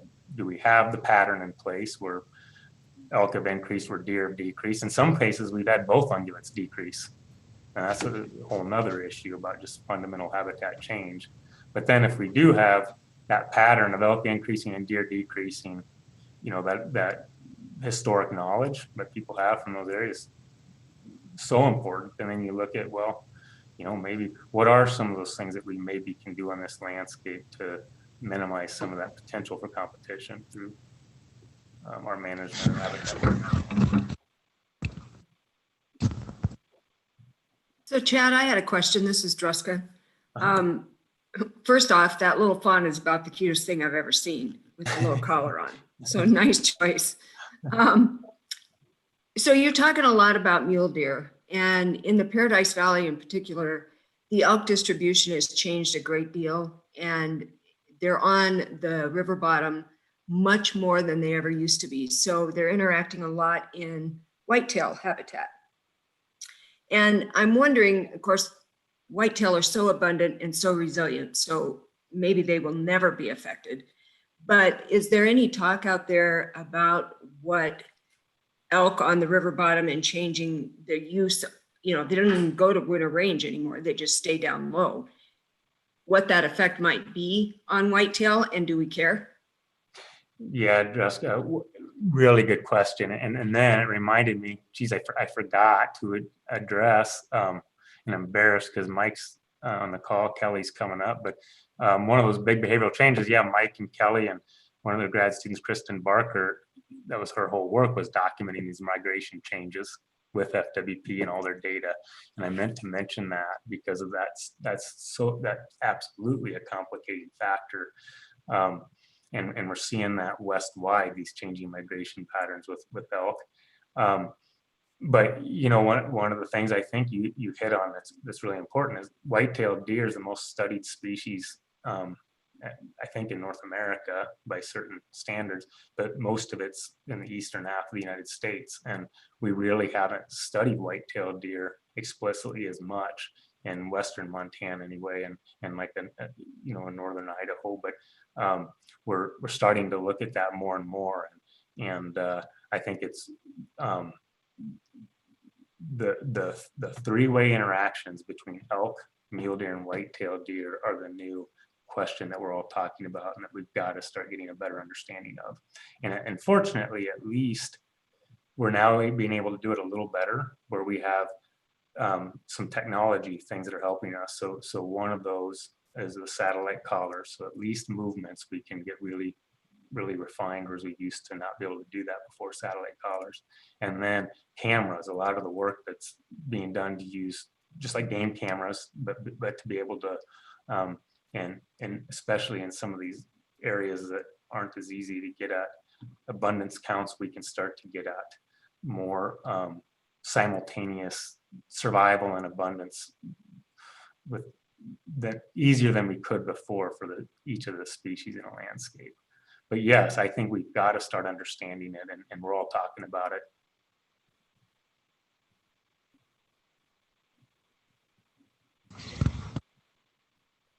Yeah, Ed, I see your hand up there.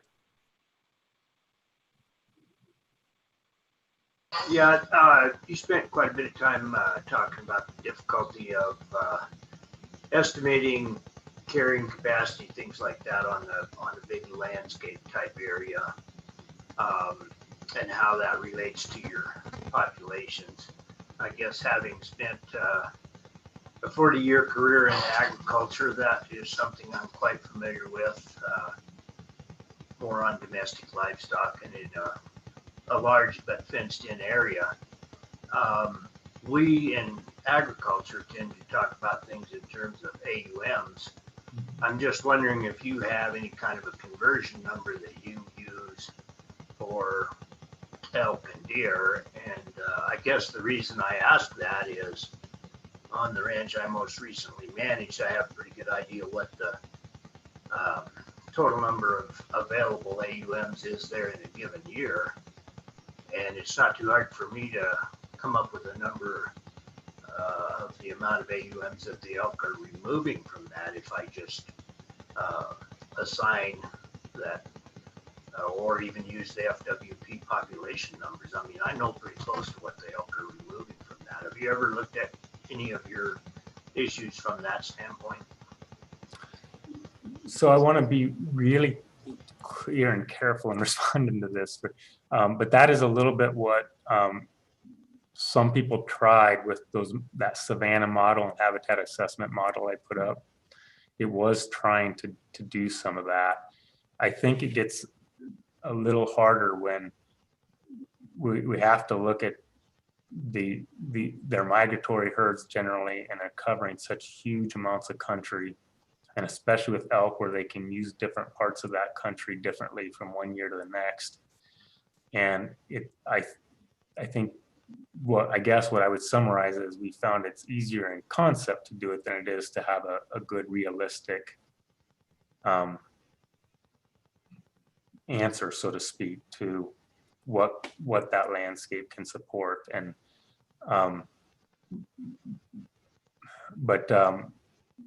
yeah, there's been some attempts to try and do that.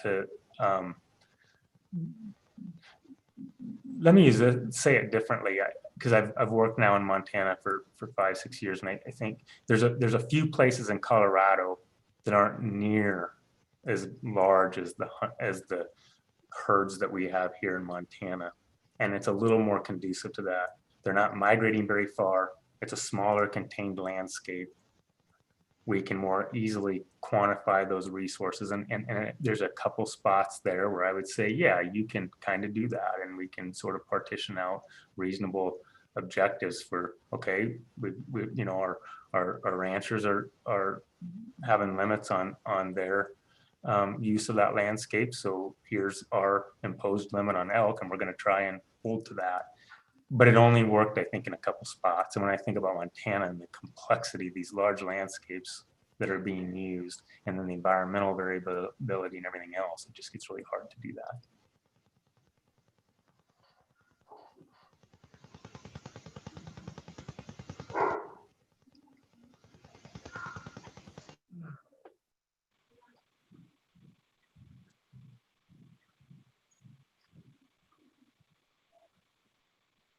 And one other thing I would just add, you know, certainly some states, and, you know, I think Brian Wakeling has some experience with this, but they've tried to do range trend surveys and things. And again, that doesn't give you answers about how many, but, you know, it might give you that indicator, hey, we should back off a little bit on our, like maybe we should issue some more cow licenses given the condition of the range.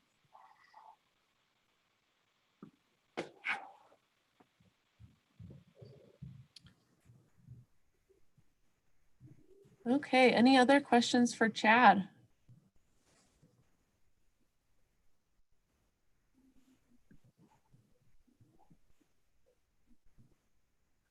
I don't know whether it's a question for Chad in general, but I wondered if anybody in the group, or him or Kevin, in harvest and trends, when elk hunters come to our area, they bring friends or they bring family with them. They might harvest one elk, but they take 4 mule deer home with them. And so the more elk tags issued, the more mule deer that get harvested. I mean, and I'm talking mostly about people that are come from 200 miles away or more. So I was wondering if that ever, anybody else encountered that. Yeah, I'd have to go to the FWP folks here on that one, probably. Best to answer that. We'll see if Kevin's still on here. I don't know if we have the data structured to look at anything like that, but here he is. Go ahead, Kevin. Yeah, since we base our surveys on the licenses and permits, and we're not necessarily asking every hunter about every license or permit that they hold. It would be hard to kind of link those together in a survey, because someone who got sampled for elk might not have got a deer question that year. So it's hard to join them together the way that we do it right now.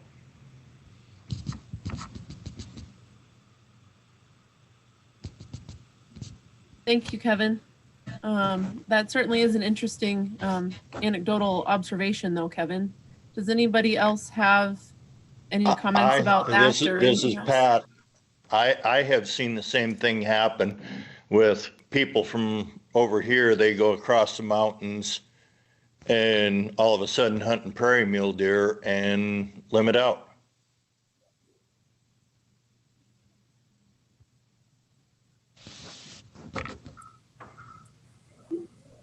I guess maybe one thing to add to that is that the prairie, in the prairies, the environmental conditions and so the carrying capacity for deer is way more variable than it is in the mountainous areas. That's one thing that over 3 decades of mule deer research that we've learned.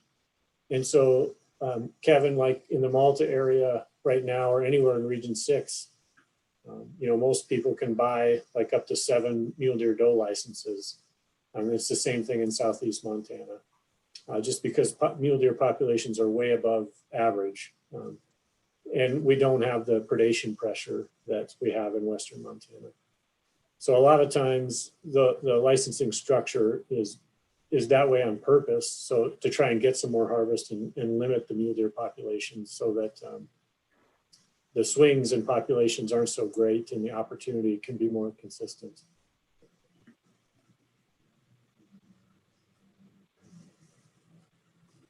And I guess my thought process is maybe that's another variable in our intersecting lines where the elk population is going up and the mule deer population is going down. The more permit holders that come and take one elk home, if they take 2 or 3 or 4 or 7 or 8 deer home with them, it's going to show a bigger drop in the mule deer population than the elk population. Just a, I don't know, question, I guess.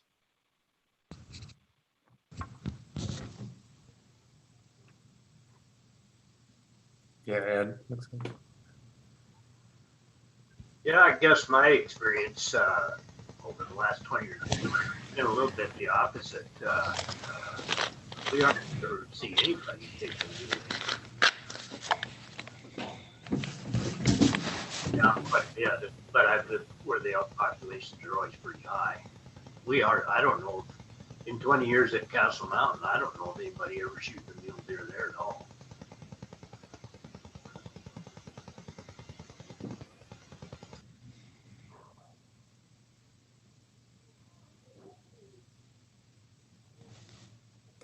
I have a quick question. Oh, sorry. I'll get to Ren first and then I'll get back to you. Sorry, Carrie. Go ahead. And this might not be the right time to ask this, but I'm just wondering, is FW, being as we talked about mule deer, is there any talk within FWP about doing region-wide tags? To go on to Kevin's deal, we see the same thing in Region 7 where people draw a special elk permit and then they show up and they kill multiple deer, and they were able to buy those over the counter deer A licenses in Libby or Bozeman, and then they show up down there, and it just seems to me like at some point there needs to be a region-wide deal on the mule deer for how many we can kill, and it feels very unattainable by simply getting a harvest study whether or not there was the right amount of deer killed in certain parts of Region 7. So Ren, are you referring to the general license, the general A tag only being valid in one region by region? Or were you talking about B licenses? I'm referring to the over-the-counter general deer license, which is the A tag, and in my opinion, there tends to be a lot of the same deal. There's a lot of deer that are harvested, and I'm having a hard time understanding the biologists and their thinking in saying that it's a statewide tag to buy, and yet we get so many people. And I think that when we have a bad winter, and we've had a couple, then we really see it the next year. So, and there's limited deer populations. So, and obviously we're here for elk, so I don't want to crack a can of worms.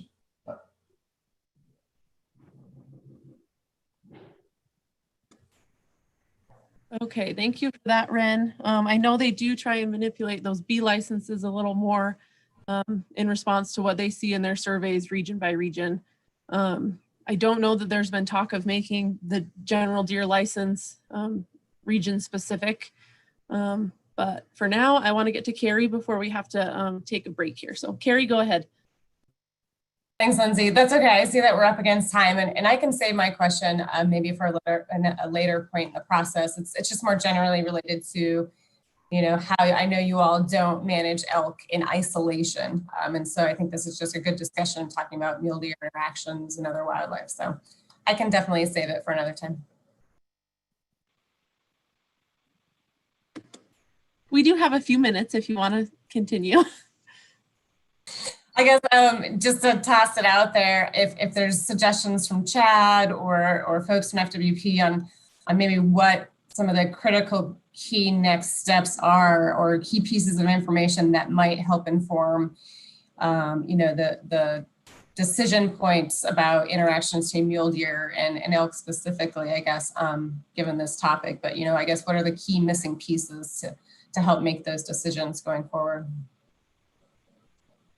I can start with just a couple observations from in my experience, but one is I think in some areas we had multiple reasons for wanting to reduce the number of elk.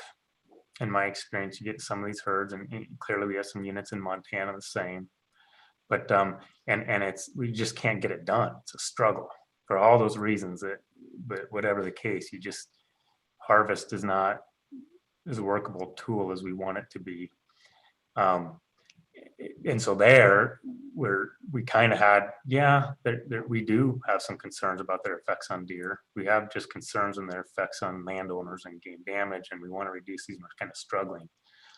Then there's this question, I think, in areas where you're not concerned about an overabundance of elk, but you're concerned they may be impacting deer. And that's where I think it's such tricky ground. We would have to have really to do anything to those elk, because they're, this is what I guess I'm getting at is you could hypothesize and have pretty good evidence so there's a competitive relationship, but what biologist or manager wants to go in and recommend reducing elk when there's so much hunter opportunity being supported there? And I guess from my standpoint, as I've been an ungulate researcher and then manager, and that's where you get really nervous to do very much.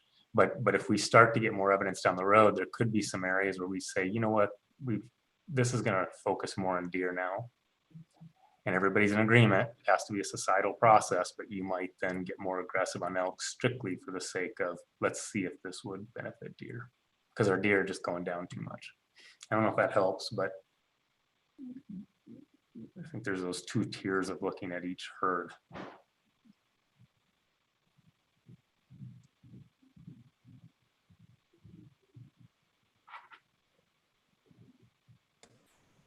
Okay, thank you for that bit, Chad. And I'm glad we could get to that before we took our break, because you have to go teach class, right? Actually, that changed, but I do have another meeting. So Okay. Okay, well, I'm glad we could get that covered. Any last questions for Chad? Because I do think he is going to hop off. Okay, seeing none, let's go ahead and take our scheduled break and plan to begin again at 2:15. Thank you, Chad. Yeah, thanks everyone. Appreciate it. Okay.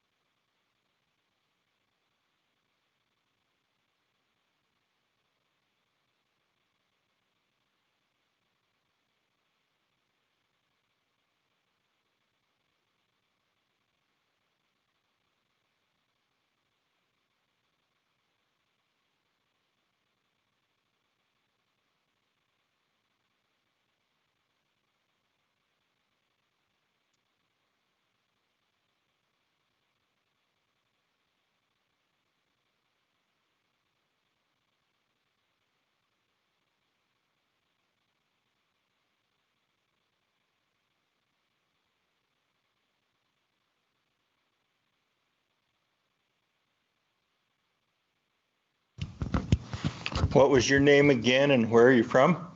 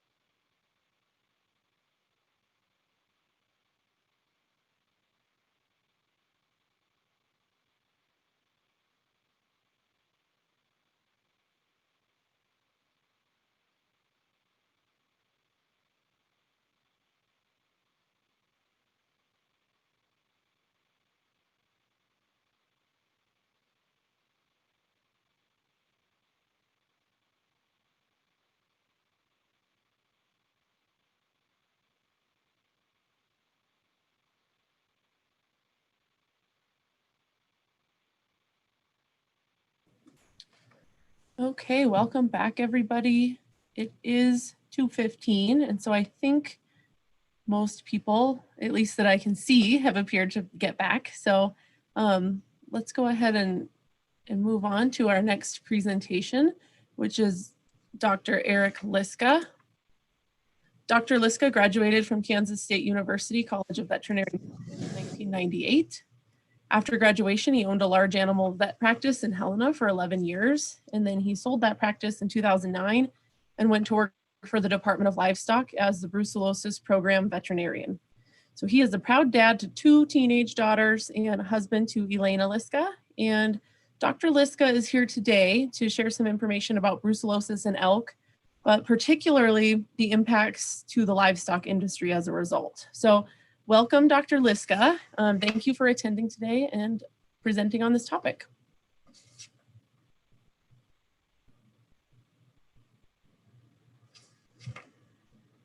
I can't see you, but I think you're muted.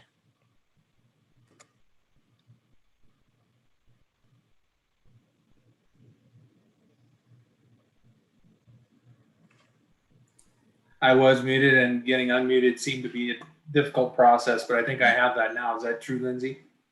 Yep, I can hear you, and we can see your presentation. It looks like it's going to go. Yep. How's that? You have a full screen now? Yep, looks good to go. Well, everyone, thanks a bunch for having me. It's a pleasure to talk to you all about about pheasant. So I thank Fish, Wildlife, and Parks for bringing me here to talk about birds and let's talk about brucellosis, a topic that obviously has a lot of there's a lot of emotion to it. It's a very important disease, believe it or not, and I think statewide, not just statewide, but it's becoming more and more an issue statewide, and certainly it has a huge impact on all of those small businesses in Montana that we call ranches. So it's a disease that has some negative connotations and mostly negative, unfortunately, but there's a lot of impact into the industry, livestock industry, and certainly has a huge impact when we start talking about financial impact to those small businesses and wildlife enthusiasts and hunters. Probably one of the biggest impacts is how brucellosis plays a role in elk tolerance on private property. So I think that's something that I wanted to bring to you and make sure you're all aware of that. And I think you all are. Let's see, let's get this going. But I only have 45 minutes, and I imagine I'll bore you with at least that amount. Here's some of our high quality mapping that we have at the Department of Livestock this is from 1985 or 1980. This, just some quick history on Montana, and if you look at the stars on there, those are all quarantined herds for brucellosis, cattle herds, livestock herds that were quarantined between 1974, sometime in 74, and July 1st of 1980. So we have a heck of a lot better mapping now because I asked Fish, Wildlife, and Parks Smith Wells to make maps for us, and she's awesome at that.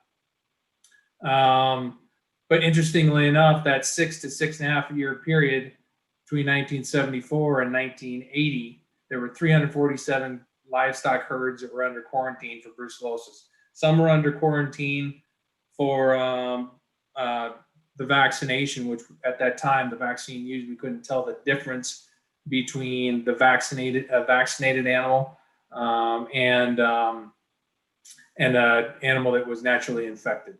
So again, I realized during a break here that that probably a number of you folks, I don't want to insult you, but likely a number of you folks don't have a whole lot of experience with brucellosis, but certainly it is a disease of, generally speaking, the female, and causes issues with abortions.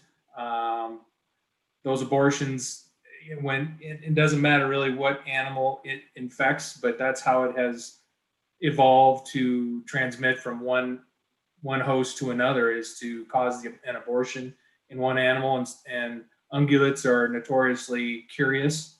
So when an elk aborts or when a bovine aborts, they They are curious and oftentimes go sniff that placenta, sniff the fetus, lick on the fetus. And I think they've even evolved to consume that fetus to get rid of that smell, to potentially hide from predators. So that's one way that the organism is spread. And obviously an abortion carries a lot of bacteria in it. And it can be even, in an abortion from an elk, the fetus can lie in the landscape and still have viable bacteria in that fetus for up to close to 3 months. So transmission can also be vertical, so in utero, or unpasteurized milk is the way a lot of humans still get brucellosis from infected cattle. It can also cause a latent infection where you just don't know that those animals have it, and it goes away, and then those animals, it doesn't really go away. It basically hides in the lymph nodes, and then those animals can have full-term calves. They can still abort at times, but that's one of the big issues with brucellosis. So I'm trying to touch on all these topics. This is a really big topic, and I don't know if I should curse Lindsay for asking me to do this or thank her, but it's a topic that I'm passionate about, and I've been doing for 10 years, as she mentioned. So I hope there's a lot of questions at the end that we can go over, and I hope that I don't miss too much. But so anyhow, some more history of the brucellosis program. It's a federal program, and the USDA back in 1934 realized that brucellosis was so widespread in the U.S. that they needed to do something about it. Humans were getting it, abattoir workers or slaughterhouse workers, ranchers, the general public from dairy products, and then certainly unpasteurized milk at the time. And it's still a factor. But that brucellosis program began back, we're pushing 100 years old here now, but began in earnest in the 50s when it became a state and federal cooperative program. 1956, if you see that on that slide, there were 124,000 affected herds.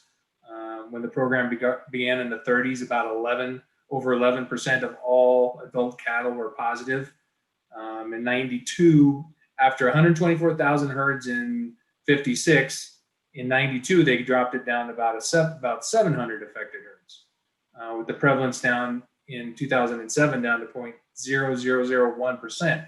So very, very, very low prevalence in the cattle industry at that time.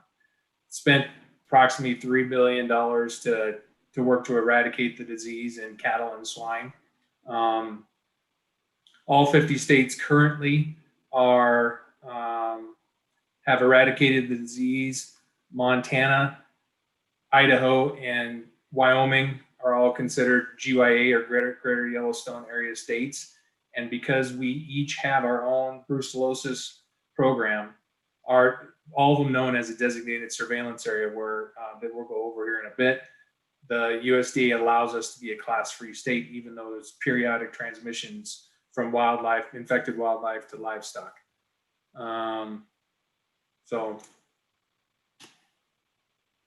talk a little bit about our regulatory program, and I think that it's important to note that the impact of brucellosis in elk is not just financial, and not just the cost of abortions in cattle if it does get into a cattle herd. It goes way beyond that. It's within that. It's the regulatory program and the additional work that these ranchers have to do and go through, and the cost to their livelihood and to their business. So a little bit about the regulatory program. So quickly, I guess it's just, identification and vaccination is part of it. Targeted wildlife surveillance is a huge part of it. We work closely with FWP in a partnership to capture elk and test them in areas just on the DSA boundary to confirm that the boundary of the DSA being the designated surveillance area for livestock. We work with FWP to capture elk on the boundaries.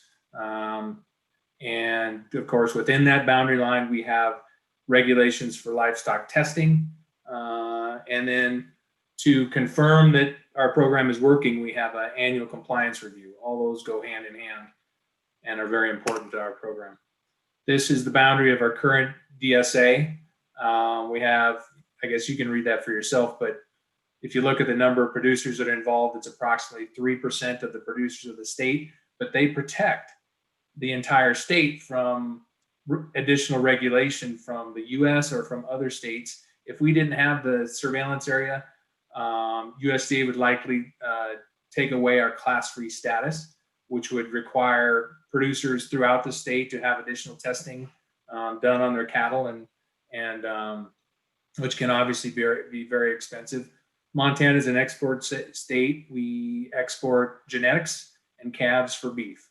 So if we're shipping animals out and our entire state and all of the cattle in our state have additional regulation, it's going to cost us millions. As a matter of fact, USDA at one point estimated, it was back in 2008. So these are old numbers, and I'm sure it costs us a lot more, but estimated a $6 to $12 million cost to the state and to our producers. Right now, we currently have 2 domestic, or 2 herds that are positive for brucellosis that are under surveillance, and not under surveillance, but are testing to try and get out of quarantine. 75,000 tests we performed last year in the DSA, as well as a lot of adult vaccination, which we can dive into if somebody has questions about, but adult vaccination of cattle, which is an attempt to try and prevent infection in those cattle.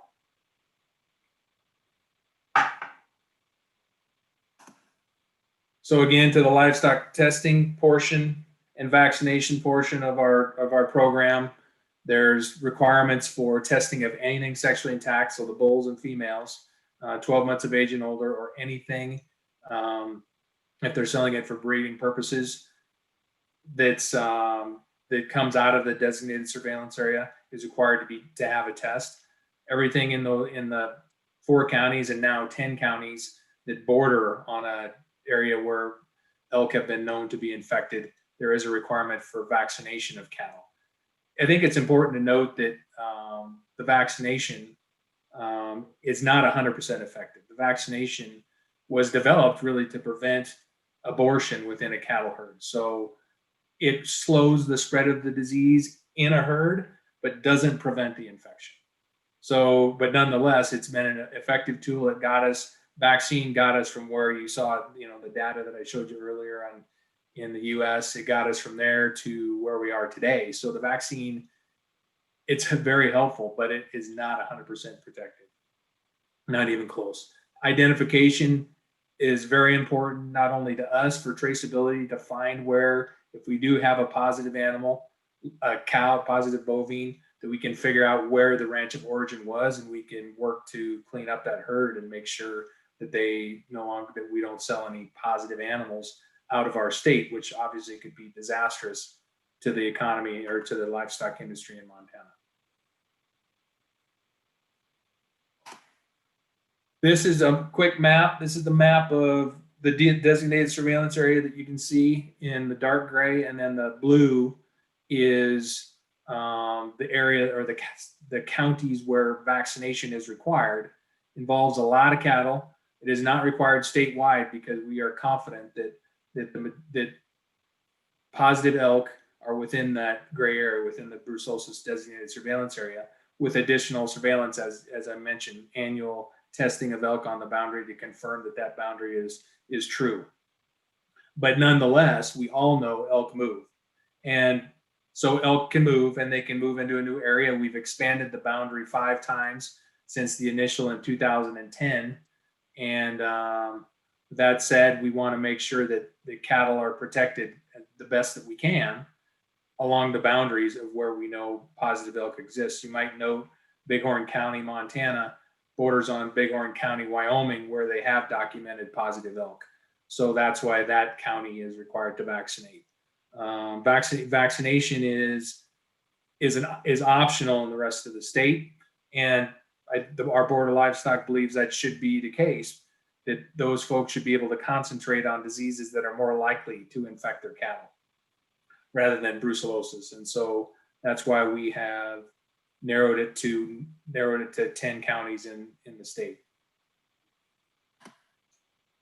So an additional important part of our program obviously is this live elk capture. That partnership began before 2011, but certainly began in earnest in 2011 when we started a 5-year, which many of you probably know about, but this 5-year live elk capture study that eventually ended in 2019 with final recaptures of positive animals and culture.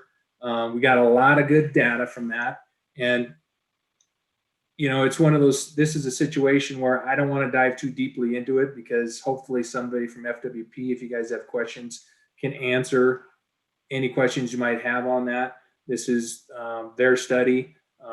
We help pay for that, and we continue to help pay for captures along the boundary, but their data is, best, I guess. Justin Goody, I'm sure, is on. And if you have questions on this study, please we'll direct some of those to him, if not all of them. But it was a great project, and we appreciated that partnership, certainly. Today we capture about 100 to 150 elk. FWP captures 100 to 150 elk in 1 or 2 populations on the boundary of the DSA to determine seroprevalence in those locations. And then they collar so that we can monitor those movement patterns and determine if there are some other livestock populations at risk, determine whether we need to ask the Board of Livestock to change the boundary of the DSA to encompass that livestock that may be at risk.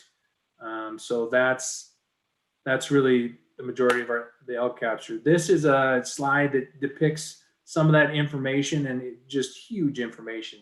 I don't know if you can see my arrow or not, but if you look at the information that we got out of this, we found that the majority of elk abortions occur in March, April, May. And we can see where the highest risk of interaction is with elk, the risky areas. And so it helps me and helps the Department of Livestock concentrate on livestock owners in those areas to try and make sure that we can help to prevent or do what we can with our partners with FWP to prevent interaction between elk and livestock at that time during that risk period.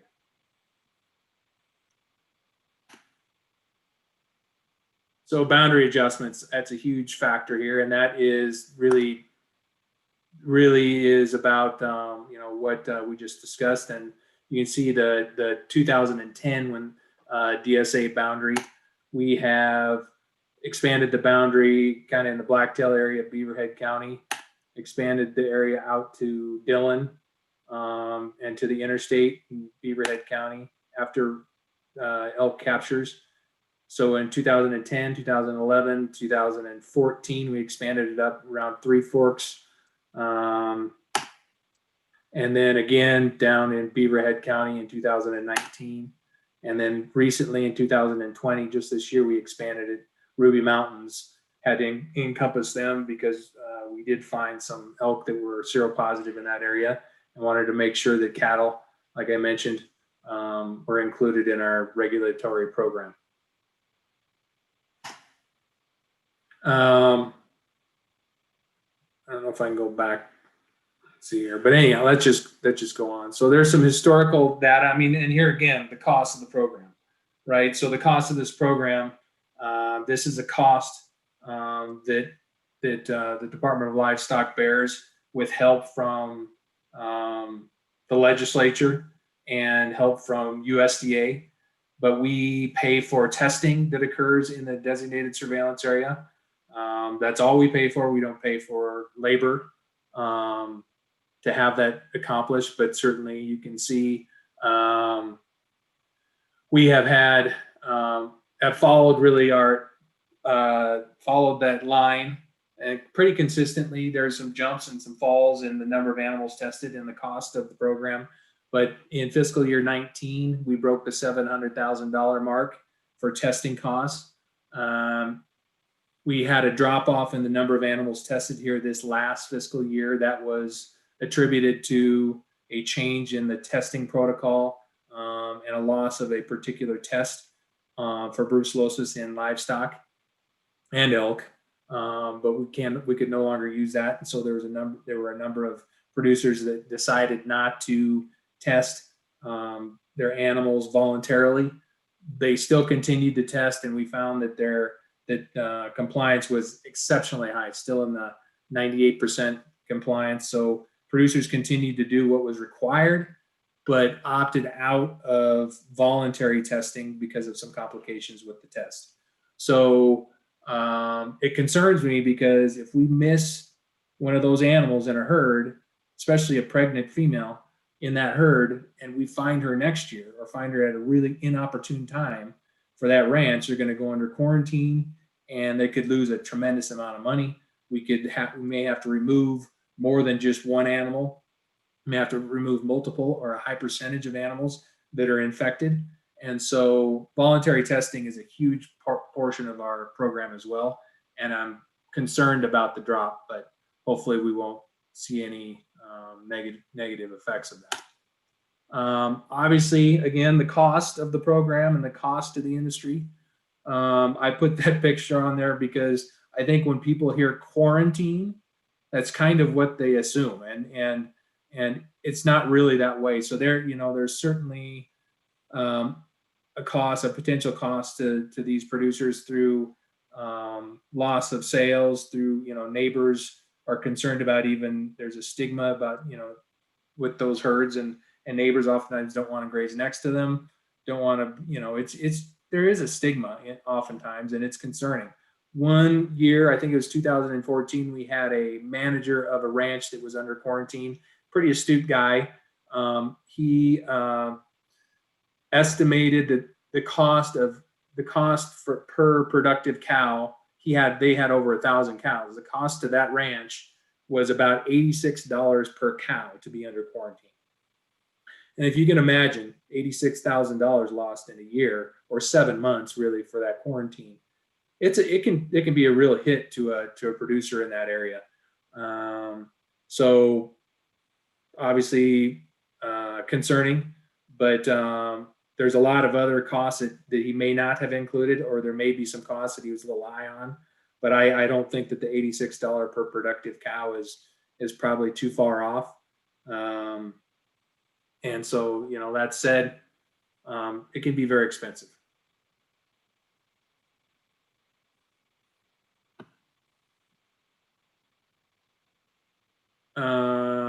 It is a $1.8 million program. Let's see, what else have I missed here? So really, cost of the program, again, we get money from House Bill 2, House Bill 3 to help cover testing. You can see the majority of that money goes towards covering testing costs. Salaries, that 22% is not mine, just so you're aware. We have a number of programs, and if you look to the other umbrella cooperative agreement plan, bison, our bison program to help keep infected bison away from cattle around Yellowstone National Park has a real cost to it, covered by USDA, and those folks that are in that program, they get paid. Their salaries are not paid by USDA, so there's part of those salaries. But you can see that it's about 50-50 state and federal cost that covers the brucellosis program, but it's not cheap. Just kind of, I thought I would throw up really what we've seen over the last 10 years for affected herds. And this kind of illustrates what my concern about not the lack of voluntary testing this year. So if you look at the number of herds and the number of animals, I think more importantly, if you take a real close look at the herd prevalence, we're looking at large herds that only had, in 2010, had 4 animals out of 3,000.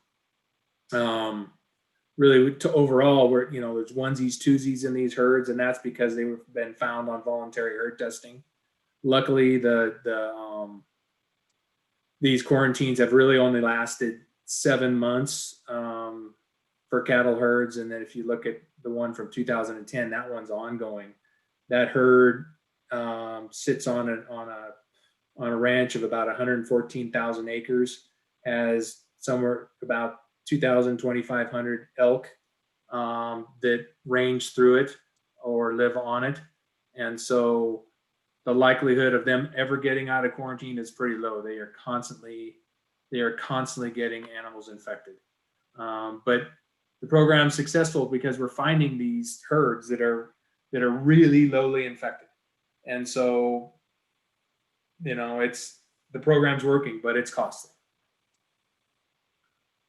And again, back to our producer compliance. Producers are a huge part of that. We utilize our brands division for the Department of Livestock, an additional cost, obviously, but utilize the brands division to help enforce the regulations. You guys kind of see how we do some of that there, but I think one of the important notes is that these producers and our veterinarians, despite the cost of the program, are doing a fabulous job of following regulations. And then our annual compliance evaluation. So we started that back in fiscal year 14. And then which starts on July 1st and then ends the end of June. And this year's, fiscal year 19, we completed recently. We do go through every brand inspection. And for folks that don't know, that aren't in the industry, cattle industry or livestock industry, when there is a movement of livestock across county lines, they must be brand inspected. When there's a sale of livestock in the state of Montana, they must be inspected for brands and proof of ownership. And with that, those inspections, we're able to confirm that movement testing or change of ownership testing occurs on animals. So we look at every single one of those and confirm that required testing has happened. And this last year we had a 98% compliance. The 2% that were out of compliance were low risk. They were some animals that were moved back to a home place or sent directly to slaughter. So they were low risk movements, but they were taken care of nonetheless. 98% on any program is not something to scoff at. I guess I'm towards the end of this and I talk quickly. I apologize hopefully you guys have a lot of questions, but one of my biggest concerns about this disease in elk is that we see it move. And again, that goes back to the changing boundary. And it won't happen in my lifetime, but because we are seeing more and more elk herds infected and impacted by this disease, eventually, one day, if we don't do something about it, if there's nothing done about it at all, brucellosis will be in every elk population in the western states. And that's a lot of elk and that's a lot of states. So it's a concern. But I want to thank my boss, of course, got to thank her first, Dr. Shemansky. Leslie Doley helps with the program. She's a compliance specialist. Certainly the brands division is huge, plays a huge role in this. USDA, our producers in the DSA, our state producers statewide have been helpful. Private practitioners. And with that, and FWP, I don't know if I mentioned them in there, but huge partners. They've been wonderful. With that, I would ask if anybody has any questions for me. It's a big topic, and I don't think I can do it justice in 45 minutes. I can talk about this for hours and hours on end. Fish, Wildlife, and Parks had they did put together a working group a number of years ago that was specifically focused on this question, on the question of brucellosis in elk and this interaction between positive elk and livestock. So fire away. So Eric, this is Druska. I had a question. You indicated that the voluntary testing had decreased. Is the test false positives? Yes. Yeah. one of the problems we've had is we have a test. It's not a new test. It's an old test, but we've known for years that test can have some false positives in cattle. It's so sensitive that even little infections in cattle can potentially cause that test to react and show us a positive, even though that animal is not. And so what that does is it delays any movement of livestock. We have to retest that animal until it drops back down into the negative range. And then we can release that animal and potentially its cohorts because it was a false positive. But we have to quarantine those animals, certainly, because we just don't know until we retest it multiple times. So yeah, I mean, you can imagine, and I'm sure you heard about it, Druska, is that because of that test, there were a number of folks that were concerned about jamming up sales or not getting animals moved because they might have a false positive. And that did occur. It certainly did occur. It's much, much better this year. We have a different protocol, same test, but a different protocol interpretation. And so we have not seen that number of false positives that we had in late 2019. Okay, so less false positives, but you still haven't seen an increase or the voluntary participation come back up? I was going to add that. I apologize. Yeah, I think we have. The numbers have come up. I mean, the amount of testing has really skyrocketed this year. So I think we're going to get back into that close to 100,000 animal range of testing. And you're referring to a lot of the voluntary in that number? Yes. Yeah, there are more and more folks that are doing some voluntary testing because they have more confidence that they're not going to have these false positives. That's my interpretation. When you did the compliance review, APHIS is involved in that, correct? Absolutely. Yeah, APHIS. So USDA reviews the programs in each of the GYA states every third year. So Montana, so they rotate through the 3 states. Montana had ours in 2019. It went very, very well. We'll have another one in 22 then, I guess. So if I can do the math properly. And they're reviewing, I think they'll review Wyoming and then Idaho and then Montana. So. Okay. Thank you. You bet. Ed?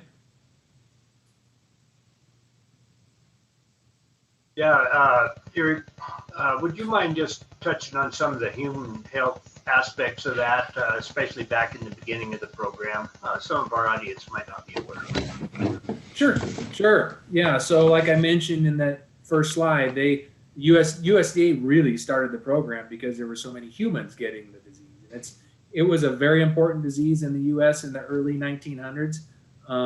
It was for humans as well as livestock. Very important disease worldwide. As a matter of fact, it's one of the most important and the most likely diseases or zoonotic diseases in the world. So there are countries that have a lot of Brucella abortus in them, in their country, excuse me, and in their livestock industry, and therefore their people as well. But it's a very important disease for humans. Can cause pericarditis, oftentimes in humans, if not treated properly and immediately, can be a lifetime infection. Can cause joint, arthritis, and eventually death. Kidney issues, on and on, can cause abortions in females, and obviously, and so it's an ugly disease in humans, and that was the reason, Ed, you hit it on the nose, that that USDA started that program, was really for humans, to prevent it in humans.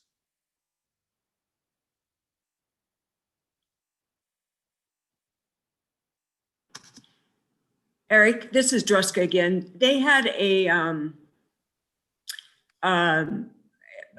lot of agencies and private entities wrote in, and they were able to change the status on the bioterrorist list for Brucella abortus.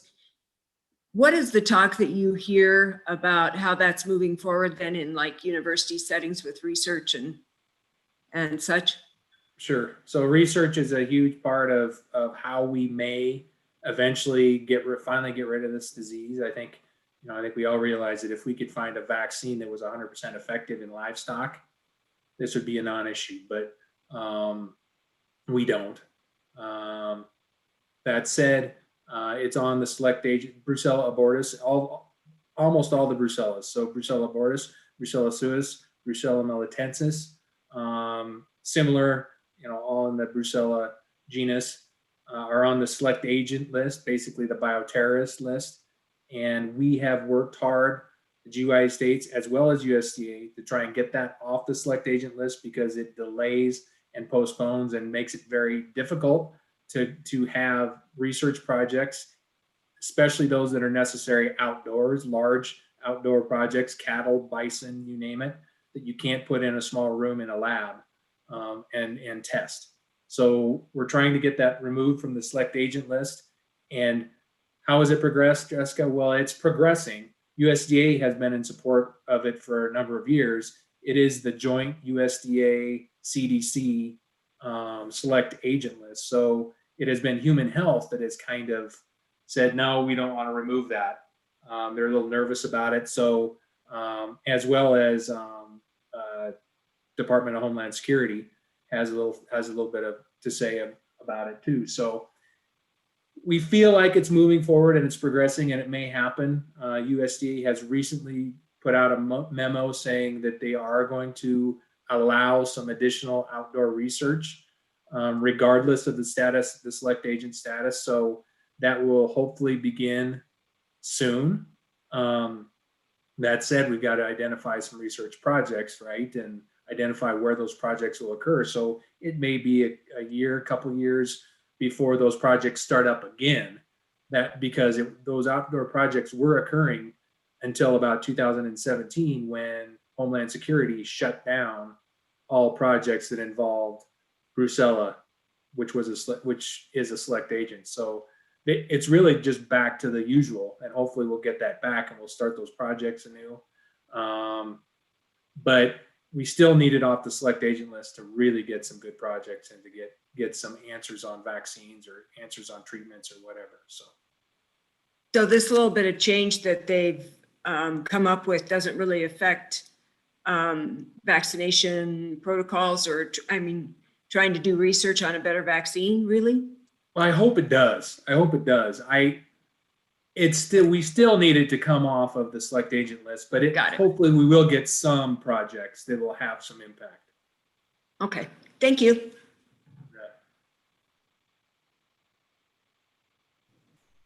I saw that Kevin had unmuted a minute ago. Kevin Koss, do you have a question? I did. I was curious about fall calves that are shipped to a feedlot and then inevitably onto a packing facility. If there's any risk that way, I appreciate that question. That's a great question, Kevin. So brucellosis wise is not a risk in consumption. The bacteria is in the body, if you will, or in the blood for less than 24 hours is really what the research says. So, and then it's immediately confined to lymph nodes. So as long as you're not in lymph nodes or the uterus. So even in elk or in cattle, that's where birthing events, that's where that bacteria resides. So if you open up a uterus, you can certainly get that bacteria on you or on an open wound or splashed in your eyes. That's where abattoir workers or slaughter plant workers were at such risk. But consuming it, as long as you cook your meat, it's no different than anything else. Any bacteria on your meat, it's not a risk. Those calves, and that's a great point in that they should go to slaughter.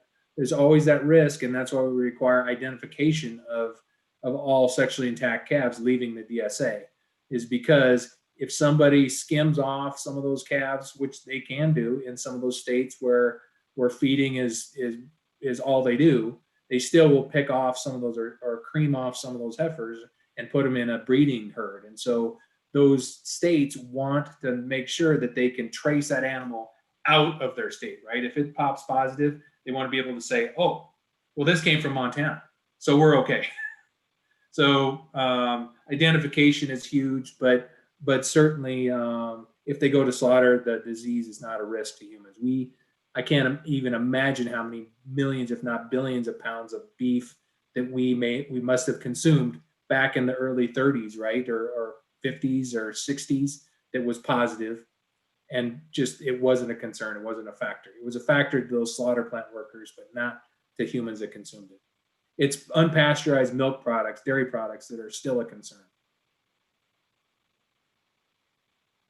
I'm sure I over answered your question, Kevin, but did I get to it?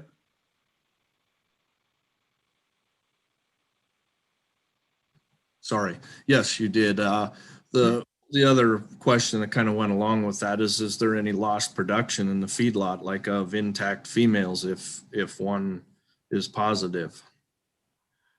No, I mean, the cost isn't necessarily to that buyer that is feeding that animal, because they're still productive, they still gain, but the cost is certainly to the seller if they sell a positive animal. That's where the quarantine comes in, and they can lose sales. A lot of folks that sell calves, and I'm sure some of the folks on this panel can attest, they sell their calves to the same place every darn year. And if they lose that sale because we find out their herd's positive, and then we have to tell the state of Nebraska, hey, you got to quarantine these heifers because they came out of a positive herd, that guy may not come back to him next year and buy those calves because she doesn't want to deal with quarantining those feeder heifers anymore. So that's that's a huge loss and can be a loss to producers in the state. So again, I hopefully answered your question there. I got a couple questions for you, Eric. First of all, do you know, and maybe Lindsay would be able to chime in a little more information, but what are some of the steps FWP has taken to try to limit that interaction of those, high abortion months of March, April, May? Is it simply just trying to keep them out of the calving grounds? And then two, what that first map you showed in your presentation of, I think it was 1980, where the widespread of quarantined herds, what was the cause for that? And now so much more of the focus is on the GYA. Is it because we've just eradicated it from that? And how was it so widespread throughout the state, I guess, in 1980 versus now? So Lindsay, do you want to answer what FWP Commission is doing for elk and livestock producers, and I can answer that second part afterwards? Yeah, sure, Justin. So FWP has a brucellosis work plan that was developed with a citizens work group. I believe it began back in 2012. And so every year it goes back to the commission to get approved. And so we just got through the process of the commission adopting the work plan for 2021. And basically what is within the work plan is a stepwise implementation of tools first, followed by lethal tools. And so those non-lethal tools include things like stackyard fencing, other fencing projects, hazing of elk, and that's during those critical times. And then if they move into the lethal tools, then those include kill permits, basically, and different forms of those permits issued if it gets to that step. And so there's a lot more detail to that. That's just a brief overview, and that's available on our webpage as well. Did that answer that portion? Okay, so now back to Eric. Yeah, so as far as that map was concerned, yeah, brucellosis was widespread in the livestock industry, and I imagine every state that has a fair amount of cattle looked very similar to that. So it was intra-herd transmission, it was transmission from cattle to cattle, and people buying positive animals, throwing them in with their own herds, and then they were infected. That was back when we were trying to eradicate the disease from the US, which was eventually successful. Eradicate the disease from livestock in the US, which was eventually successful. And so in Montana, there were a huge number of herds that were positive in the state. And then we eventually eradicated the disease, or got our class-free status, basically. So eradicated it in livestock, got our first class-free status in 1985. So in 1985, we did not have a positive herd in the state. And then we held that class-free status until 2007, when we found 2 positive herds. Actually, it ended up being 2008, but 2007 found a positive herd. found another positive herd in 2008 and lost class-free status because we had 2 within a 24-month period. So that's how we lost that class-free status. But now we have come to realize that these transmissions really are not cattle to cattle anymore, because the nation's cattle herd and the state's cattle herd is basically free of the disease. But what we see is periodic transmissions. You know, a heifer goes out and eats up an abortion from an elk in areas where there's positive elk. So we've narrowed that area of concern, if you will, down to that portion, basically, around Yellowstone National Park, the DSA, where we focus on testing and identification and vaccination, so on and so forth. Does that answer your question, Justin? Well, and I'm going to add in there, Justin, that the reason why they eradicated it was because they depopulated every herd that had it. That was the requirement from USDA. So there was a huge depopulation and indemnification program with USDA. And so it wasn't even a test out protocol. It was basically, if you had it, you had to indemnify or depopulate your herd. And that even happened in 07 and 08. And so it wasn't until after we lost our class-free status that they started, having discussions about what was the point in, giving these producers money to rebuild again if their risk situation was the same. And so some of the rules then changed, but that's the way they eradicated it in the state, was to just kill everything. And I'd add, and that's Dreska is right. I mean, depopulation was what they used as a tool for the program. That ended in 2010, but that said, those herds were heavily infected as well. And heavily infected herds that are transmitting it to each other within that herd are very difficult to clean up. Very difficult to clean up. And so starting over again was their method. Just putting everything in the ground and starting over again was their method to try and get back to free in that herd. So it was that was one of the reasons for depopulation. It wasn't just you find 1 out of 100 or 1 out of 1,000, you kill them all. There was still some test out, but not in Montana, not in 7 and 8, like Dreska mentioned. So anyway. Lindsay, do you know what the prevalence rate is in the GYA for brucellosis in our elk herd? So Justin, I do not have that information right in front of me, but that information does exist. Kelly and Jennifer are both on. They might have it handy. So we can probably get it for you by the end of the meeting today, because they do estimate it based on those elk captures that Eric was talking about. And it varies across hunting districts, but we do have that information. So we will get that gathered up and show you before the end of the meeting. Okay. Lindsay, if you let me share my screen really quick, I can just show you the map. It's quite variable. Yeah. Yep. Go for it, Justin. You should be able Can to. you take the Florida gator off of there, though? Sorry, that doesn't come off. I tried, Eric. Sorry about that.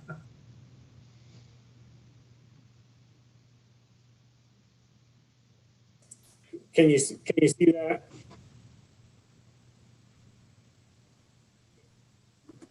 So there's basically the top map shows the seroprevalence rates, and the bottom map sample sizes. So it's quite variable throughout the designated surveillance area. Seroprevalence being highest in the Madison Paradise Valleys.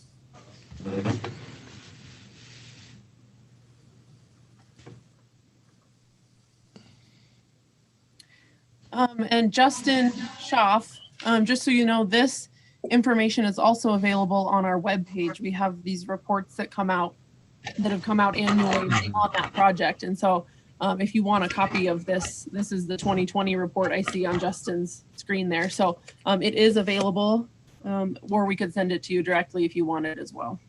Yeah, I can find it. Justin, is it safe to assume that we don't have the tools available to try to lower that prevalence rate? It's strictly, you'll try to mitigate it through the agriculture side of trying to increase that buffer zone. Is that correct? Yes and no. I guess the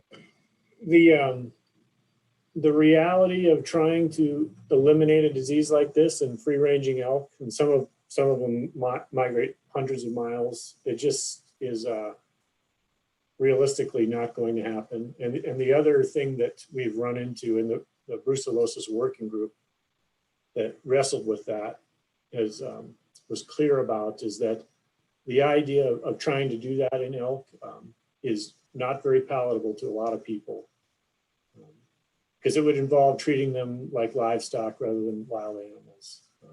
And so there, in addition to logistical realities, there's a lot of social conflict that would be created by that, by trying to do that, which is why we are, why the working group recommended practices. We limit our practices to separating livestock and elk during the risk period,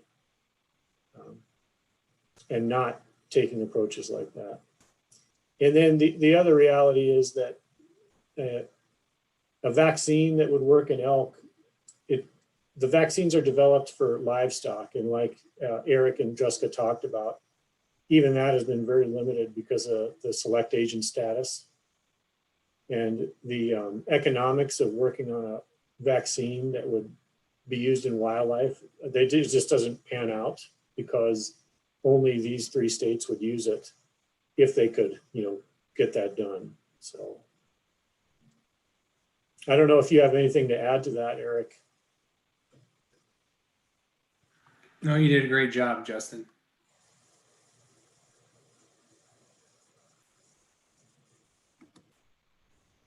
Okay, I'm back to where I can see everybody now. We are past our time that was allotted for this brucellosis topic, but it did seem like we had quite a bit of discussion surrounding that, so that was great. We're going to move on for now, but we can certainly talk more about brucellosis in the future as well. So next, we have Kelly Proffitt.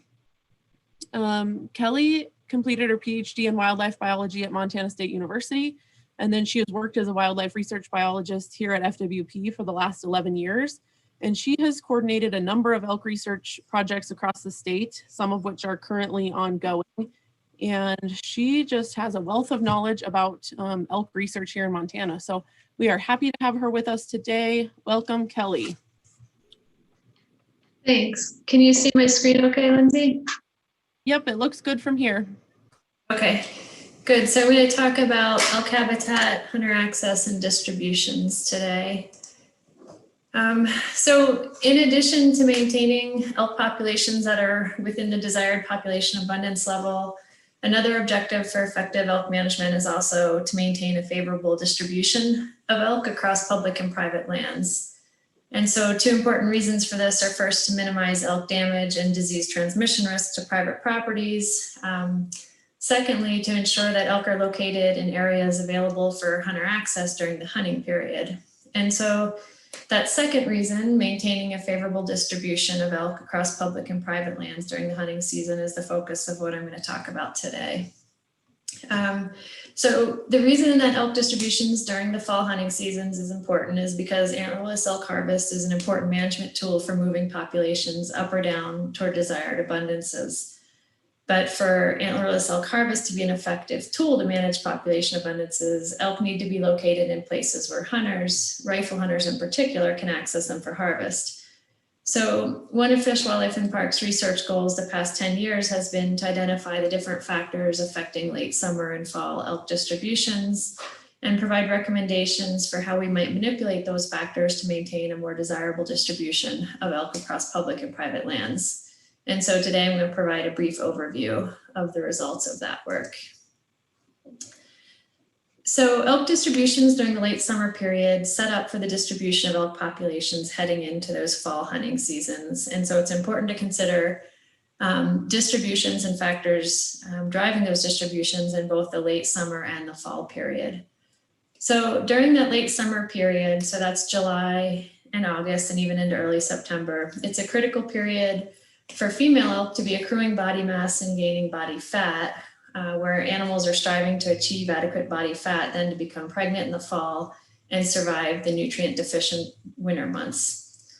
So additionally, during this late summer period, the physiological demands are high as the females are still incurring the energetic cost of lactation, and forage is phenologically progressing and entering into the senescent stages where the quality of that forage can be dropping below maintenance levels required for the females to support those lactation costs, while also accruing body fat to sustain pregnancy and survive the winter. So during this critical period, elk distributions are strongly influenced by nutrition and the distribution of nutrition across the landscape. So one of our research goals is to then understand the factors that affect that landscape of nutrition and try and understand how that might be manipulated to influence elk distributions.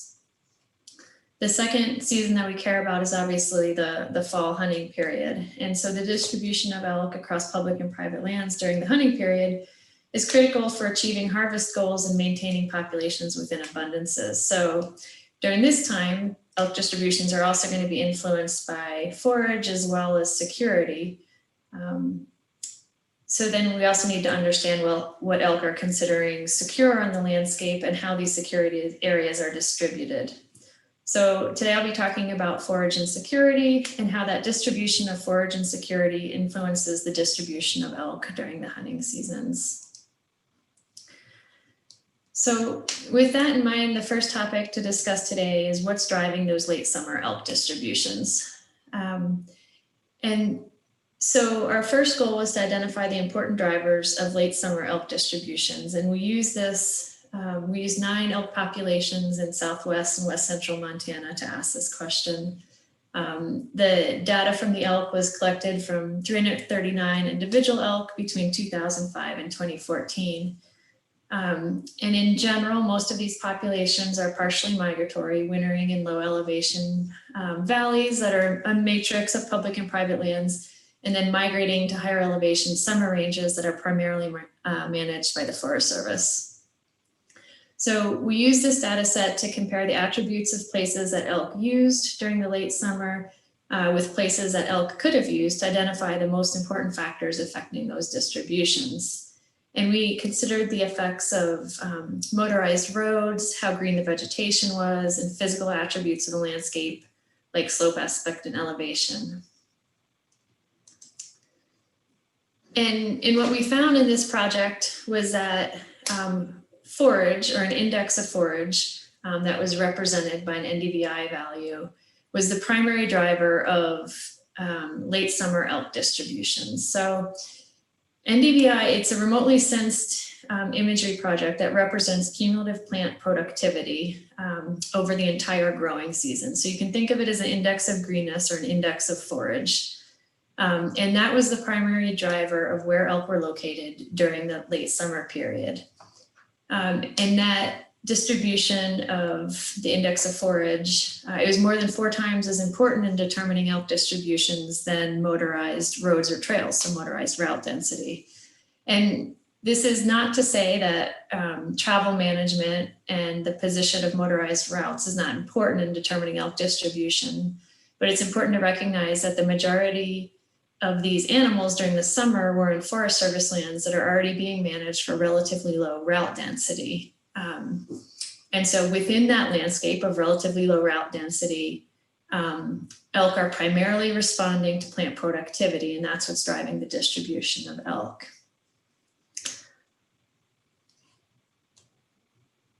So with that in mind, and sort of recognizing the importance of forage then in driving these late summer distributions, that's going to be where elk are starting the hunting season.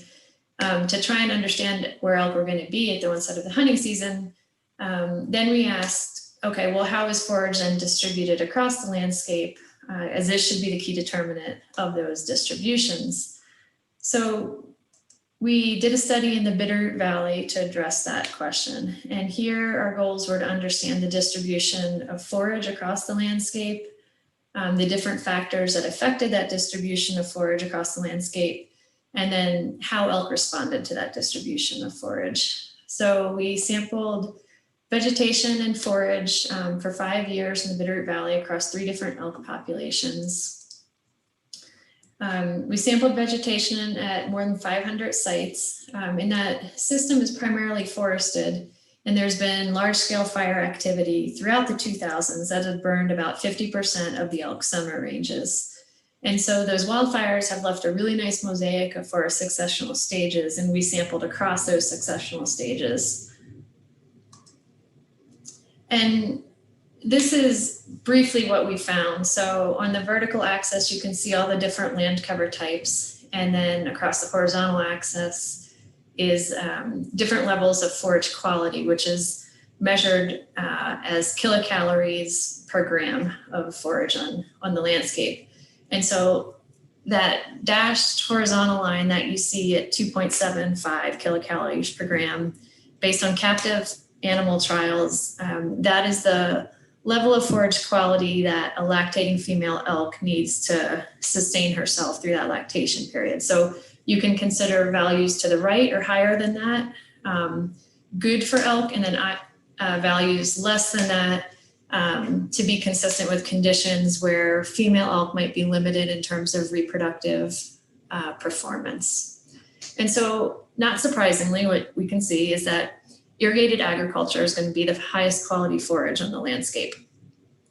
But we can also see that dry forests that have recently experienced disturbances from fire, whether that be wildfire or prescribed fire, they also have very good quality nutrition available for elk that's fairly similar to what you'd see in an irrigated agricultural field.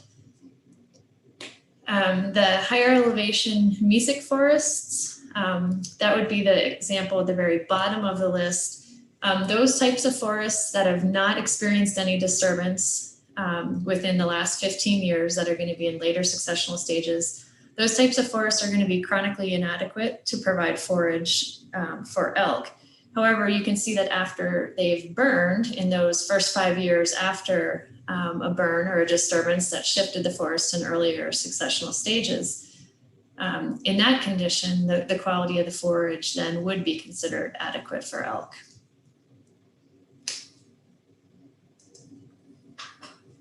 So given that distribution of forage across the landscape, we then asked how are elk responding to this? And so what we did is we took our sample of collared elk in these three populations and we classified them as migrant animals, mixed migrant animals, or resident animals. And then we stepped them through the landscape of nutrition that was available to them during this late summer period. So from July 15th to September 1st.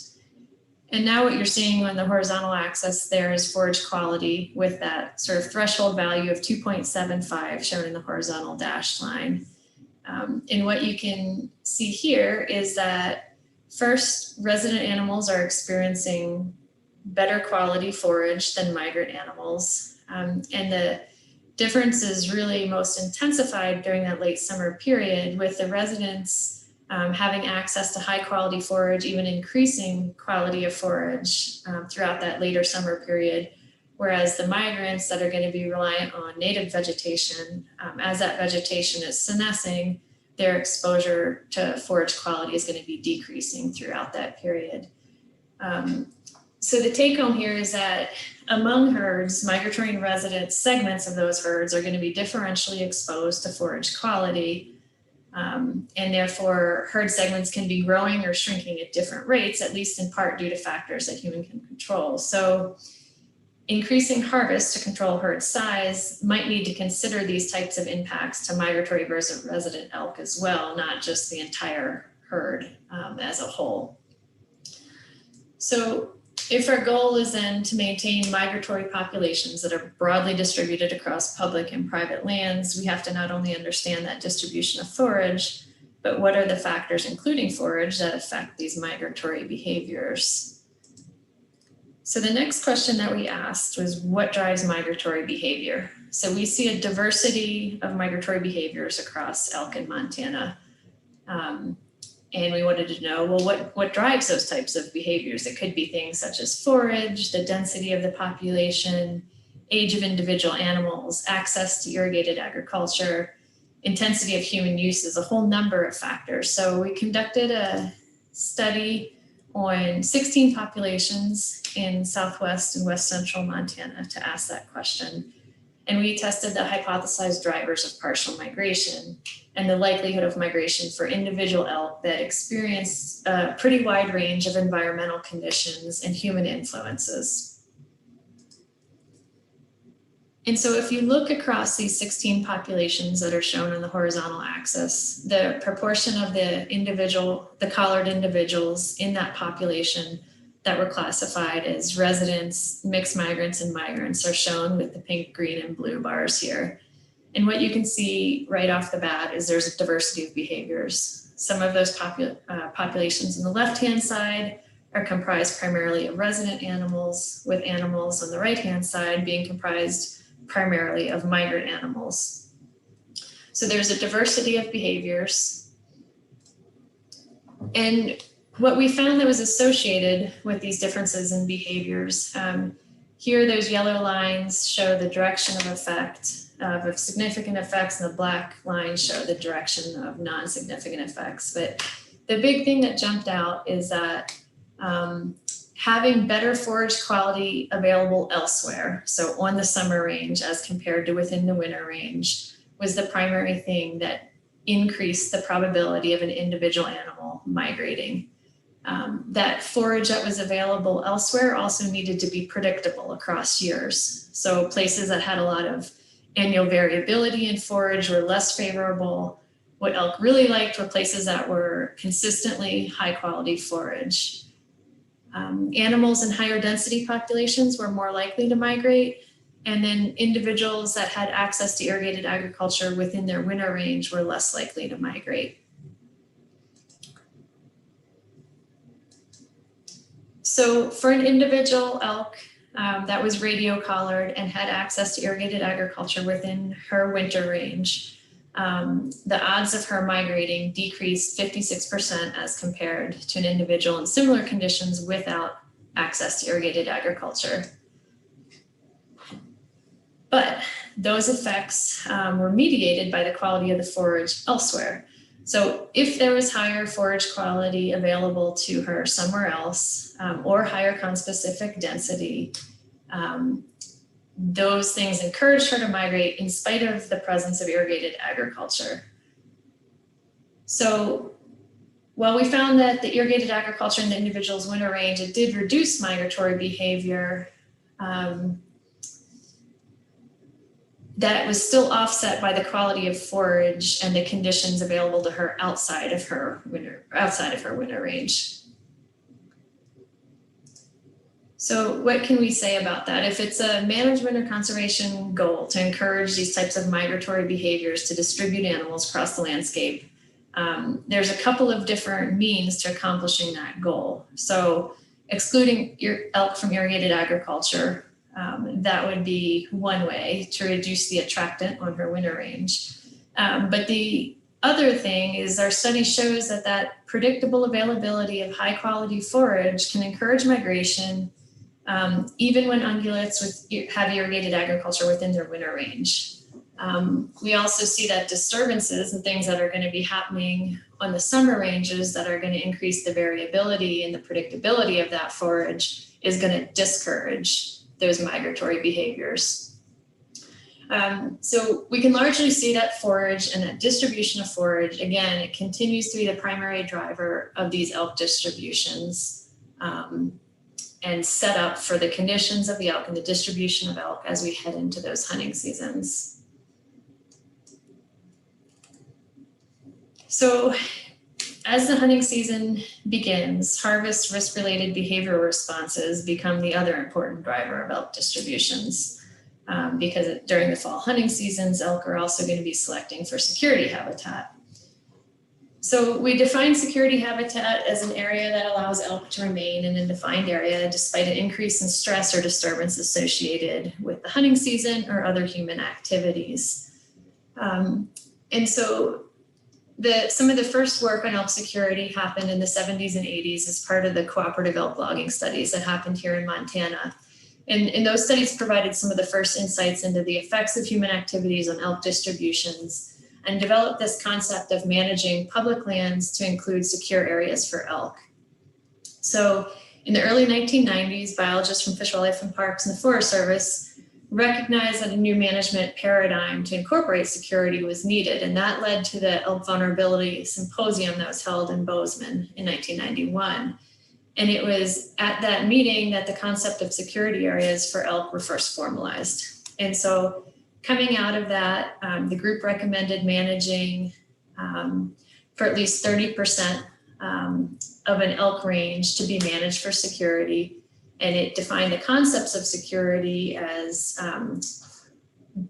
forested blocks of approximately 250 acres in size with similar canopy cover that were located at least half miles from the nearest motorized route. And the objective of managing for these types of security areas was to provide reasonable levels of bull elk survival, as well as hunter opportunity during the rifle season, and minimize that displacement of elk in response to humans. So those security concepts have been applied on the public lands here in Montana for the last 30 years. But within that last 30-year timeframe, there's been several other important things that have happened. And so first, as Kevin talked about earlier, our current hunter pressure is higher, particularly during the archery season as compared to the 1990s. Second, elk in many areas have learned to seek a different form of security by seeking refuge on private properties that restrict hunter access and have a relatively lower level of risk as compared to the public lands. And third, our management goals in some areas have changed. And so while maintaining reasonable levels of bull elk survival and hunter opportunity remains important objectives, in many areas, it's also an objective to allow for antlerless elk harvest in efforts to reduce elk survival and population level growth rates. So we're in a slightly different position than when these security concepts were first developed. So we conducted a study under current conditions to identify the important factors that are affecting these fall elk distributions in efforts to refine some of those security definitions and provide recommendations for security standards under these current conditions that I just described. And again, we work in these same populations in Southwest and West Central Montana to ask that question. And so what we found is that hunter access is the primary driver of fall elk distributions. And so we defined hunter access as either freely available to public hunting opportunities, so those were public lands or lands enrolled in the block management program, versus private lands that have varying level of restrictions on hunter access. And across the board in all the populations, we found that hunter access was far more important than any other covariates, including security habitat or motorized routes, in determining the types of places that elk use during the fall hunting seasons. And so the types of places that elk use during the fall hunting seasons are what we think elk are considering secure and telling us they consider secure. So based on those locations, then we could make some recommendations for the types of areas that elk are using for security, and try and work with our public land partners to get some of those recommendations incorporated into their habitat management programs. And so what we see is that, as opposed to the previous recommendation for managing security as areas more than half mile away from a motorized route, elk tended to be using areas that were 0.95 to 1.7 miles away from motorized routes for security. The other thing that we could see is that while elk did select for areas with canopy cover, they didn't need a really dense canopy cover. About 13% or greater tended to be the types of canopy cover that they were selecting for. So these recommendations in terms of proximity to roads are going to be more stringent than the previous recommendations. We could also, across all these populations, clearly see an effect of hunter effort. And so hunter effort, which is came from the harvest statistics that you heard about earlier today, the number of user days per hunt district per hunting season, we found that hunter effort affected the magnitude of elk responses to motorized routes. So in places with higher hunter effort, we tended to see elk responded more strongly to roads versus areas where there was less hunter pressure. And so the best and the most fair interpretation of that is that there's two alternate ways to increase security. So we can increase security, or we can consider managing hunter effort, because those two things were closely tied. And so managing hunter effort isn't a very popular idea, but in fairly interpreting the data set, we also need to consider the effect of higher hunter effort on elk behaviors. And so hunter effort in Montana has increased, particularly during archery season, and hunters are eliciting these risk-related behavioral changes for elk, and we need to consider this. One way to do that would be to consider more stringent security requirements for areas that are experiencing higher hunter effort as a way to offset the effect of higher hunter effort. The last important piece to come out of this analysis was that motorized routes and hunter access were important in both the archery and the rifle season. So the previous security concepts, they applied to the rifle hunting season, and they were developed in a time that most hunter effort occurred during that rifle hunting season. The figure on the bottom right here is showing the increase in archery stamp sales from 1950 to 2010.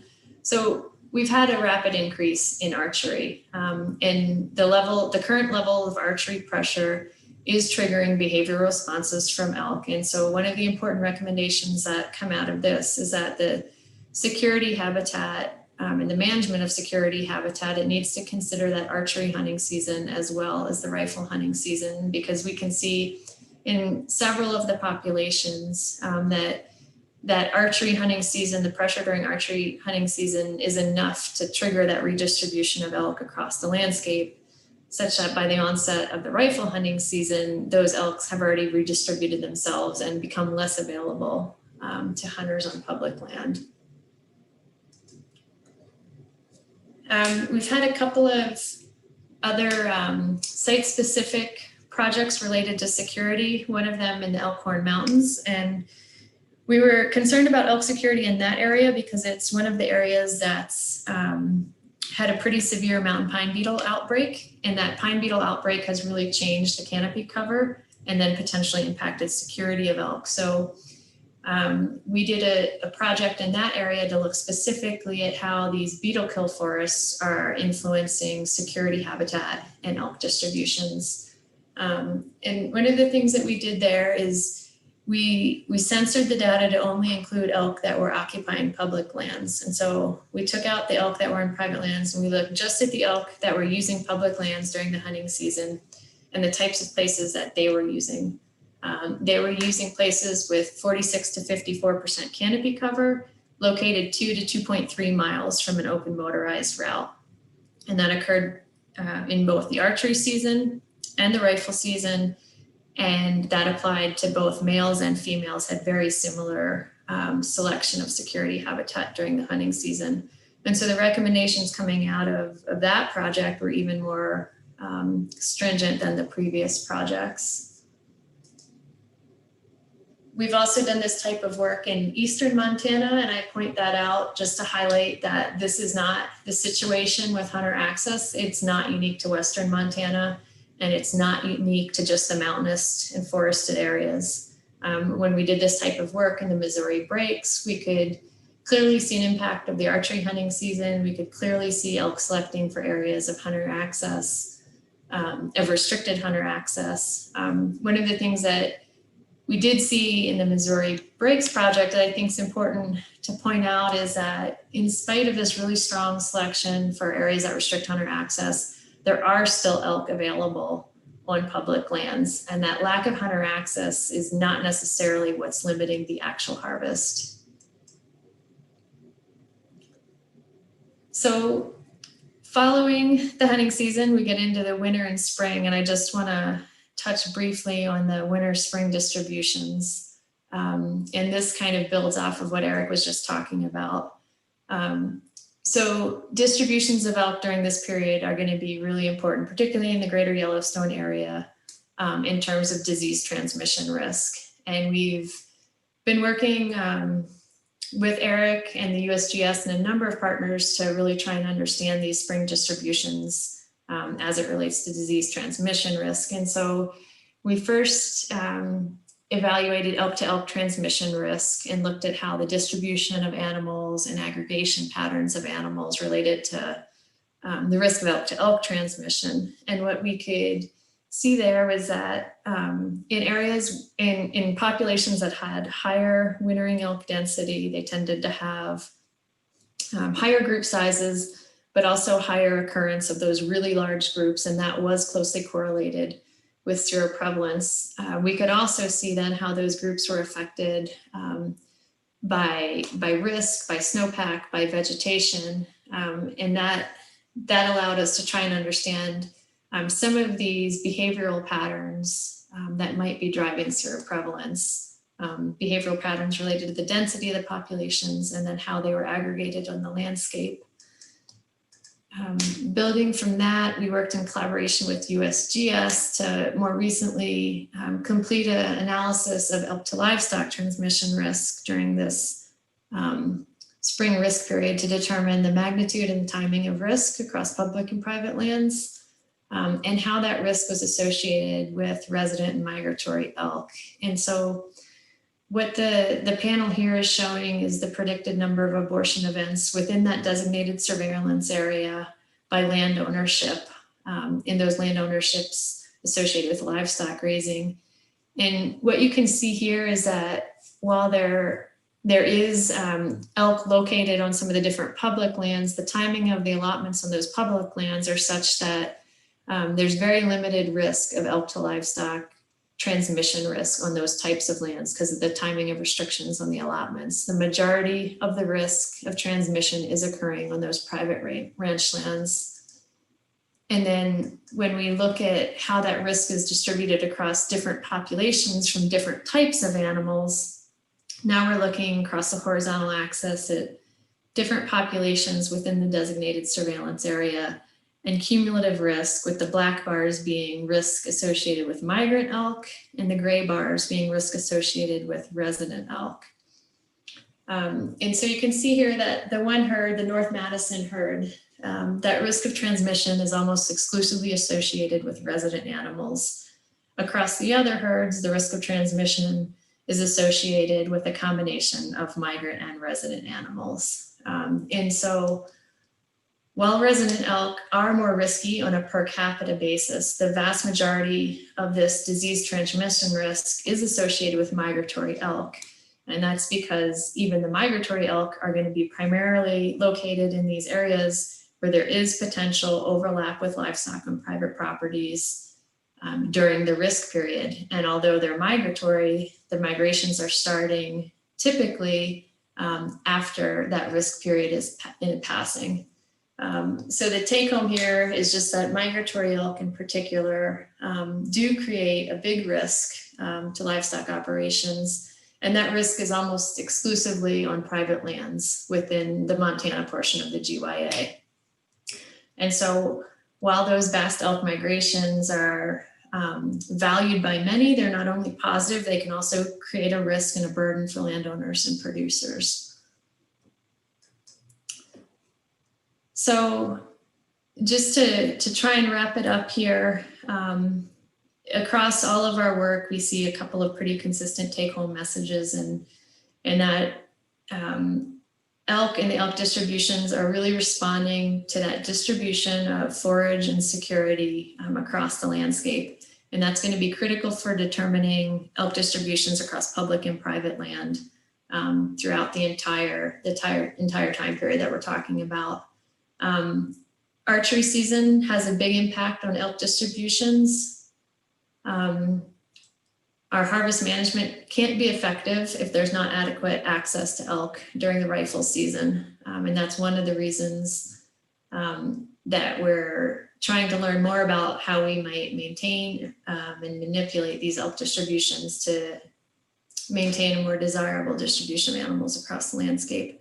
The other thing that we very clearly see across all of these studies is the landscapes of nutrition, the landscape of security, the landscape of hunter access and harvest risk. It's really variable across all the different landscapes. And what that's going to mean is that variable and different management approaches are going to be needed in different areas that have different types of landscapes. So that is all I have. And I will end this and take any questions.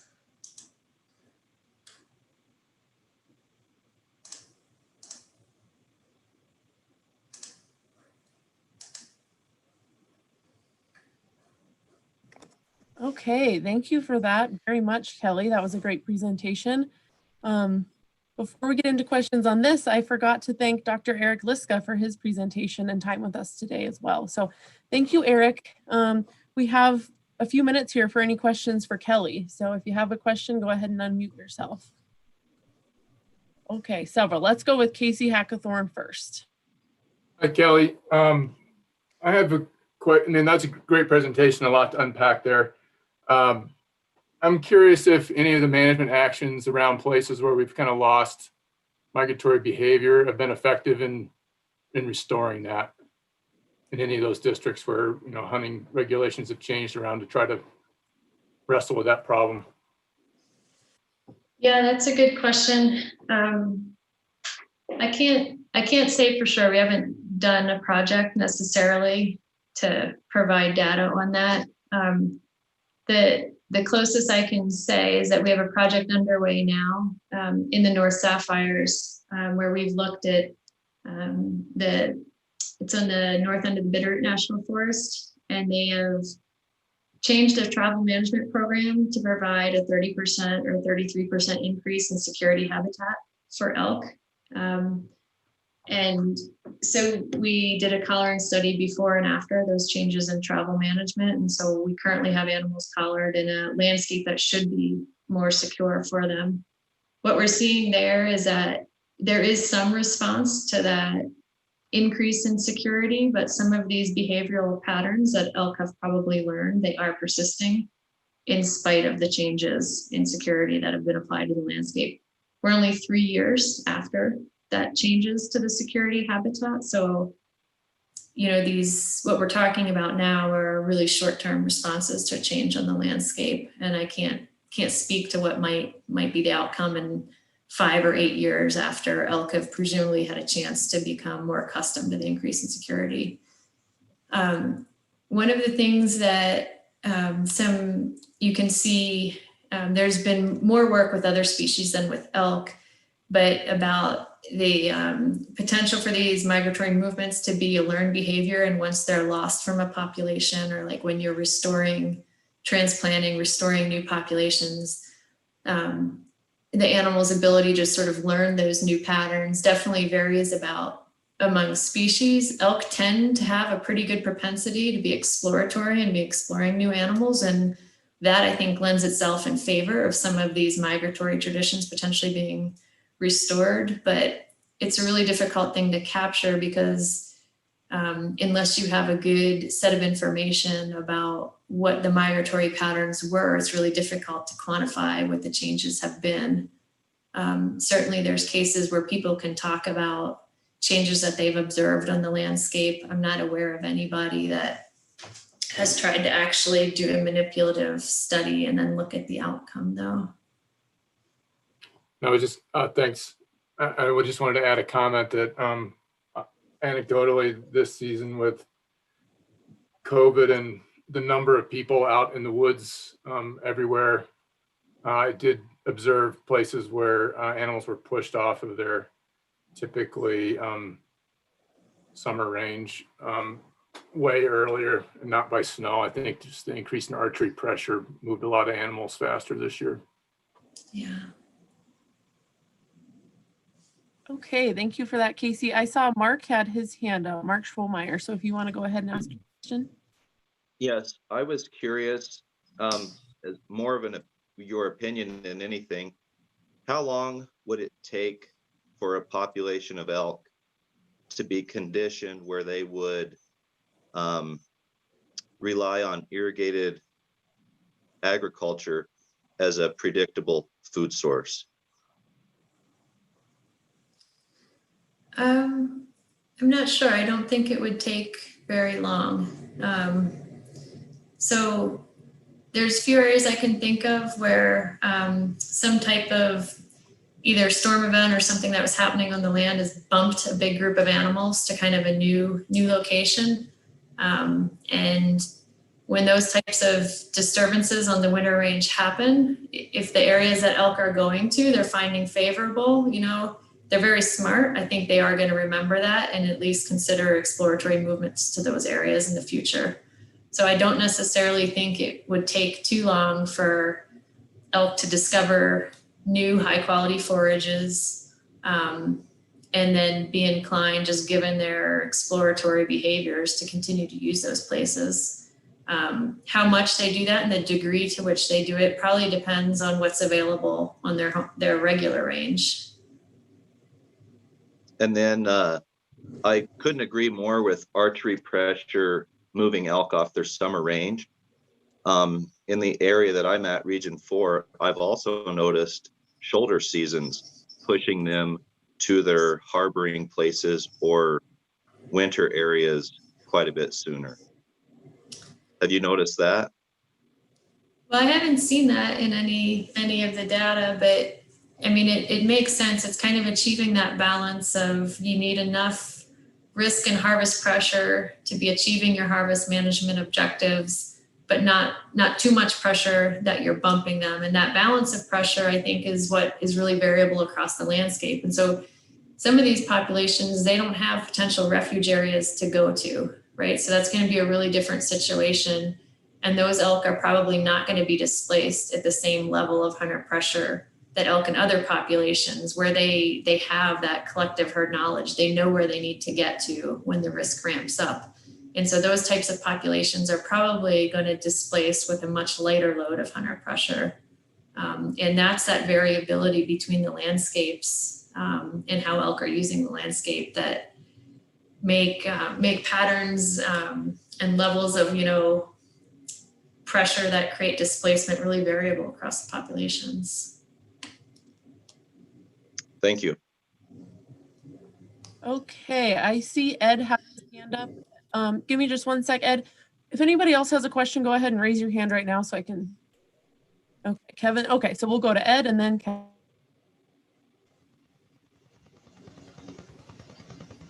Yeah, I guess I'm, can you hear me? Yeah.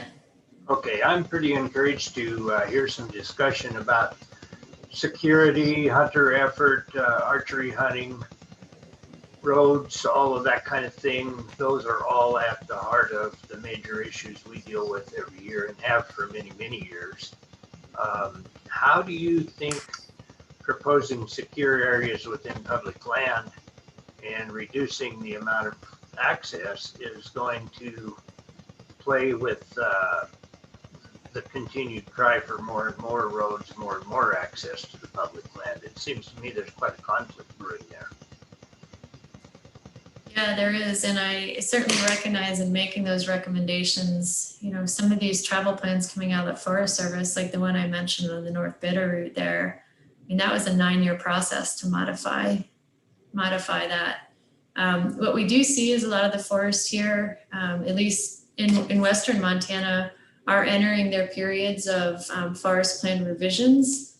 And as the forests are going through those revisions, I think our best chance is good communication between the agencies and trying to work with the public land managers to be strategic and where those security areas are. So it might be possible to sort of maintain the present road density, but manage it in a different type of area such that the way that those roads are overlapping with the core elk ranges is a little bit different, and we can increase security without an overall major change in elk density.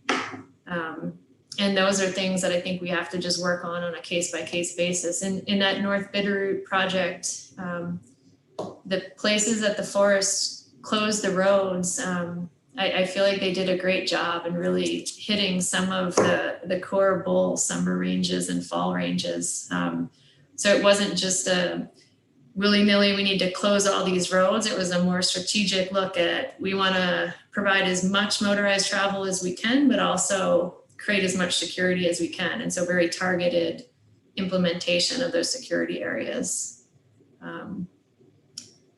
again, I know it's another big controversial issue, and it's pretty easy for me as somebody in Fish, Wildlife and Parks to say, oh, closing the roads would be great for elk, because that's just a pretty easy thing to say, but I realize it's not an easy thing to do. But I do think that working together and sort of redistributing roads and having more targeted closures just in the key elk areas might be a more palatable approach than just throwing out the closure roads comment.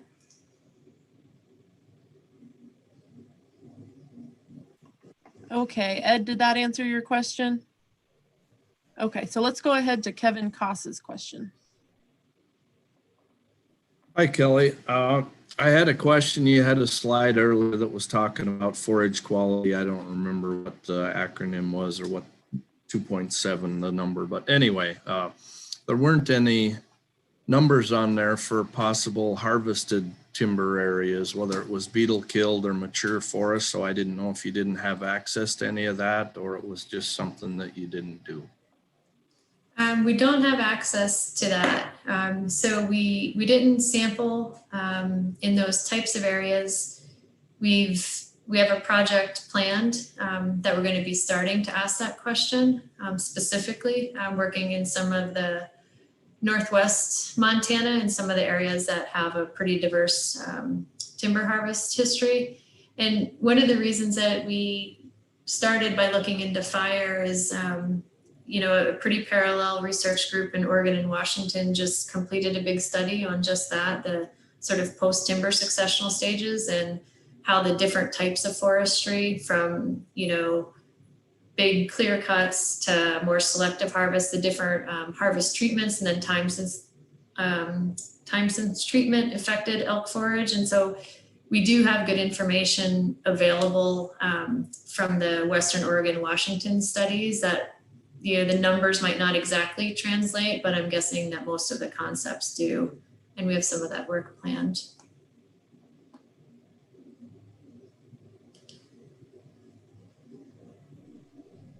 There's time for one more question, Lindsay.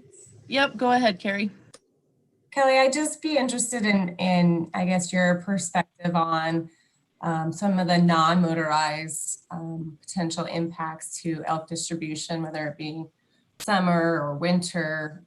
There's just note of, we're observing so many more people out in the forests and on our public lands these days, and there may not be data to kind of back this up, but I know there's a lot of research going on right now, and I'm kind of just curious on your perspective of that. Yeah, I think elk, they respond to human activity, and there are some places, especially some places close to the, more popular outdoor recreation areas here in Montana, that animals probably are impacted by recreation. But I also think that we haven't seen any, in our collar data, we haven't seen any big displacement. We're starting to look now more carefully at the impacts of recreation. And so we have a project that's a collaboration with University of Montana and Colorado Parks and Wildlife. And we have a study area here in Montana in the Ruby Mountains. And then they have two in pretty high traffic recreation areas in Western Colorado. And so we're working on a project about that right now. I don't know what we'll find, but I'm guessing there are some impacts. But when I look to the places that we've collared animals now, even the places very close to Missoula and close to Montana, we haven't really seen any cases of widespread displacement in the summer, but we do see some increases in residency behavior in some of these areas, and some of that might be related to displacement and sort of disturbance on some of the migratory ranges. So I think it's something to watch for. And yeah, we've started the elk project with Colorado that I mentioned, and we're actually going to be starting a project related to recreational effects on mountain goats as well here this year.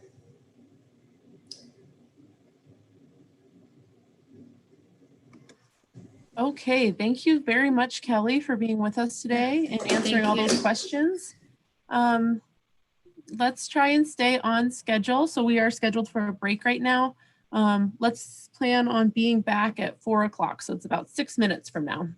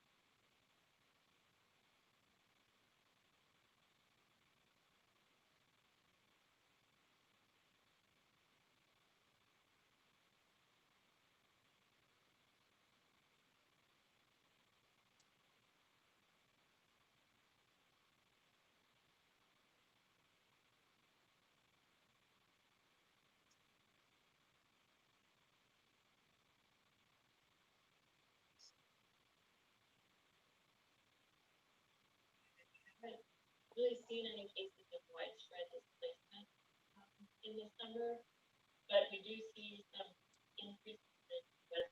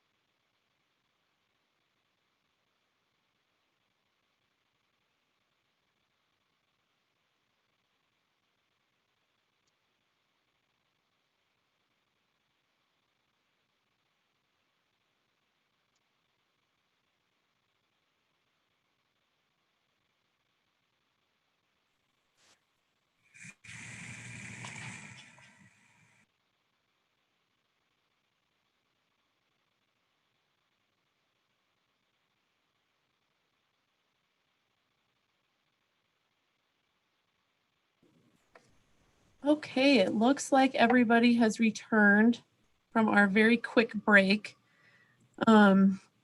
We are now drawing towards the end of a very long day, so thank you for hanging in there with us. We have one more presentation for today, and that is Justin Goody. So Justin introduced himself earlier today, and he will be with us throughout the rest of our meetings as well as a technical advisor. But today he is presenting for us. And so Justin has been the Wildlife Research and Technical Services Bureau Chief for the last 13 years. So in this capacity, he supervises the wildlife research, wildlife health, and wildlife biometrics program. So that includes harvest surveys, which you heard about earlier today.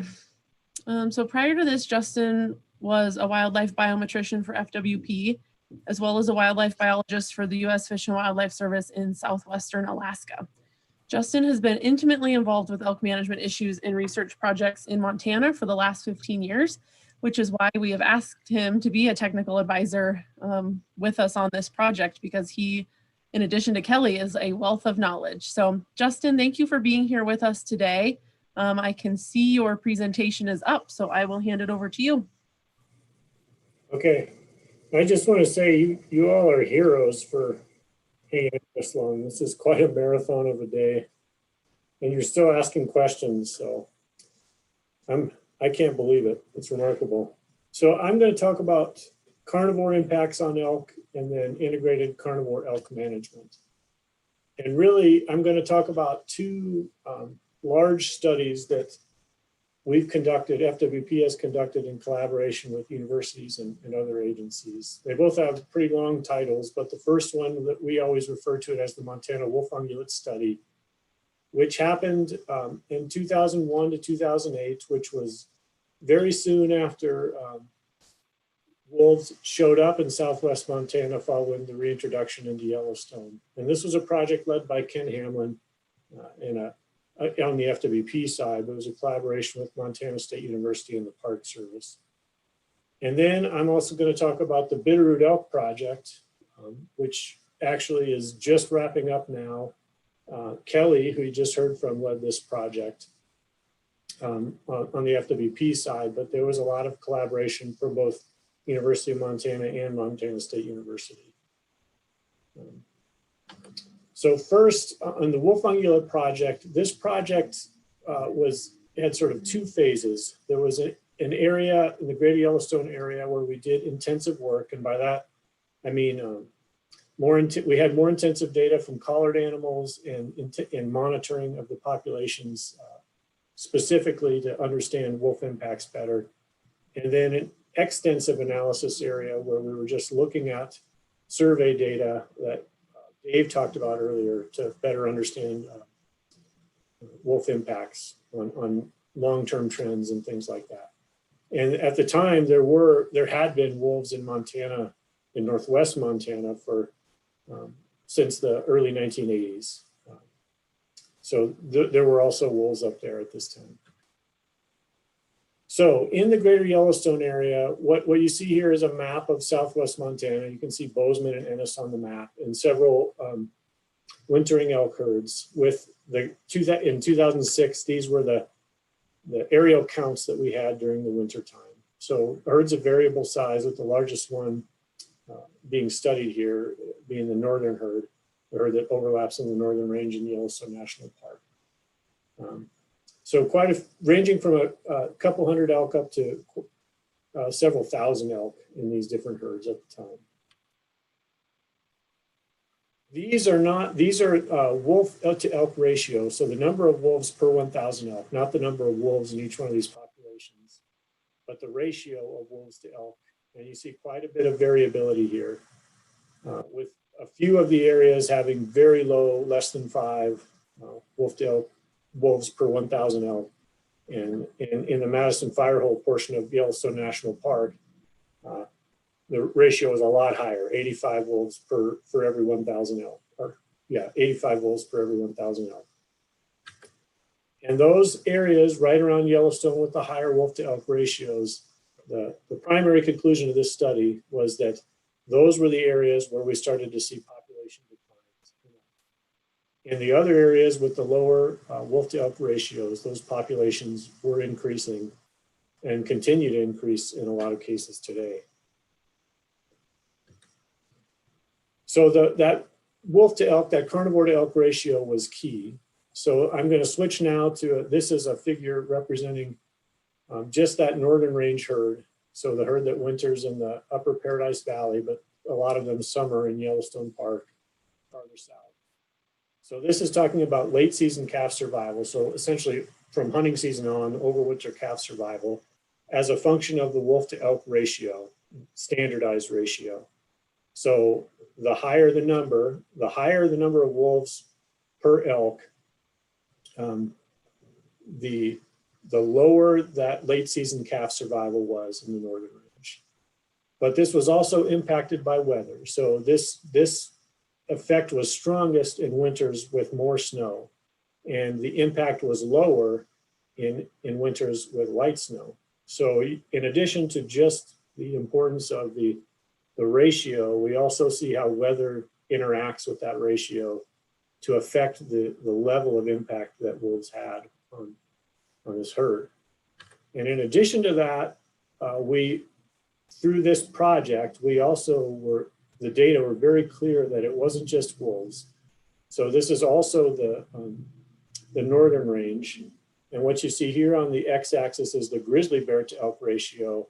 And on the y-axis is the early season calf survival, which is basically from birth up through hunting season. And you see the same thing, that's in areas that have more grizzly bears, in the years with more grizzly bears, the early season calf survival was lower. And this was also mediated by the weather. So the impact of grizzly bears was higher in years with more severe snow. So it's not just wolves, both the grizzly bears and wolves per elk was important, mediated by weather. So then when we zoom out to a lot of southwest Montana, which is what is displayed in this figure, a lot of the herds that I showed earlier, herds in years. When you look at the total ratio of wolves plus grizzly bears per 1,000 elk, what you see that over on the very left end of that graph, where the ratio was 0, in some years we saw much higher calf per 100 cow ratios in the springtime. There's a lot of variability there, But as you move further right on this graph with higher wolf and grizzly bear ratios, per elk ratios, those years of high recruitment essentially disappear. And we see some years with very low recruitment, like less than 10 calves per 100 cows in the spring. And then when we look even farther in terms of area of the state, that's what's displayed on this figure, and it's getting noisier and noisier. So what is displayed in blue here are the herds in years with lower wolf and grizzly bear ratios per 1,000 elk. And what's displayed in red are the areas and years with higher wolf and grizzly bear ratios. And on the x-axis is the drought index, again, so accounting for the mediated impact of weather. You see that the main point of this graph is that from the most dry to the most wet year, we would expect to see an increase in 6 calves per 100 cows in the spring. In an area going from an area with high predation or high predator ratio to low predator ratio, that has a much bigger impact. So an increase on average of 22 calves per 100 cows in the spring. So really the take-home message from this work in terms of population dynamic effects of wolves and grizzly bears on elk is that it's a total ratio of predators to prey. We could more clearly see impacts in places that had more large carnivores per elk. Another part of this project was focused on the impact that wolves have on elk distribution. And we had several studies about this in those different study areas I showed before. And we saw variable results. So we saw in some areas, it seemed like elk were aggregating into larger groups. And in some areas, the result was that wolf predation risk was causing disaggregation into smaller groups in more forested areas. There have been studies in some of the areas have shown that elk habitat selection has been affected. And then we've had some study results where the habitat selection patterns are exactly the same before and after wolves, or when considering wolf risks. We found some areas where displacement was clearly happening and some where it wasn't. Some areas elk were moving more and faster, and some areas where they weren't. Some places where migration patterns were changing, and of course those changes are wrapped up in everything that Kelly just talked about too. So there was no clarity that came out of all these studies, and there were several studies, all of which are published. There was no clarity in terms of the pattern of how elk distribution responds to wolves. So it seems like they respond differently based on the local conditions, the habitat types and forage they have available, the time of year, and the number of wolves.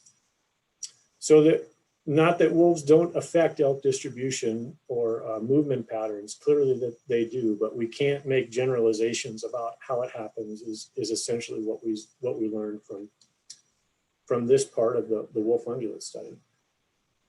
So with that, I'm going to move now and talk about the Bittered Elk project.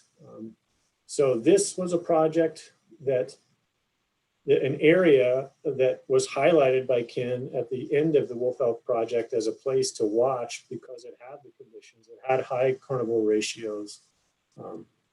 So we might see some impacts there. And of course, not long after wolves recolonized this area, we started to see population declines. We had the lowest recruitment on record, and this is one of our longest surveyed areas. So from 2011 to 2014, we placed GPS collars on cow elk, and we marked a lot of newborn calves. And again, we marked calves in December to supplement the sample size. And this occurred in the upper Bitterroot Valley, right on the border with Idaho, in hunting districts 250, 270, and 334. Based on all those marked animals, we got a bit of a surprise given the focus on wolves and bears that we had coming out of Ken Hamlin's study. And the surprise was that, so what you see here are the different mortality sources along the x-axis and the cumulative mortality rates in both the East Fork and the West Fork from each one of those sources. We had a lot of unknown mortalities, and we knew it was predation, but we couldn't figure out which predator. We had a lot of those. But overall, the primary mortality source in terms of carnivores was mountain lions, which we just didn't expect from having done so much work in Southwest Montana. So since this result, Idaho recently published a paper that's the largest. Idaho Fish and Game scientists published a paper with the largest elk monitoring data set ever in any study. They've collared thousands of elk. And they found the same thing, that mountain lions are actually the leading cause, the leading predation-related cause of mortality for elk, not only in the Upper Bitterroot, but in all of Idaho. So the result has been confirmed by that study as well. But as a result of that finding, the focus of the Bitterroot project was expanded to look at the effect of reducing mountain lion density on elk population dynamics. So in 2012, the Fish and Wildlife Commission approved regulations in 3 watersheds in FWP Region 2. Those watersheds are in red on the map. So the Bitterroot and the Blackfoot and the Lower Clark Fork. Those areas had increased mountain lion quotas, female quotas especially, that were targeted to cause a 30% decline in mountain lion abundance over 3 years. And in the Upper Clark Fork in blue on the map, the regulations were designed to stabilize the mountain population during that time. So you'll see some gridded areas, both in the Upper Bitterroot and in Upper Clark Fork. So we established study areas with it. Those are represented by the gridded areas to look at what effect those regulations actually had on lion density and then in turn on elk population dynamics. So the finding is that in terms of mountain lion population responses, in the Bitterroot where the treatment happened, mountain lion populations were reduced by the treatment by about 30%, which was the target. In the Upper Clark Fork, which was targeted, which the regulations were intended to produce stable populations, the populations were essentially stable. So the treatment in terms of increased lion quotas intended to decrease the lion population, they had that effect. And because of the monitoring method that Kelly and her collaborators developed, we could actually look spatially on where that happened. And on the map here on the left, it actually, the hunting districts aren't on there, but you're looking at hunting district 250 on the bottom left side of that figure and 270 on the right. So the areas with darker blue saw a larger decrease in mountain lion populations.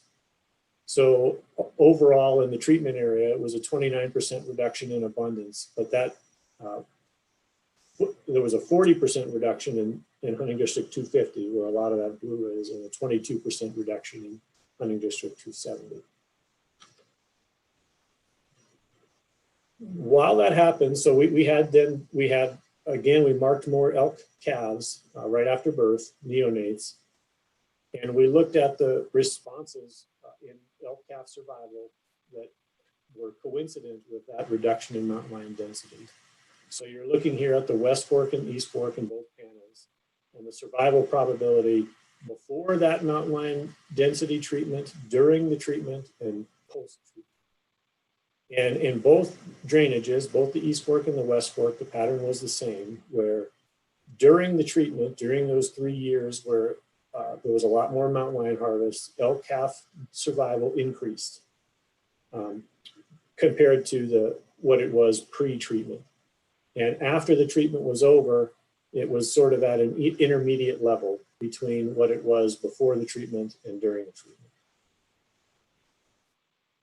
And that translated into an overall response in recruitment rate, the ratio of calves per cow at the end of the winter. So you're looking here at the the two hunting districts in the control area where lion density was not reduced, that's 210 and hunting district 210 and 216. So during the pre-treatment area and post-treatment area, recruitment rates there were essentially the same. And in the hunting district 250 and 270 recruitment ratios, the recruitment rate at considering the full year of calf survival, recruiting into the population, it increased quite a bit in hunting district 250, and it also increased in hunting district 270. But this was estimated, this is what was observed. So it doesn't account for the effect of weather. We needed to disentangle to be able to speak to the effect that the actual lion harvest treatment had. We needed to be able to disentangle the effects of weather. And we developed a population model for that. This is the same population model that Dave Mesmer talked about earlier today. So again, the increase in mountain lion harvest, it started in 2012. So that's the blank part on both of these panels. And you've on the top panel is the Bitterroot study area, which is where the lion density was reduced. And in the bottom panel is the Clark Fork study area where lion density was not reduced. And the recruitment rate in both of these areas increased. So what is shown on these figures is holding all of the weather conditions at their average level. So it's basically pulling out the effect of weather on the recruitment rate. So you see an increase in recruitment, even in the bottom panel. It slightly increased in 2013. It greatly increased in the top panel in the Bitterroot where lion density was reduced. And it was highest like right after the treatment started, and over time, as the treatment waned and harvest, when the regulations went back to a more similar to what they were before the increase in female lion harvest, that effect on recruitment rate of elk waned over time. So in the end of this time series, it was more similar to what it was prior to the increase in mountain lion harvest as the treatment. So with both of these studies, we learned some very useful results. So the wolf ungulate study, again, the predator-prey ratios were the key, and the total predator-to-prey ratios, not just the wolf-elk ratio. We also learned that wolves affect elk distribution in populations differently in different places. So there was not a one-size-fits-all effect that wolves had on ungulates. In some places, elk movements and behaviors changed, and in some places they didn't. And in some places, the elk populations declined, and in some places they didn't. And like I said, the other factors that have always driven elk populations continued to matter and sort of mediated the effects that wolves had and carnivores had on elk populations. The primary conclusions from the Bitterroot Elk Project are that mountain lions are also important predators. In fact, they killed more elk than either black bears or wolves in that area. And mountain lion harvest, which is under the control of the Fish and Wildlife Commission, it might be an effective tool for increasing elk recruitment. So the increased harvest rates on mountain lions over 2 years resulted in about a 30% reduction in lion abundance in those areas, which resulted in a short-term increase in elk calf recruitment and population growth. That effect was immediate once the harvest increased and the density was reduced, and it waned over time. So, and that's also an important lesson in terms of what kind of an effect we might expect to have on elk populations via manipulating lion harvest. And again, same message or same conclusion that we had as in the wolf ungulate study is that the effect size was mediated by weather and forage. It wasn't just we can't just expect that reducing carnivore density will cause an increase in elk, because if we have a series of bad winters or drought summers, we may not see an effect. Those things still matter. It isn't just carnivores. And that's all I have. So let me stop the share. And I'm willing to take any questions you have. And hopefully Kelly's still here too, because she might be able to answer your questions better than me. Thank you very much for that presentation, Justin. That was great. Do we have any questions for Justin? Physically raise your hand if you do.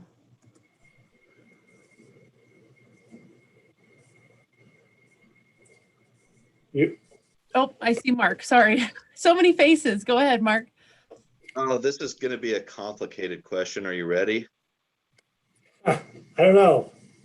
We'll see. So I feel mountain lions might get their kills taken away by wolves and grizzly bears. I don't think they can afford an injury to protect it. Have you done a survey or a study, I should say, or thought about wolves killing more on the years that the lions were less prevalent, meaning that they had to kill for their food rather than take it? And if there were less wolves and grizzly bears in the area, would the lions potentially have to kill less? I think I understand what you're asking, and there has been work in both the northern range of Yellowstone and in the Jackson Hole area in Wyoming, which what you're describing is the pattern that lions give up what they've killed when there's a conflict, when they come into conflict with wolves. I don't know the extent to which that actually happened. You know, maybe Kelly can speak to that. We didn't have the ability to say were lions killing more because they were losing their kills to wolves. So Kelly, I mean, what do you think about that in the Bitterroot?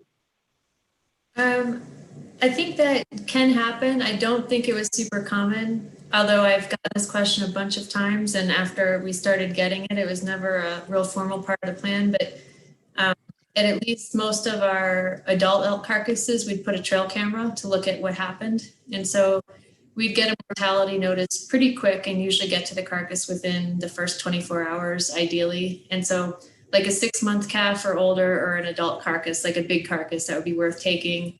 We put cameras at a bunch of those carcasses to look at any kind of stealing that was going on. And we definitely saw multiple carnivores using the same carcass.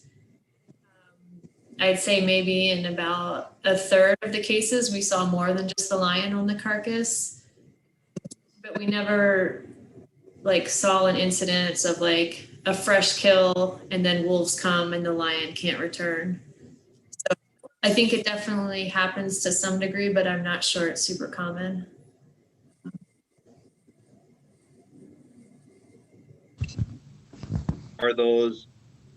Is that information published where a guy could go look and see how often? If the biomass is gone, then it's not there for the lion, forcing it to go kill again.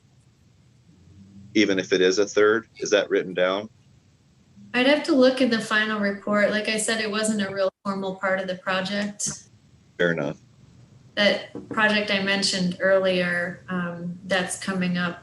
We do have that built in as an actual part where we, as part of our sampling, put the camera on each carcass and then document all of that. And we built that in because I've gotten that question so many times, and I think it is a good question. Thank you. Mark, the only other thing I would add to that, and I do think that the new study Kelly's talking about will have better estimates of how much it's actually happening in Northwest Montana, where there's a high lion density and a high wolf density.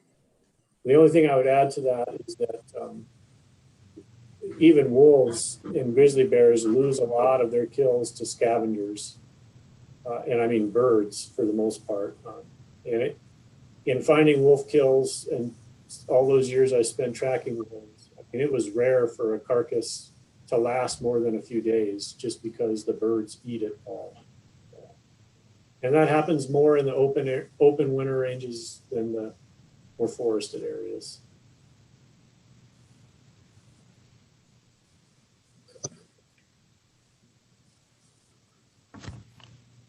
Any other questions for Justin? As Pat, I've got one. Go ahead, Pat.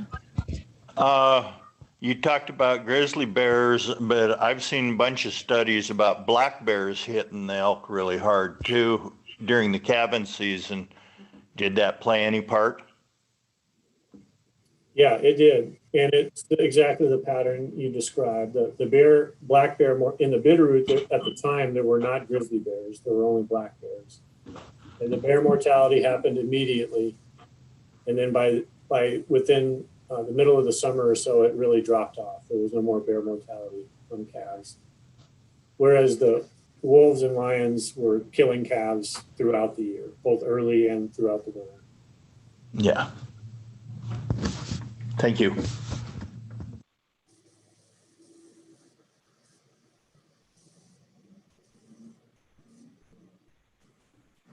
Okay, if anybody else has a question for Justin, just go ahead and unmute yourself. I know some of you don't have your cameras on. So if you have a question, anybody, I'm going to give you a minute here to unmute yourself and ask it.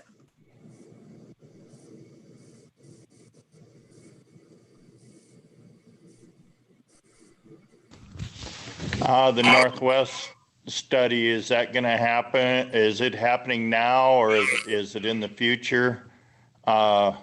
Is it going to take into clear up to the border, or is it just north of Missoula, or what? The study area is like the Pilgrim Creek, Thompson Falls area, so not up by Eureka. And it is in the future, and we're at the stage where we've got most of the funding identified and are trying to get the last of it together, and our hope is to start next winter, I think. All right. Thank you.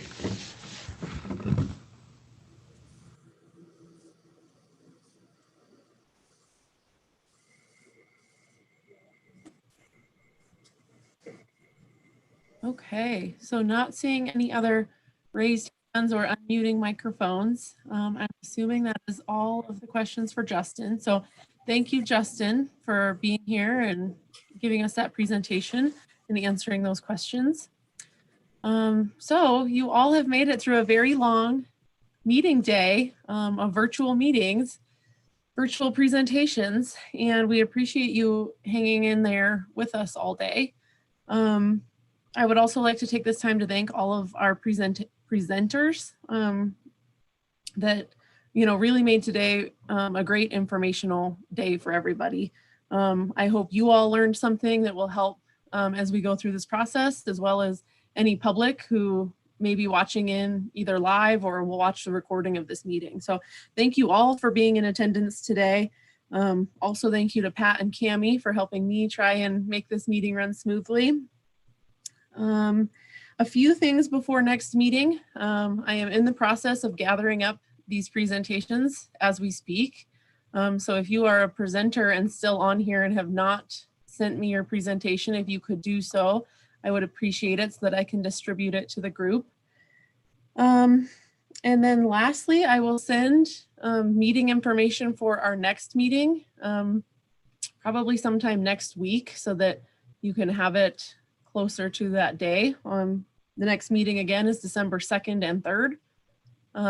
And to give you a little bit of preview of what to expect during that meeting, we do have a couple presentations in the very beginning, one from Idaho, one from Wyoming, and then one from here in Montana. Wyoming and Idaho are going to be discussing their elk management and how they make decisions regarding elk management in their states. And then here in Montana, we have combined forces to put together a presentation that somewhat outlines some of our sideboards, which is basically statutes or other policies that are already in place. And so just describing those things so that you have a better understanding of what is within our decision space as an agency to begin with. So with that, is there any lasting questions about this meeting, questions about last meeting before we hop off? Yeah, Casey, go ahead. Lindsay, I was curious if it's possible to get a little bit of a CWD update at some point. Yep. Are you talking about, you know, where we are in terms of CWD prevalence, sampling, that kind of information, or the CWD Sure. management plan? Yeah, just mostly how it affects elk and kind of where it is in the state and what the trends are. Yep, we have some of that incorporated into next meeting, and we can certainly beef it up a little bit to include more of that.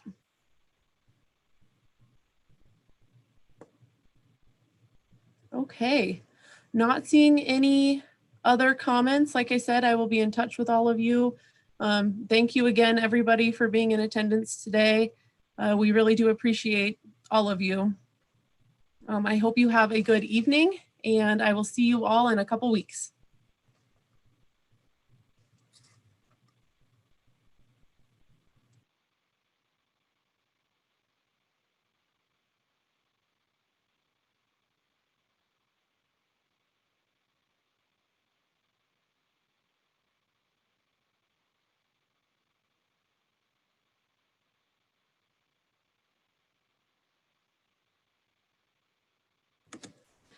Patrick, did that work out for you up there in Region 1? Oh, you must be muted again.